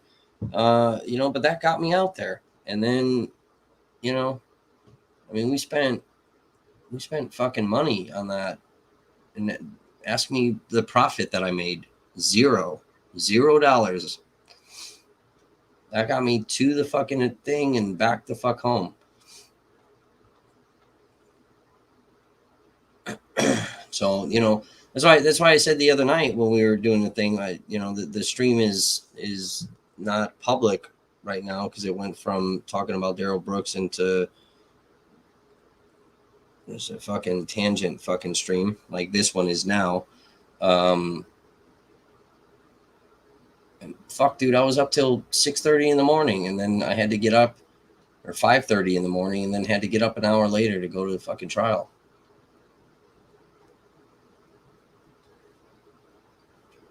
So yeah, we don't. Some of these streamers, they don't really make fucking money.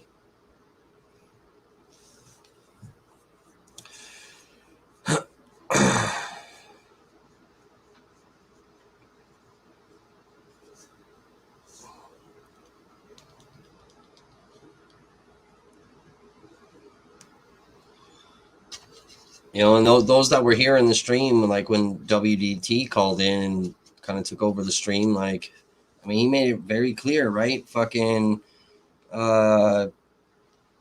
he's told you guys, Kevin doesn't make money fucking doing this. There's actually never been profit in the 2 years that I've fucking done protest world shit. I don't make fucking money. There's no profit. There's none. And here I am. I still continue to do it. I have death threats all the time. Not lately, but thank God. And stalkers, and I've moved 12 fucking times. It's a fucking nightmare. And here I am. I'm still doing this, still like putting stuff out for you guys. Ladybug, this is off topic, I know. Do you know the father of the head of Scientology lives in Wisconsin? That's perfect.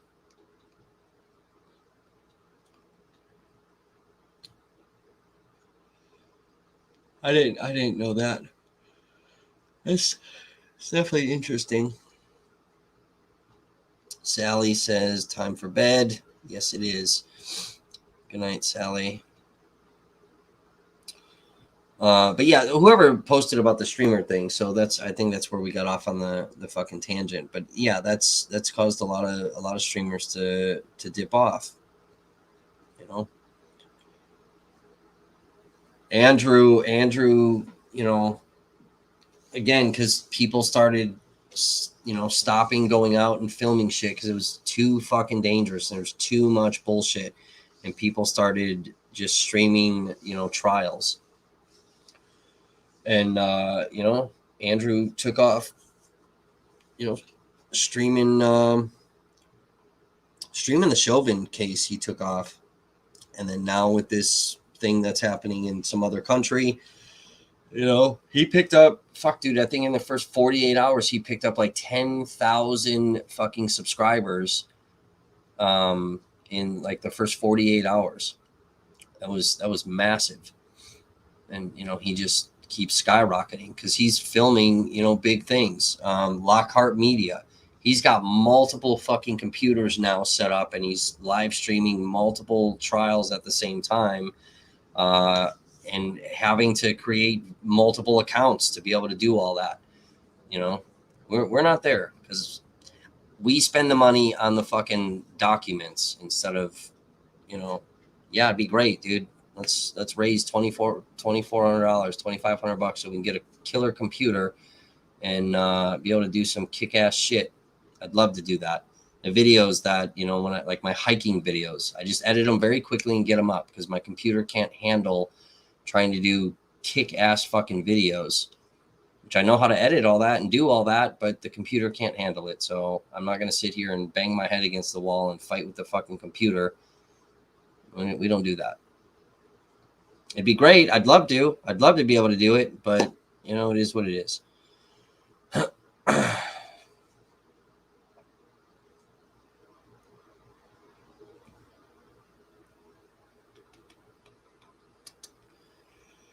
He escaped and his son paid $10,000 or something a week to have him followed. That's crazy.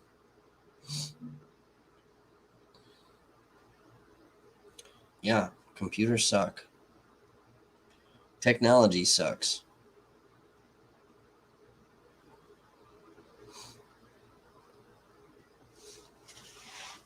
You know, I even stopped the streaming thing that I'm on right now that you guys are watching. I stopped paying for this because fuck that.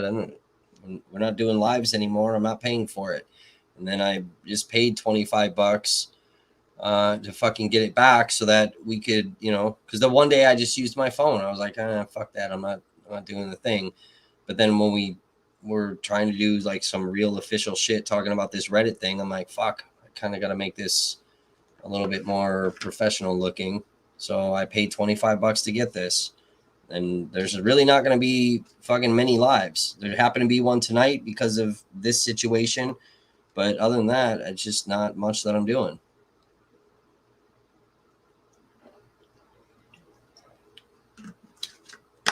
So, you know, money wise, that hurts me too because I don't consistently come on here.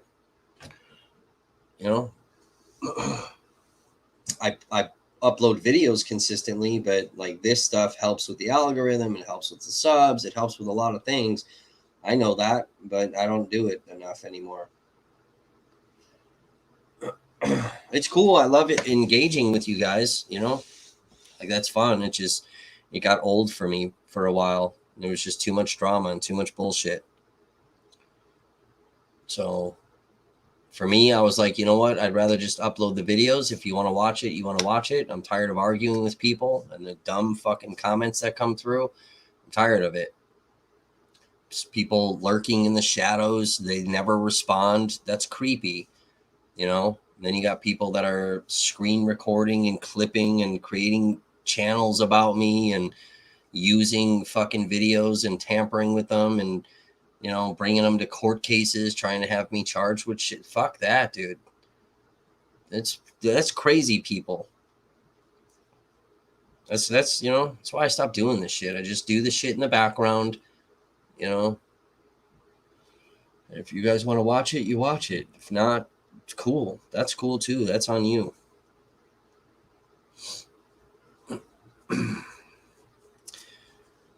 That's called YouTube. Ha ha ha ha ha. No, that's fucking creepy people. Normal people that, you know, have good morals and values don't do weird, creepy ass shit. They don't, you know, try to have people arrested for shit they've never done. They don't attach themselves to court cases to try to find people's addresses, you know, so that they can fucking use fake aliases and then, you know, people start showing up outside of fucking houses. They don't come on here talking about that person's, you know, children. They don't sit there and screen record and twist their little fucking mustache of, ooh, let's see what he's going to say that I can screen record. No, those are creepy.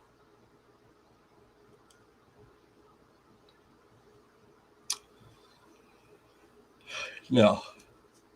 That's just you, Dark Watch, and you know, you do chat. Should I text you right now? I'm pretty sure you're who I think you are.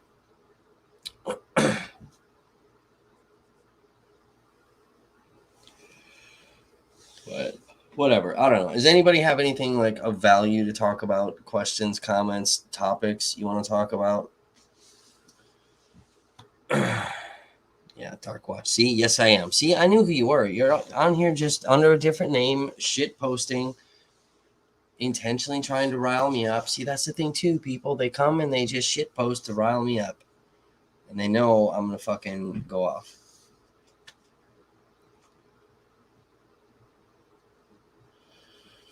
So, does anybody have topics, questions? Whatever, we'll open it up to questions about whatever you want. Topics, whatever you want. If there's nothing in the next, you know, I'll have one more cigarette. If there's nothing of value, then when I'm done with my cigarette, I'm signing off. But if you guys got like, some interesting things you want to chat about, then cool, we'll stay on here. That's value to you guys. It's the only reason. That's the only reason I do this, is value to you guys. If you guys are no longer getting value from it, then there's no reason for me to do these things. You know what I mean? So that's the way I look at it. If you guys want to chat about like some stuff that you're curious about, let's chat. That's value to you then. That's what this is all supposed to be about.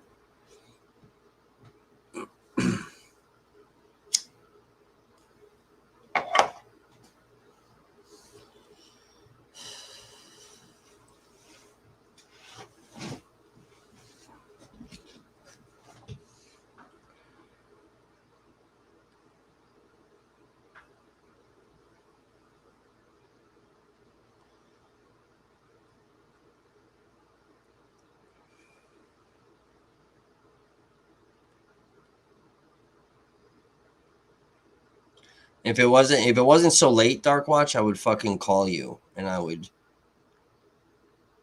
chew your ass.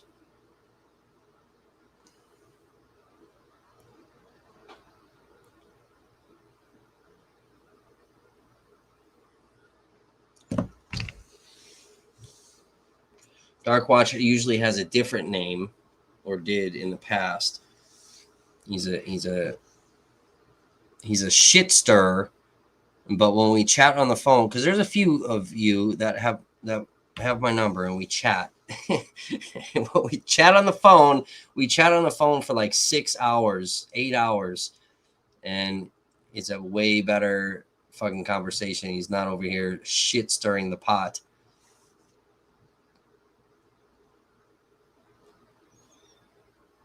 And I'm gonna fucking tell the missus, and I'm gonna have her yell at you.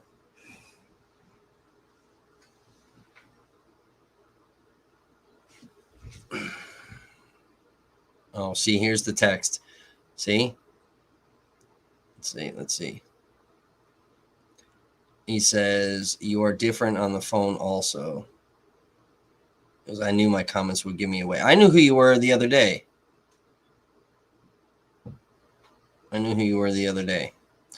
Dude, I'm too good at this, guys. I've been doing this for fucking way too long. Even if you change your fucking YouTube handles, like it's real easy to figure out who people are. It's real easy. We all have like, these like speech patterns, right? Like there's things about us that we give ourselves away. It's not hard to figure out who you fucking people are.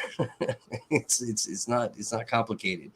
You can change your shit, all the time. But the other night I knew who you were, and then you texted me, which confirmed it. So not that hard.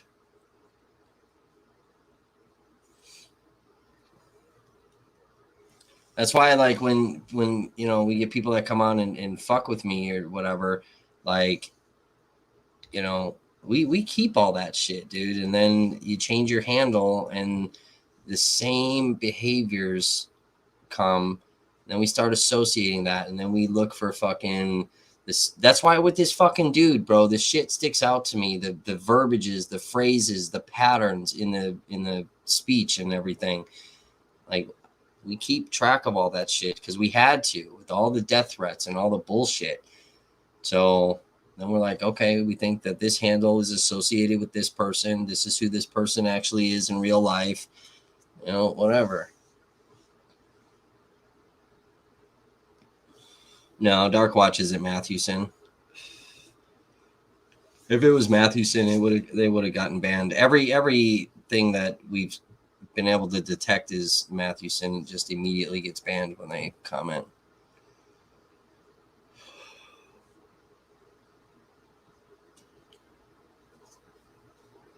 Stop using the real name with all the crazies. Get the fuck out of here.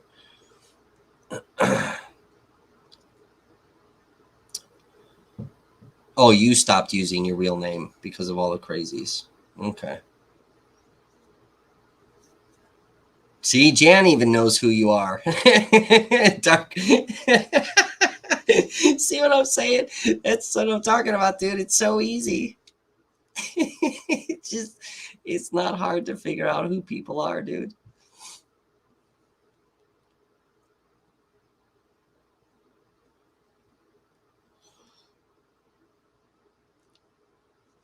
Yeah, see, where's boss? Where's boss at when we fucking need him to put people in a timeout?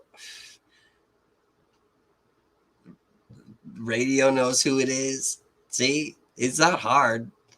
We need boss to put you in a fucking timeout. Because I vouched to not do that. We need boss to do it. See, even my mods left. They're like, all right, we're done with the important shit. We're dipping now. They're gone. They're fucking sleeping. Poor Ladybug doesn't know.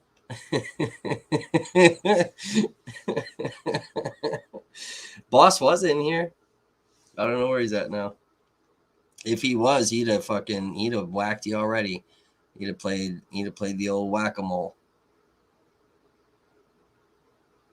Oh, he texted me. I gotta go.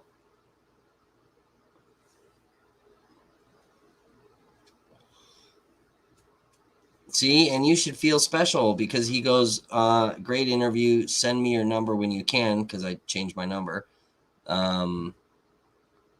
Even boss doesn't have my number. And that's my mod. Boss has been to my fucking house. So you should feel special, Dark Watch.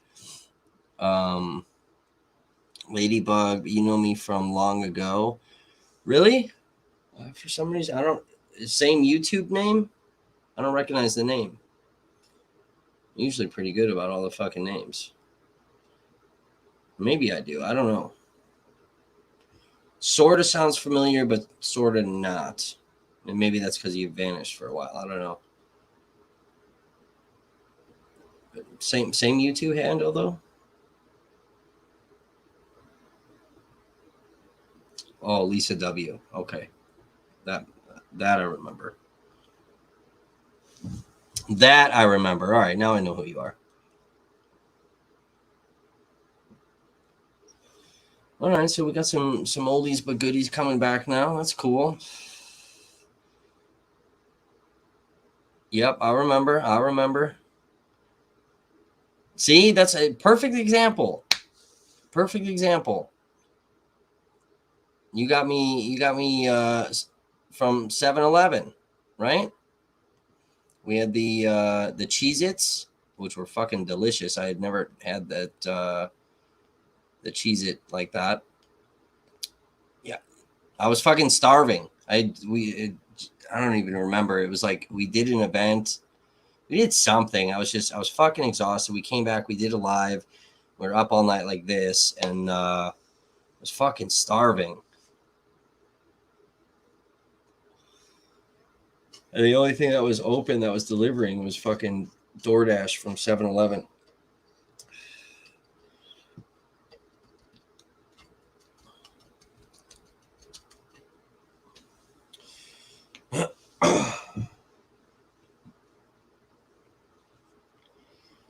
So yeah, Lisa DoorDash some a pack of smokes and some snacks. That was fun. That was cool.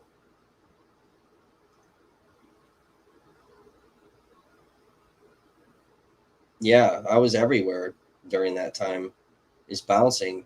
That's when like I just used to bounce from event to event to event to event. It was fucking crazy. There was just constant protests, and then there was just other things to film, and it was just literally bouncing. I would only get like 2 hours of sleep during all that, and then that was the time it was pretty heavy with the threats and a lot of the stalking shit, and then fucking came here.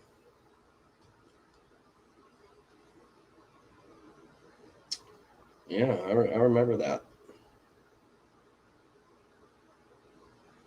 I had to be careful when I was outside filming. I had to watch my surroundings, trees, buildings, because they were watching the background of shit. That's why I created all this too. So I have a background. So, and I actually have a picture of this background so that if I am somewhere else, if I choose to, I can put this picture up, and then you guys think I'm at my house, and then, you know, I'll be in California. So that's why even too, like a lot of that stuff, like I'll go on a trip, and then like for my hiking stuff, I'll go on a trip and I'm already then back home, and then I'll post like that I'm on my way to whatever airport going wherever, but I'm already back home. My trip is done. So there's a delay in what I'm doing, even on for like my friends on Facebook. These are people like I actually know, but even with them, I'll post like on my way to said airport to go do whatever the fuck I'm doing. But yeah, I'm already home, and I'm already been starting to edit video and shit. Yeah, and the cat's still fucking outside.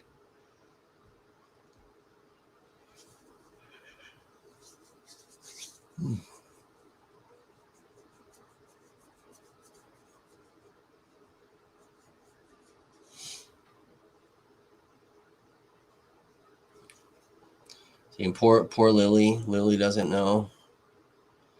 The only thing I changed is my profile picture to my dog. Passed away almost 3 weeks ago. Yeah.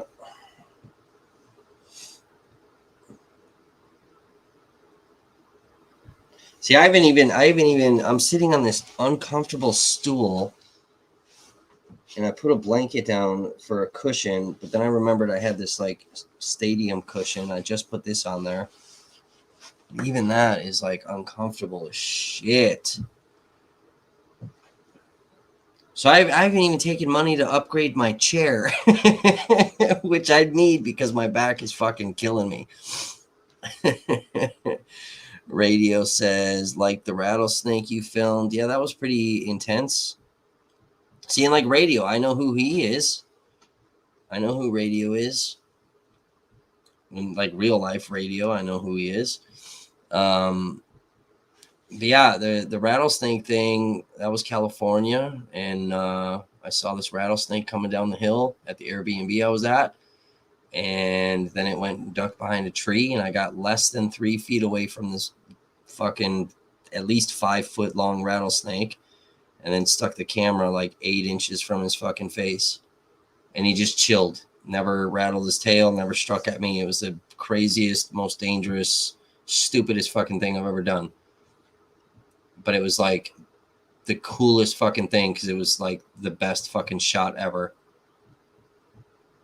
I felt like I was like a nature photographer, video documentary person. It was like it was so cool.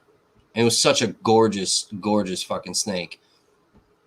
And the thing, I don't know if I talked about this. I told people, but I don't think I ever said anything on the videos or to you guys.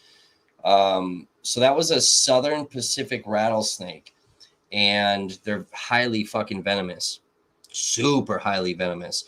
And what's crazy about that type of snake is that each snake has its own potency of their venom. So you might be bit by one southern Pacific rattlesnake, and yeah, it's going to suck, and you know, whatever, and you get the anti-venom, and then you're fine. And then you get bit by a different one, and it's got the potency level with their venom of a Mojave rattlesnake, which is like, you're fucked. So that's kind of a really unique characteristic about that specific snake. And those snakes, the southern Pacific rattlesnakes, are found in a few different states that I actually want to hike. So, yeah, it's pretty fucking interesting.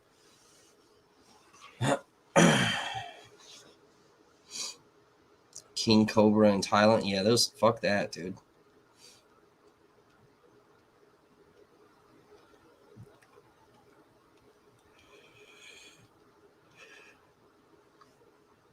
Yeah, it's like when I was doing all the hikes in California, because I visited a few different spots out there. It was one thing I really wanted to see was a rattlesnake. I've never seen one like out in the wild. Like you obviously see them like at the zoo or things like that. you know, everything's in a cage, whatever. But yeah, I've never seen one in the wild. So when I was hiking the trail, like I'm walking through rattlesnake area and I didn't see anything. Saw a tarantula, which I thought was interesting. Big ass motherfucker, spooky looking. But yeah, nothing on the trail. And then all of a sudden I'm sitting on the deck of the Airbnb eating lunch. And, you know, here he comes slithering down the fucking side of the hill. It's like, holy shit. It was cool because like Topanga Canyon was my backyard. So, but yeah, he was like slithering over towards the deck. I was like, holy shit, dude. This dude's 5 feet away from me. If he comes any closer, like I'm going to have to go inside. So, and then I like extended the camera out and I think I spooked him because he turned around and that's when he ducked behind that tree. And then of course I'm like, well, I got to go see where he's at. And that was sketchy. Like even walking up the hill trying to find him because he dipped behind the tree and I couldn't see where he went. I didn't know if he went in a hole or like what the fuck. And you know, it's all dirt and rocks, and I'm like, man, I gotta be careful where I step because who the fuck knows where he's at. But yeah, he was just curled up underneath the tree. That video's up on the page. I don't know if anybody is interested in what I'm talking about, but yeah, I put a clip up there, and then it's in the actual videos. One of the California videos. I think it's in video 3. I think the second video is me like skateboarding around Venice and Santa Monica.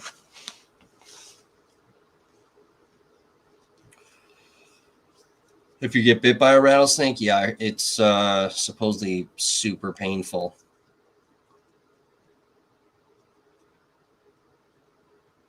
Yeah, no, like I said, I was less than 3 feet away from it. So with the size of his body, I was definitely in striking distance.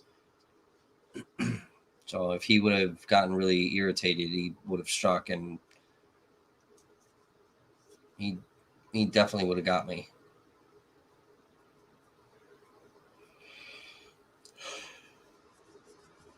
Definitely would have got me. So yeah, I mean that was pretty dangerous. It was pretty stupid, but I wanted the shot.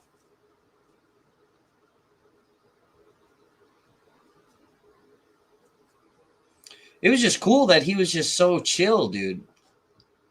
He was so calm, and like he's curled up, and I got the camera like 8 inches from him, still just chilling there. Like, whatever, bro, just do your thing, take your pictures and video, just don't touch me. I mean, he just sat there, like, whatever, bro. Too old for skateboards, but mean enough to take on snakes. Yeah, I'm too old for skateboards too, but I bought one out in California. I wiped out on it, motherfucker, in California too. I've never actually skateboarded, and then, you know, I was in Venice, and I was like, fuck it. I went skateboarding at night with a friend out there, and I was like, dude, this is so much fun. And then the next day, I went out and I bought the same board that I borrowed from my buddy, and then it was so much fun skating all around there. And then, you know, skating out here in Milwaukee sucks, dude. The streets out here are fucked. So it was funny because like the next day I went skating around Milwaukee, and I fucking hit a rock, a decent rock that the wheels weren't gonna go because they're bigger wheels. And I hit a rock, and I fucking had to jump off the board, and the board went down this hill and almost got ran over by a car. That was like the very next day. And then a few days later, coming home from work, I hit something else in the street, had to bail, board almost got hit again. And then I tried going down this hill, and I fucking got too scared, and I jumped off, and the board just took off and almost got hit by like fucking 2 cars. Yeah, Venice Beach, that's where I was. So I was in Topanga Canyon, like 8 miles up. So coming 8 miles down, I Like I'm in between. Venice was to my left and Santa Monica was to my right.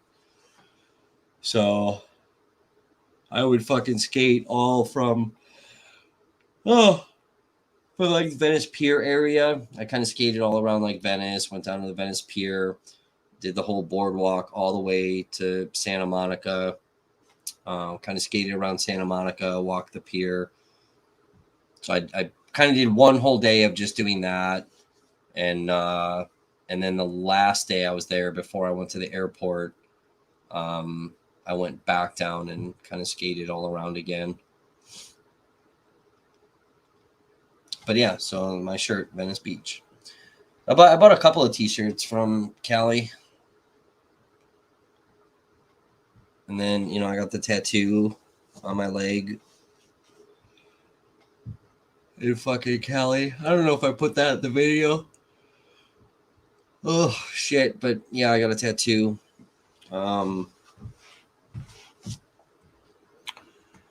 Let's see.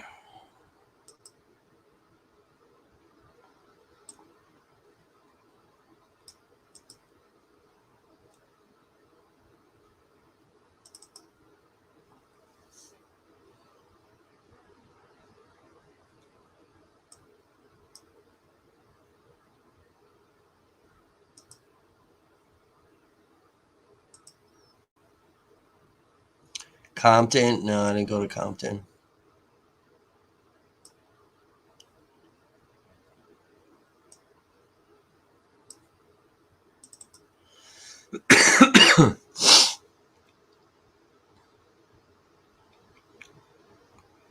See, I don't know if this is in the video or not, so I'll pull it up, show you guys.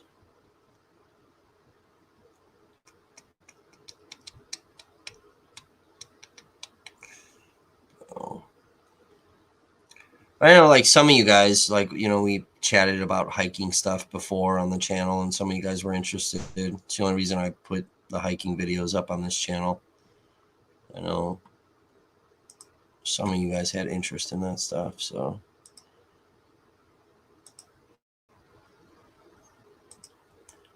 Only reason I did it, because obviously it doesn't fit what we do here, but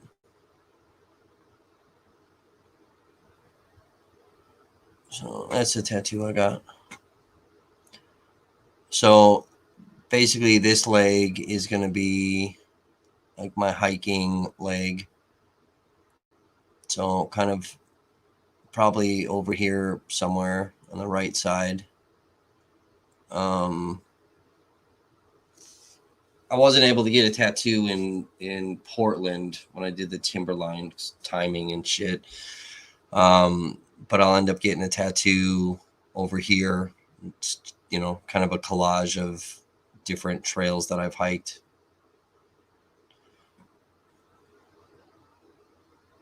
So I already figured out, I already know what so basically like what this is up here, it'll be that. And then the,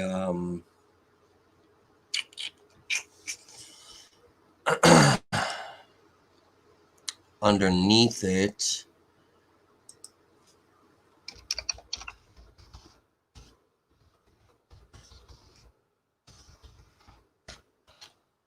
underneath the little mountain image.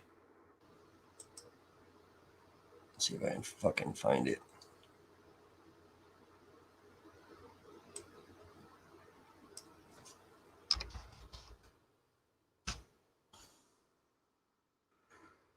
If I can find this thing. Let's see. Now I gotta go back to StreamYard and fucking screen share.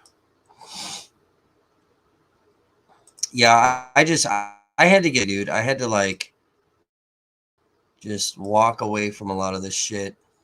Just take time for me. Wasn't doing very good. Mentally, I was not doing good at all.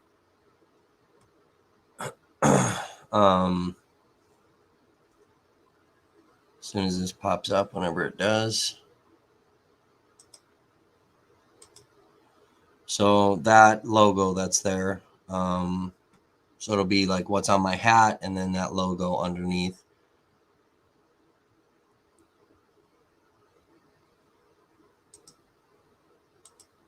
And that logo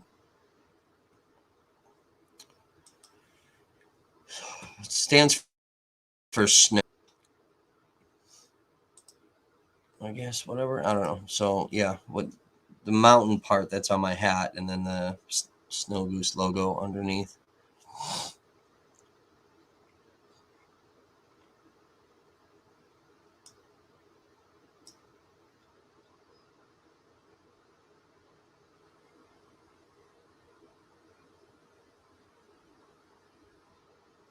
Yeah, I don't know. Whatever. I put up like maybe it's in the picture video. So I put a video up of like all the pics I took from out there.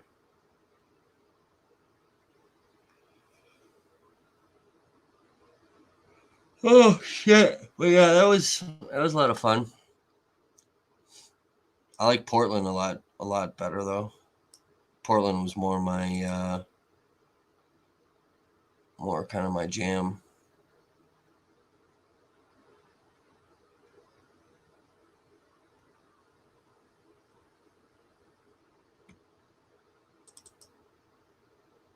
Let's see.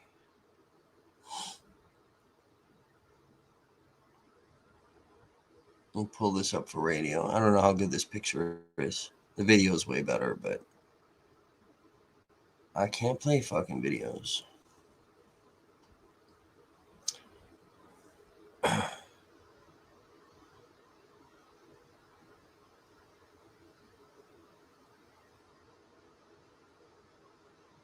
See, it doesn't even like sometimes when I try to pull pictures up.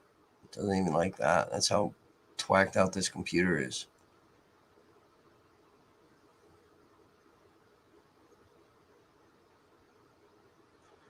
This thing's like on the verge of dying. This thing will like just shut off for no reason.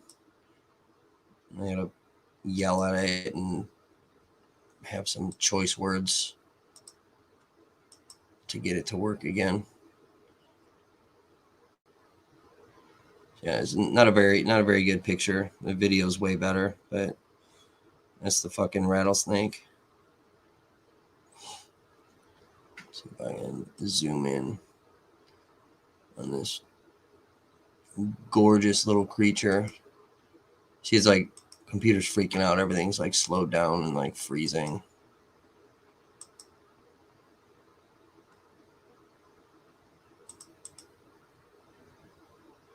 See, the whole fucking thing just freaked the fuck out.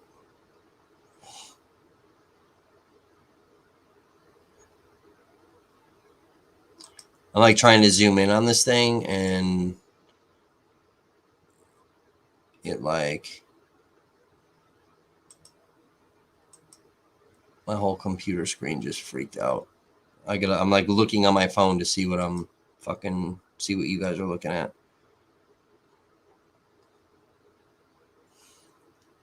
So yeah, it's kind of a bad picture, but like I said, the video is way better. And this thing's huge.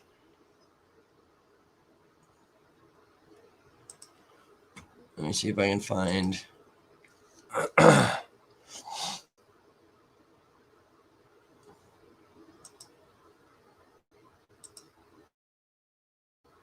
The picture of how long he was.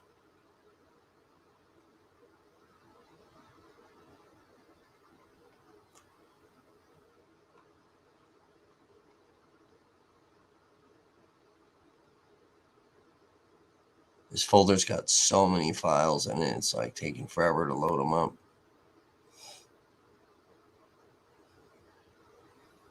Oh, I love snakes. It's the fucking spiders that I don't like. And there were I seen one wolf spider, and just like you see in like the videos or like the movie Arachnophobia, where they're like running after you. We seen one, and I tried to squish him off the wall. I put like a broom handle to try to get him, and he fell and he came flying at me.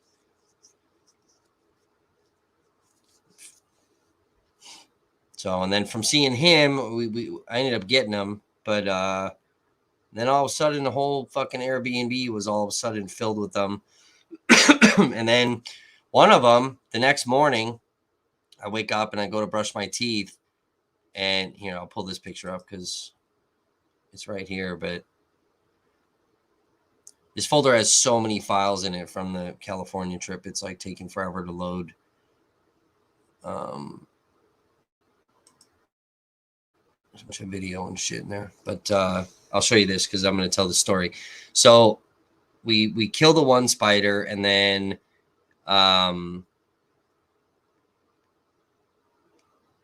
we see another spider, and then there's another one, and then the whole Airbnb all of a sudden just was flooded with fucking wolf spiders. I was like, damn, bro, what the fuck? Yeah, he totally did. Wait till you see this motherfucker.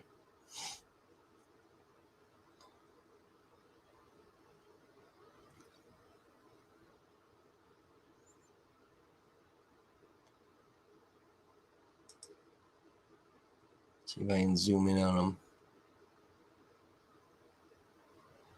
Big, ugly ass fucking spider. I don't know if you guys can really tell like how big this thing is inside this fucking sink.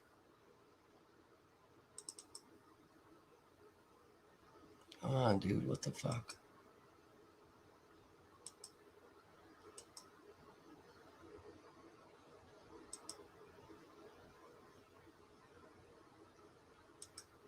You see how big this motherfucker is? Ugly ass looking thing. Oof. Like the picture does not do justice. This thing was gigantic, right? So if you notice the sink, the little metal drain cover is not covering the drain. Okay. This is how I woke up. He moved the drain cover and then was chilling. And I was like, oh, hell no, dude.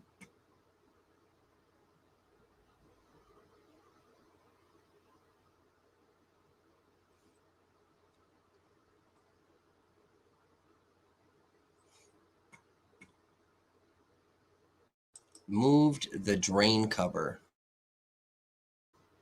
Oh, fuck that.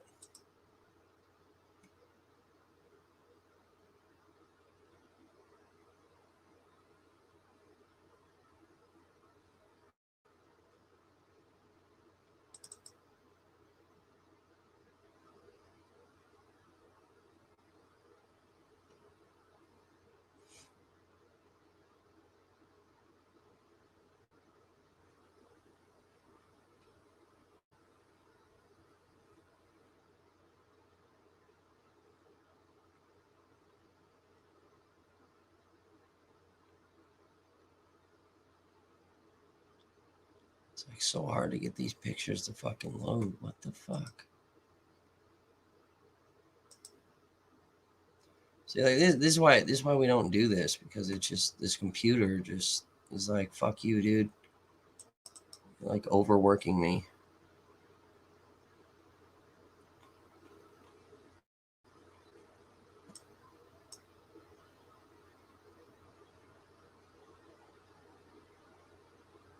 So yeah, whatever. I don't know. I started sharing. Oh yeah, here it is.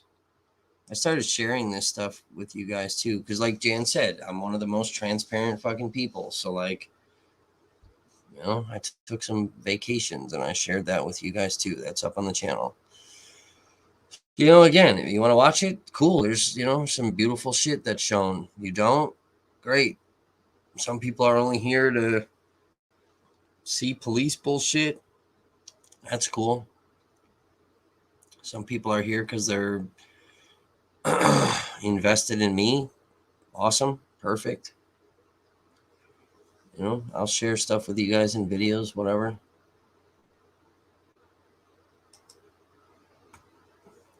Waiting for this picture to load.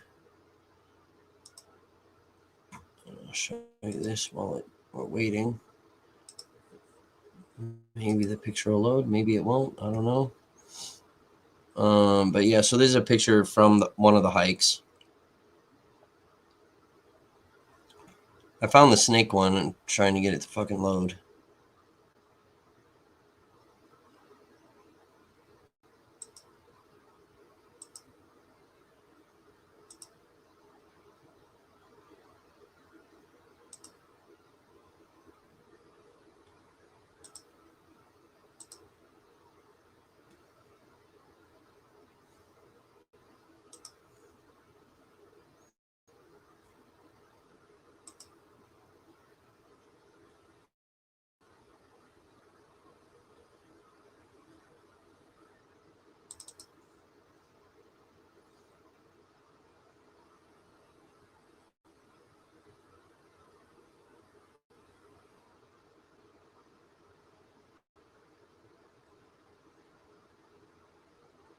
What's on my arm? It's they're sun sleeves. They're like UPF protected sun sleeves to block the sun. I was getting fucking scorched out there because I'm in, you know, in the desert. I was just absolutely getting wrecked by the sun. It was so fucking hot.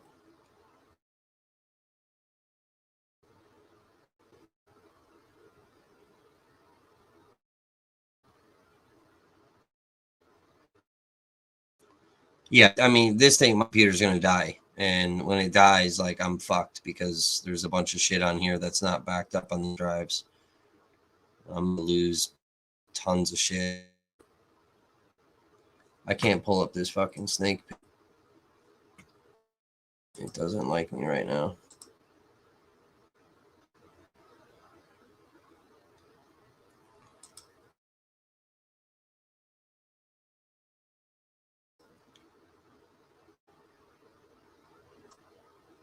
Been on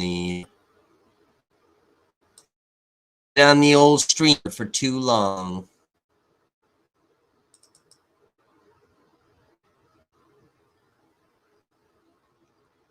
Doesn't like me.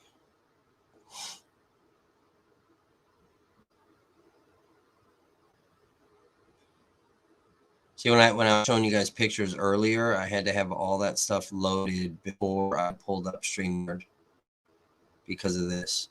As soon as I pull up StreamYard, it fucks the entire computer.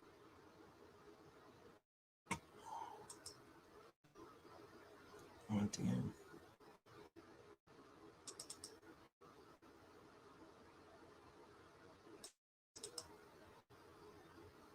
So, like, I'm trying to load up these picture files, and like these aren't showing up. It's like taking forever. The whole computer like drastically slow. As soon as I pull up StreamYard, slows down.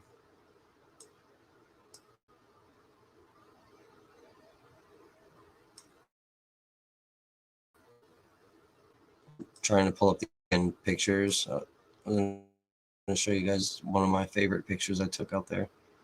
I can see them. Oh, here. It's snake popped up.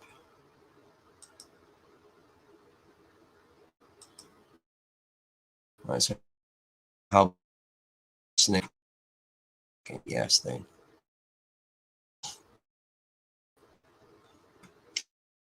Pull up the other is better than this one. But again, you're still not going to get like the full perspective. It was huge. It was at least 5 feet, if not 6.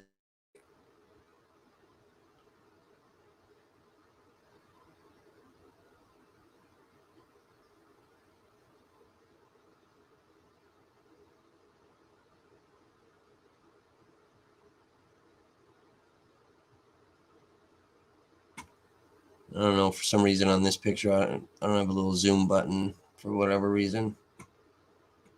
The computer's freaking out. But it's cool, like you can see in the pictures I uploaded on YouTube, but like his little rattle, like you can see each of the little segments in there.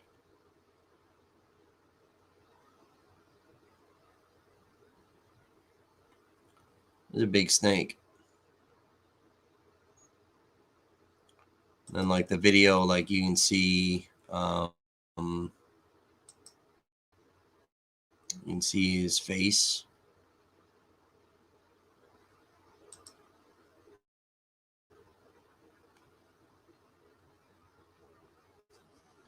No, it's not the RAM. It's all like the processor shit and everything. It's so old that it just can't handle the like the parameters of these things. That's why like I'm watching my screen right now and like my hand is freezing. It's not like consistent flow. There's like a freeze, like a stutter in it. It just can't handle the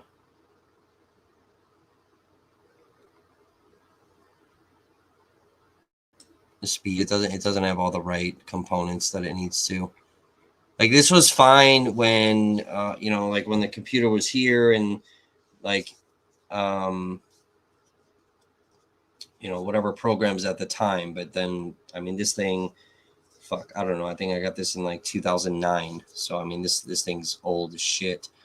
So like when for the Oregon, like when I was editing the Oregon videos of Mount Hood, so I used my phone to film, but I also used my body cam on some of the more sketchy areas that I like had to actually pay attention to. And the body cam shoots in 60 frames per second, where my phone is only shooting in 30 frames per second. That's why, like, even on the live streams, the picture quality is fucked. I got to upgrade the phones again. I just upgraded the fucking phones, last year? Whatever. I got to upgrade them again because the last thing that we live streamed outside, it looked like shit. But yeah, so when I was editing, I wasn't paying attention to the frame rate on the body cam. And when I was rendering, that's the other thing too, is like editing it, if I press play because I'm trying to watch a segment of video, it's like fucked and it like sticks and it like skips and shit. And I can't use Adobe Premiere Pro, which is the editing software that I would typically use. So I had to even like cancel my like monthly thing for that because I can't even fucking use it on this computer anymore. But like the body cam shoots in like 4K and my phone doesn't. So the frame rate per second is different. So when I was finished editing the video, which is a struggle, it takes forever, and it shouldn't. And then I went to render it. The audio didn't match up with the video, and I didn't understand why. And then I realized it was the frame rate. So I had to like go back and edit it in 60 frames per second. But doing that, it took like 30 hours to render this fucking video. And it's because of the speed, everything in the computer is just slowed down, and because it can't handle these programs. So that's why I need a new computer. I just fucking invest in other fucking things because whatever. But like as soon as I log out of StreamYard, is when this stream is done and I log out, like I'm trying to load up the Timberline Trail pictures from Oregon because I want to show you guys one of my favorite pictures. And like there's only a few pictures that actually loaded. It's another giant ass file pictures. As soon as I log out of StreamYard, all these pictures will pop up.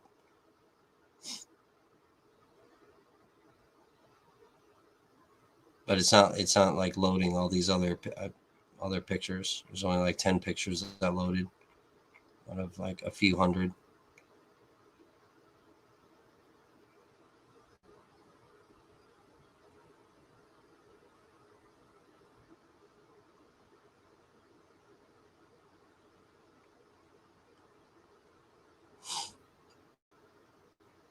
So fucking irritating. So irritating.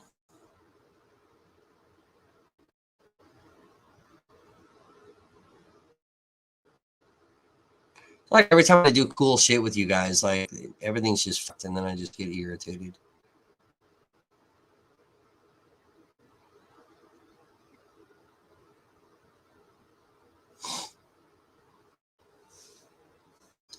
I loved it, man. If it didn't live out here, I wouldn't have come back. I would have stayed out there. I don't like Wisconsin. I hate Wisconsin. I don't like anything about it. But my kid's out here, so I won't leave. But yeah, California was awesome. And there's obviously way more California I need to visit, but I really enjoyed being in Topanga. That was like totally my vibe, and kind of being like off in the area. Like that was killer, dude. It was so chill. And then, you know, just being like a couple miles down the canyon, fucking and then, you know, I got Malibu, Venice, Santa Monica, I got all that shit right there. So like a pretty killer spot. I want to go and visit Northern California because there's spots out there I want to hike. Oregon, like Oregon was cool fact of the nature element of it. I don't know. Portland was like weird to me.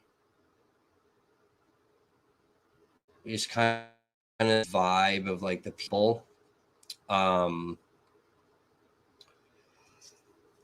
I was like right downtown. I was where like all the riots and shit happened. Like my buddy drove me all like kind of through there. I took like this train to like get to like his area. So I was like a few blocks away from like riot area. So when he picked me up, I made him show me that because, you know, we tried to get out there and couldn't during all that time. So I wanted to kind of see firsthand.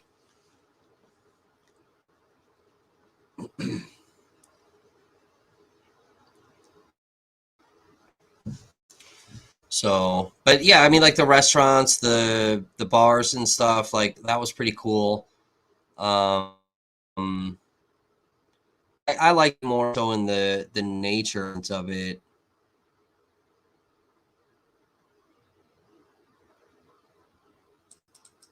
See if I can get this picture to load.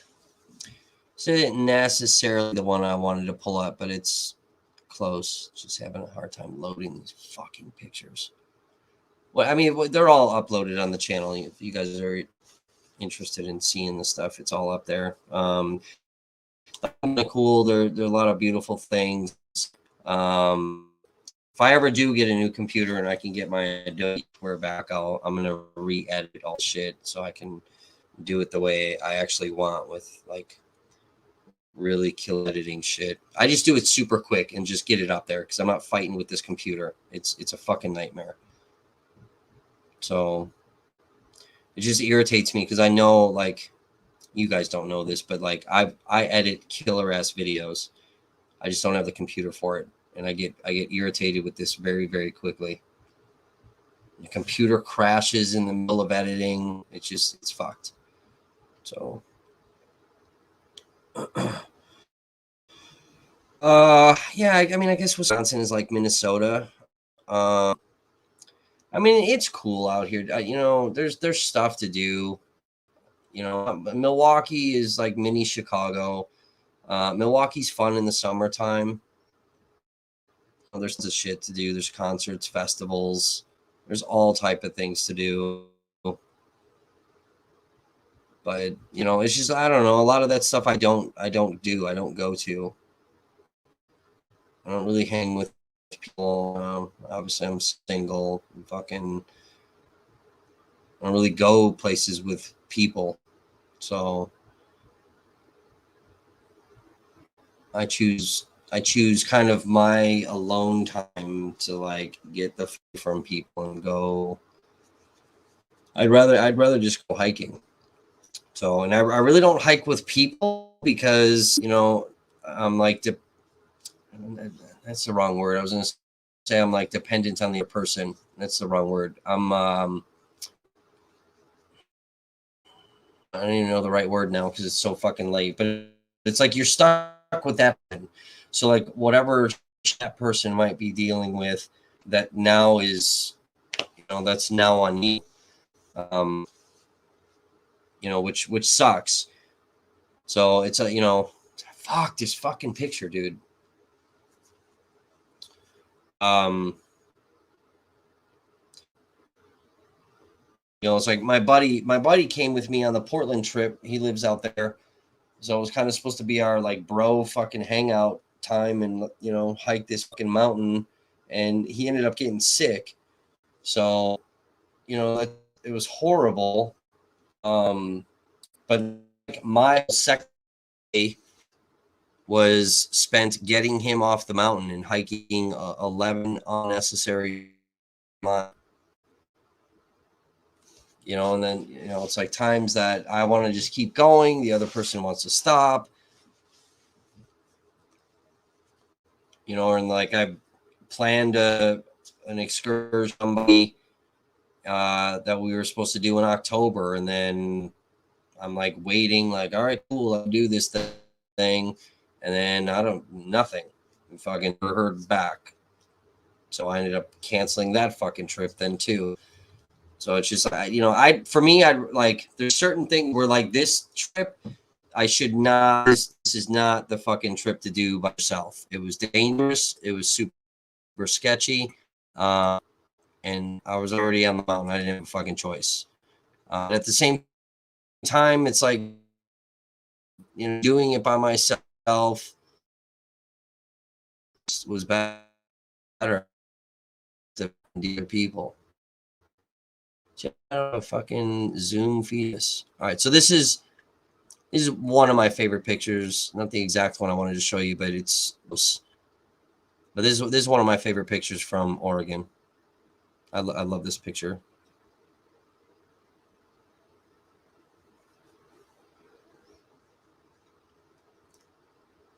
So that's Mount Hood. Mount Hood. It's the tallest mountain in Oregon. And all these trees they're white. And this is from a fire that came through a few years ago. So the whole area is like scorched, and like this whole like section of fucking trees they're white. It's just a insanely surreal, like, oh, it's because the whole picture didn't fucking it's like an insanely surreal like scene. It's fucking crazy.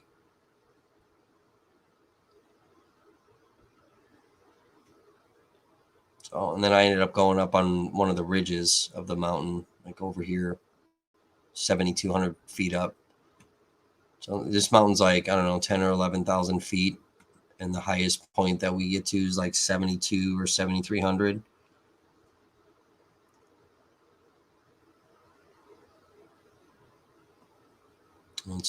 It's a 41.5-mile loop trail.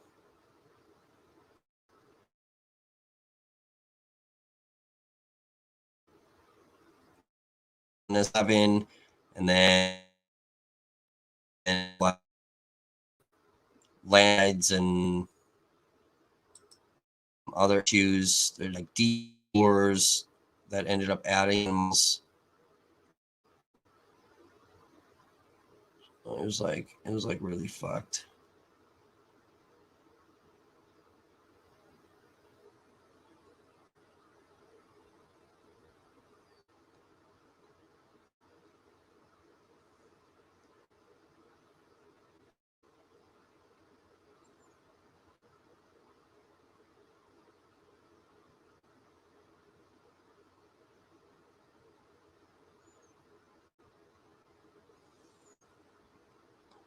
Is that snow? No, not snow. Just it's from the fire.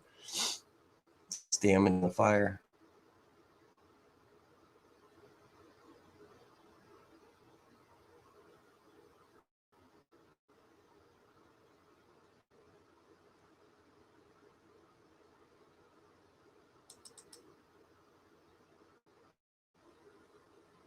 I wish these pictures would load. I wish I could play video for you because I just started skipping through video. It's all up on the YouTube channel. Watch it on your own time, but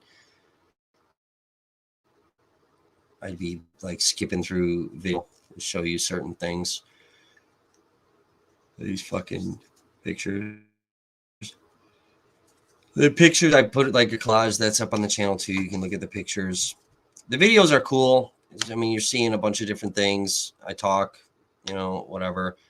I made like a blooper reel, which I thought was funny. I figured you guys would get a chuckle out of that because when I film, I'm not paying attention to the trail and I fall and trip all the time. And this was definitely not the mountain to be falling and tripping on because you're like walking on a trail that's literally the size of like both your feet next to each other, and then it's fucking 1,000-foot straight down drop. So not the trail to be filming and not paying attention. So I kind of put like a blooper reel together of like not every single time that I tripped and fell, because it'd be like 40 minutes long, but definitely a lot of trips, and two of the biggest falls. I fell on my ass, and then another one I fell on my fucking face. I totally ate shit on that one. But that's in there if you guys want a good laugh. It's a funny video. It's only, a couple minutes long for that one little blooper thing. But that was fucking hilarious. And the major fall, the one I ate shit, like I watch it, dude. Every time I watch it, I start laughing hysterically. It's just funny. It's like I'm filming, and then literally like a step up that's like knee level, and I didn't see it because I'm looking through the camera, not paying attention, and there's like dirt step up knee level. I walked right into it and just totally ate shit with a 40-pound backpack on my back. Fell right on my fucking face, and you hear me go, "Oh shit!" And then the camera goes flying, and then you hear me laughing and trying to, like, I'm struggling to get up. It's funny as fuck. It's hilarious. So I put it up there. I figured, the internet will get a laugh out of that, make fun of me. I thought it was funny.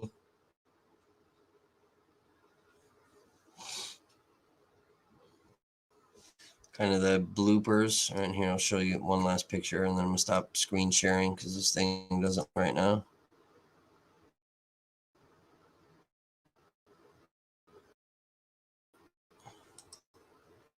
This is one of the other ones I really liked. Well, this whole section of trail with these pictures, this was one of my favorite sections. It was so pretty. It was weird because you like see all four sides of the mountain, and each side of the mountain that you ended up traveling on was like a totally different landscape.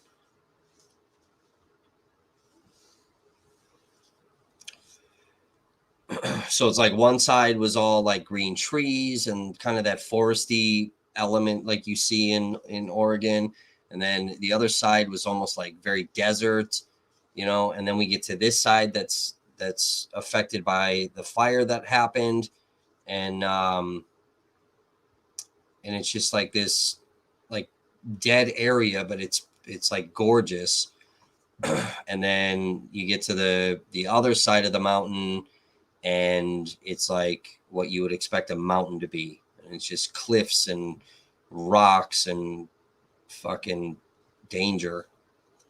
So it was really cool, like the difference from all four sides of the mountain. So yeah, this is one of my favorite pictures.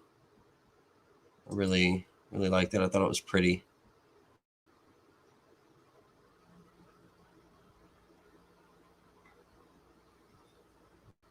Yeah, there's a few videos up of this trip because I broke it down day by day, and then there's stuff I didn't film because it was too sketchy.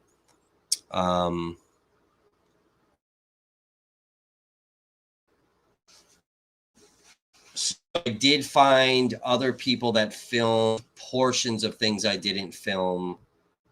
Nobody filmed like the same shit that I didn't film because it's dangerous as fuck. But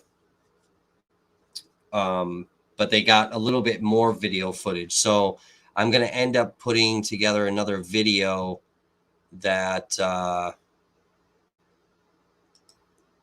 that shows that, and I'm going to kind of talk about those things. So a couple more videos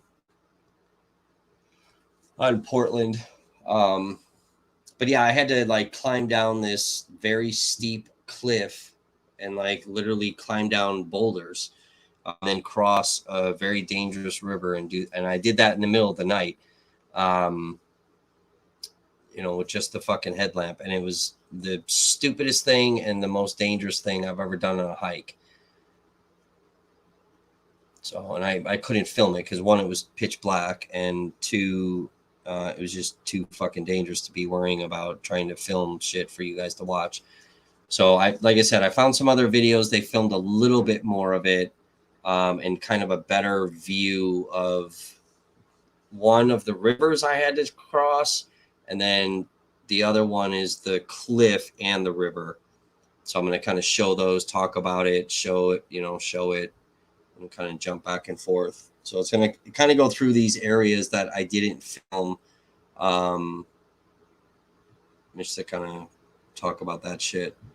And then there's some gear stuff I'll talk about, which will probably be up on the hiking channel. Probably not going to put that up on this. There'll be a couple of gear videos, what gear worked out fine, what gear didn't. I'm going to do one about my shoes, whatever. So like that stuff will be up on the hiking channel. I just put like the actual adventures up here. So there's 2 articles I'm going to end up writing about my trip to Oregon. I already have 2 articles in mind. I'm working on one of them right now. I'll put those up. And those are just like, I don't know if you call them an opinion piece or whatever. They're just personal things. So.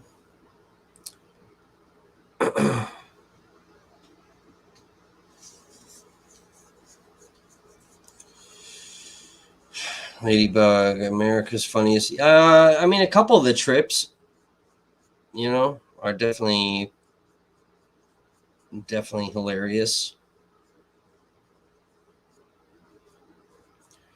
You gotta watch them. If you go like on the actual channel, if you go to the playlists and you type in the outdoor adventures, that's the hiking stuff that I put up on this channel. So the California stuff's up there again. That's broken up by the different trails that I hiked, and then the Oregon trip is up there, broken up in different parts. But yeah, the funny videos up there.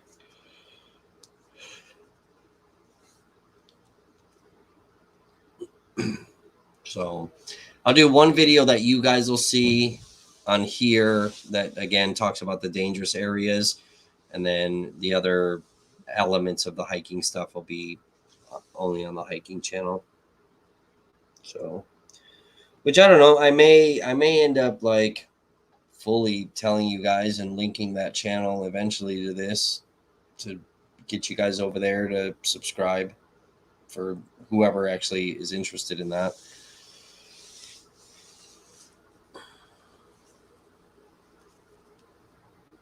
So, anywho's, but that's why, like, you guys are talking about it. That's why I started putting a couple of those things up there. Plus, it's something different. It's not just depressing police shit and protest shit, and it's something different. Something fun and pretty to fucking look at. I can only do this shit like with this channel. I can only do this so much and for so long, and then I gotta take a break. It's a lot. It's heavy. It's long hours. When I was coming back from verdict day from the Brooks trial, I was telling my buddy, like, I'll be honest, dude, I don't miss this. This is long days. It's like I can go to work and work 14 hours and like, yeah, I'm exhausted by the end of the day, but it's like not like the exhausted, like I am doing this type of shit. It's different. So I was like telling him, like, I don't miss this, dude. This is a lot. This is a lot to fucking. I'm like mentally drained. I'm physically drained. It's a lot.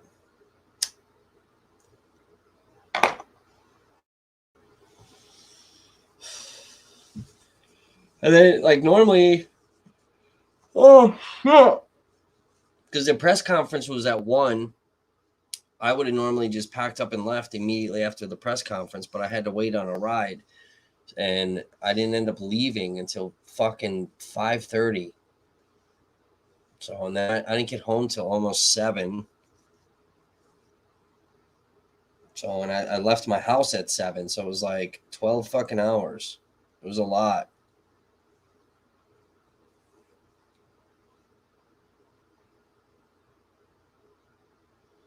And then you're not making money in that 12 hours because like I'm not live. I posted hey, here's what's going on videos and tried to pop them up. But you're not really making money on that. So it's like 12 hours of not making money.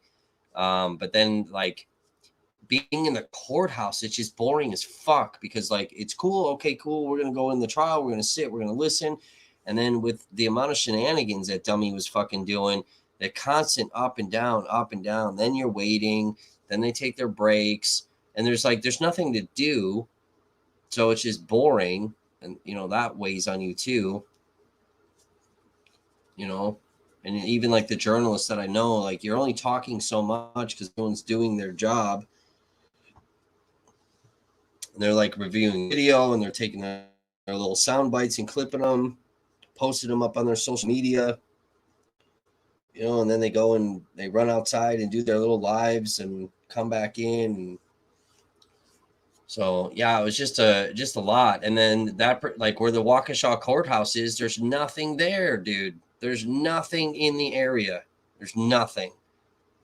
So it's like I walk to the gas station and grab something to drink and, a little cheesy $3 fucking sandwich. But they're like, there's nothing. There's nothing around there to like go sit at. And it's a really fucked up area. Just a dead ass area. It's boring. So it's like, even like for the 4 hours I was like waiting on my ride, fucking, there was nowhere to like go. So I was there till 4:30 in the courthouse, and then the last hour fucking standing outside in the cold waiting. It was just boring. It's a boring ass day.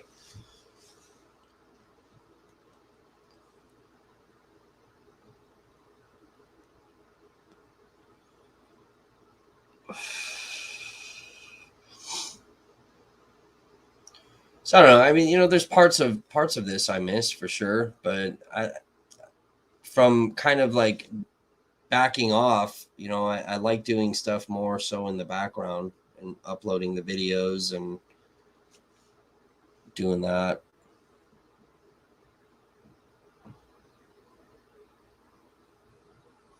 And it's just like, where I really wish I had the new computer is for the hiking videos so that I can edit those properly to the way I want to edit them, do like little fancy things in the editing process and just make way cooler videos to fucking watch for that.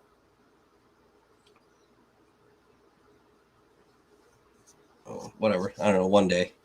One day we'll upgrade. It is what it is. So I don't know. We got like 3 more minutes and then I'm going to jump off. I'm going to finish this cigarette and I'm done. Stayed on way longer than I wanted to. 5.5 hours.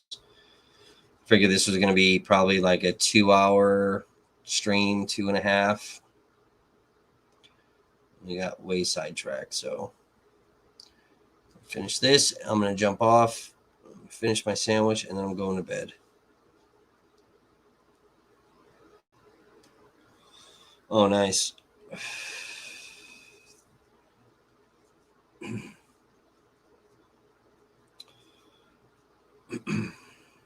Yeah, there's I need like a new desktop and I need a laptop. But I think when I end up getting something, I think I'm gonna do the laptop first. Because then, like I said, if I do choose to like cover a court case, then at least I can bring the laptop and I can be in the media room and plug the laptop in to get a direct stream.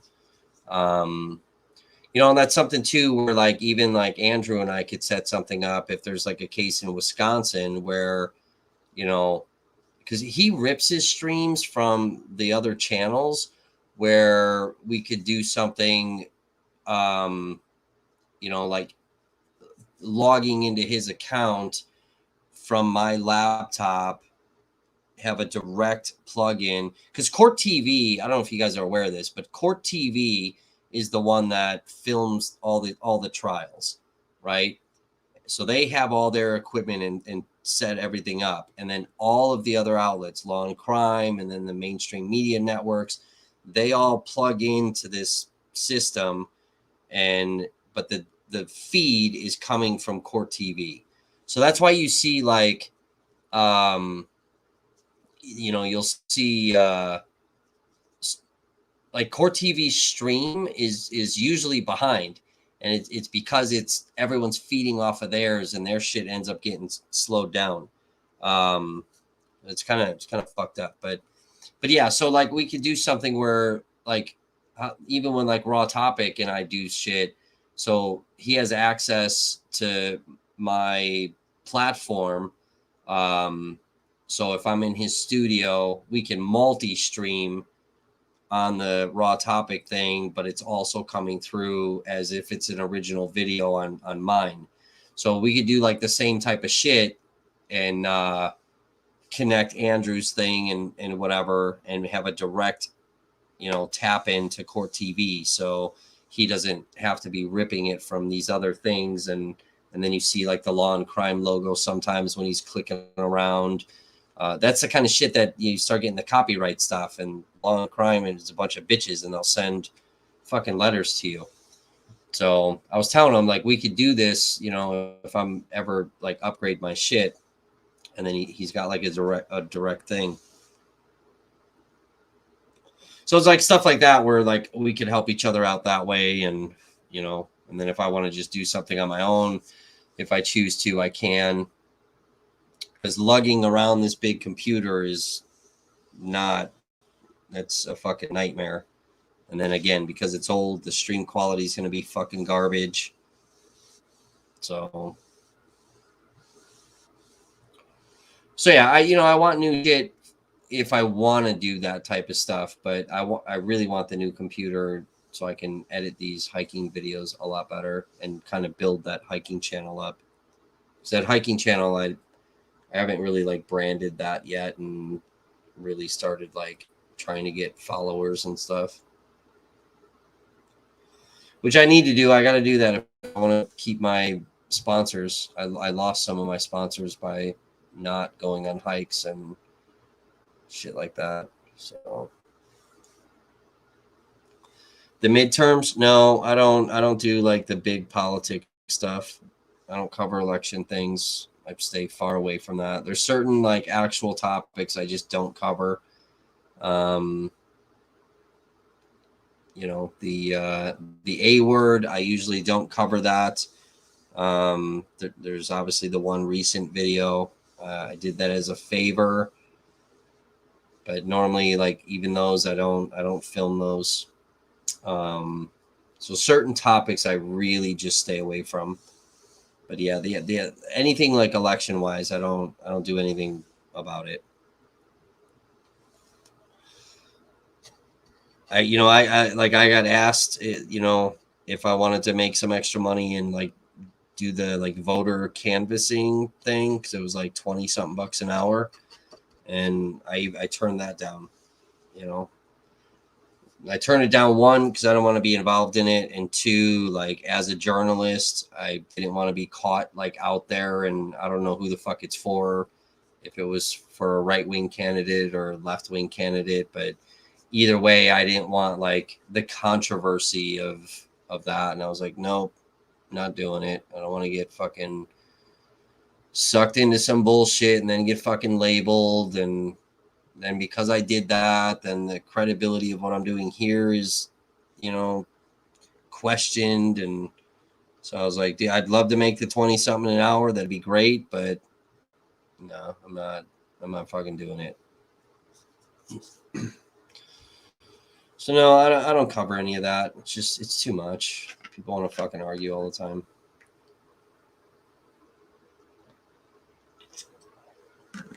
Plus, I stopped following a lot of politics stuff. I stopped watching the debates. I don't watch any of that. I don't vote for people. I stay out of it all. That's why, like, sometimes you don't even hear me like give opinions about like certain candidates and stuff because I don't know enough about any of them. I don't even watch them. So, anywho, all right, I'm jumping off. I'm tired. I've been on here for almost 6 hours now. The stream's gonna end in like 15 minutes anyway.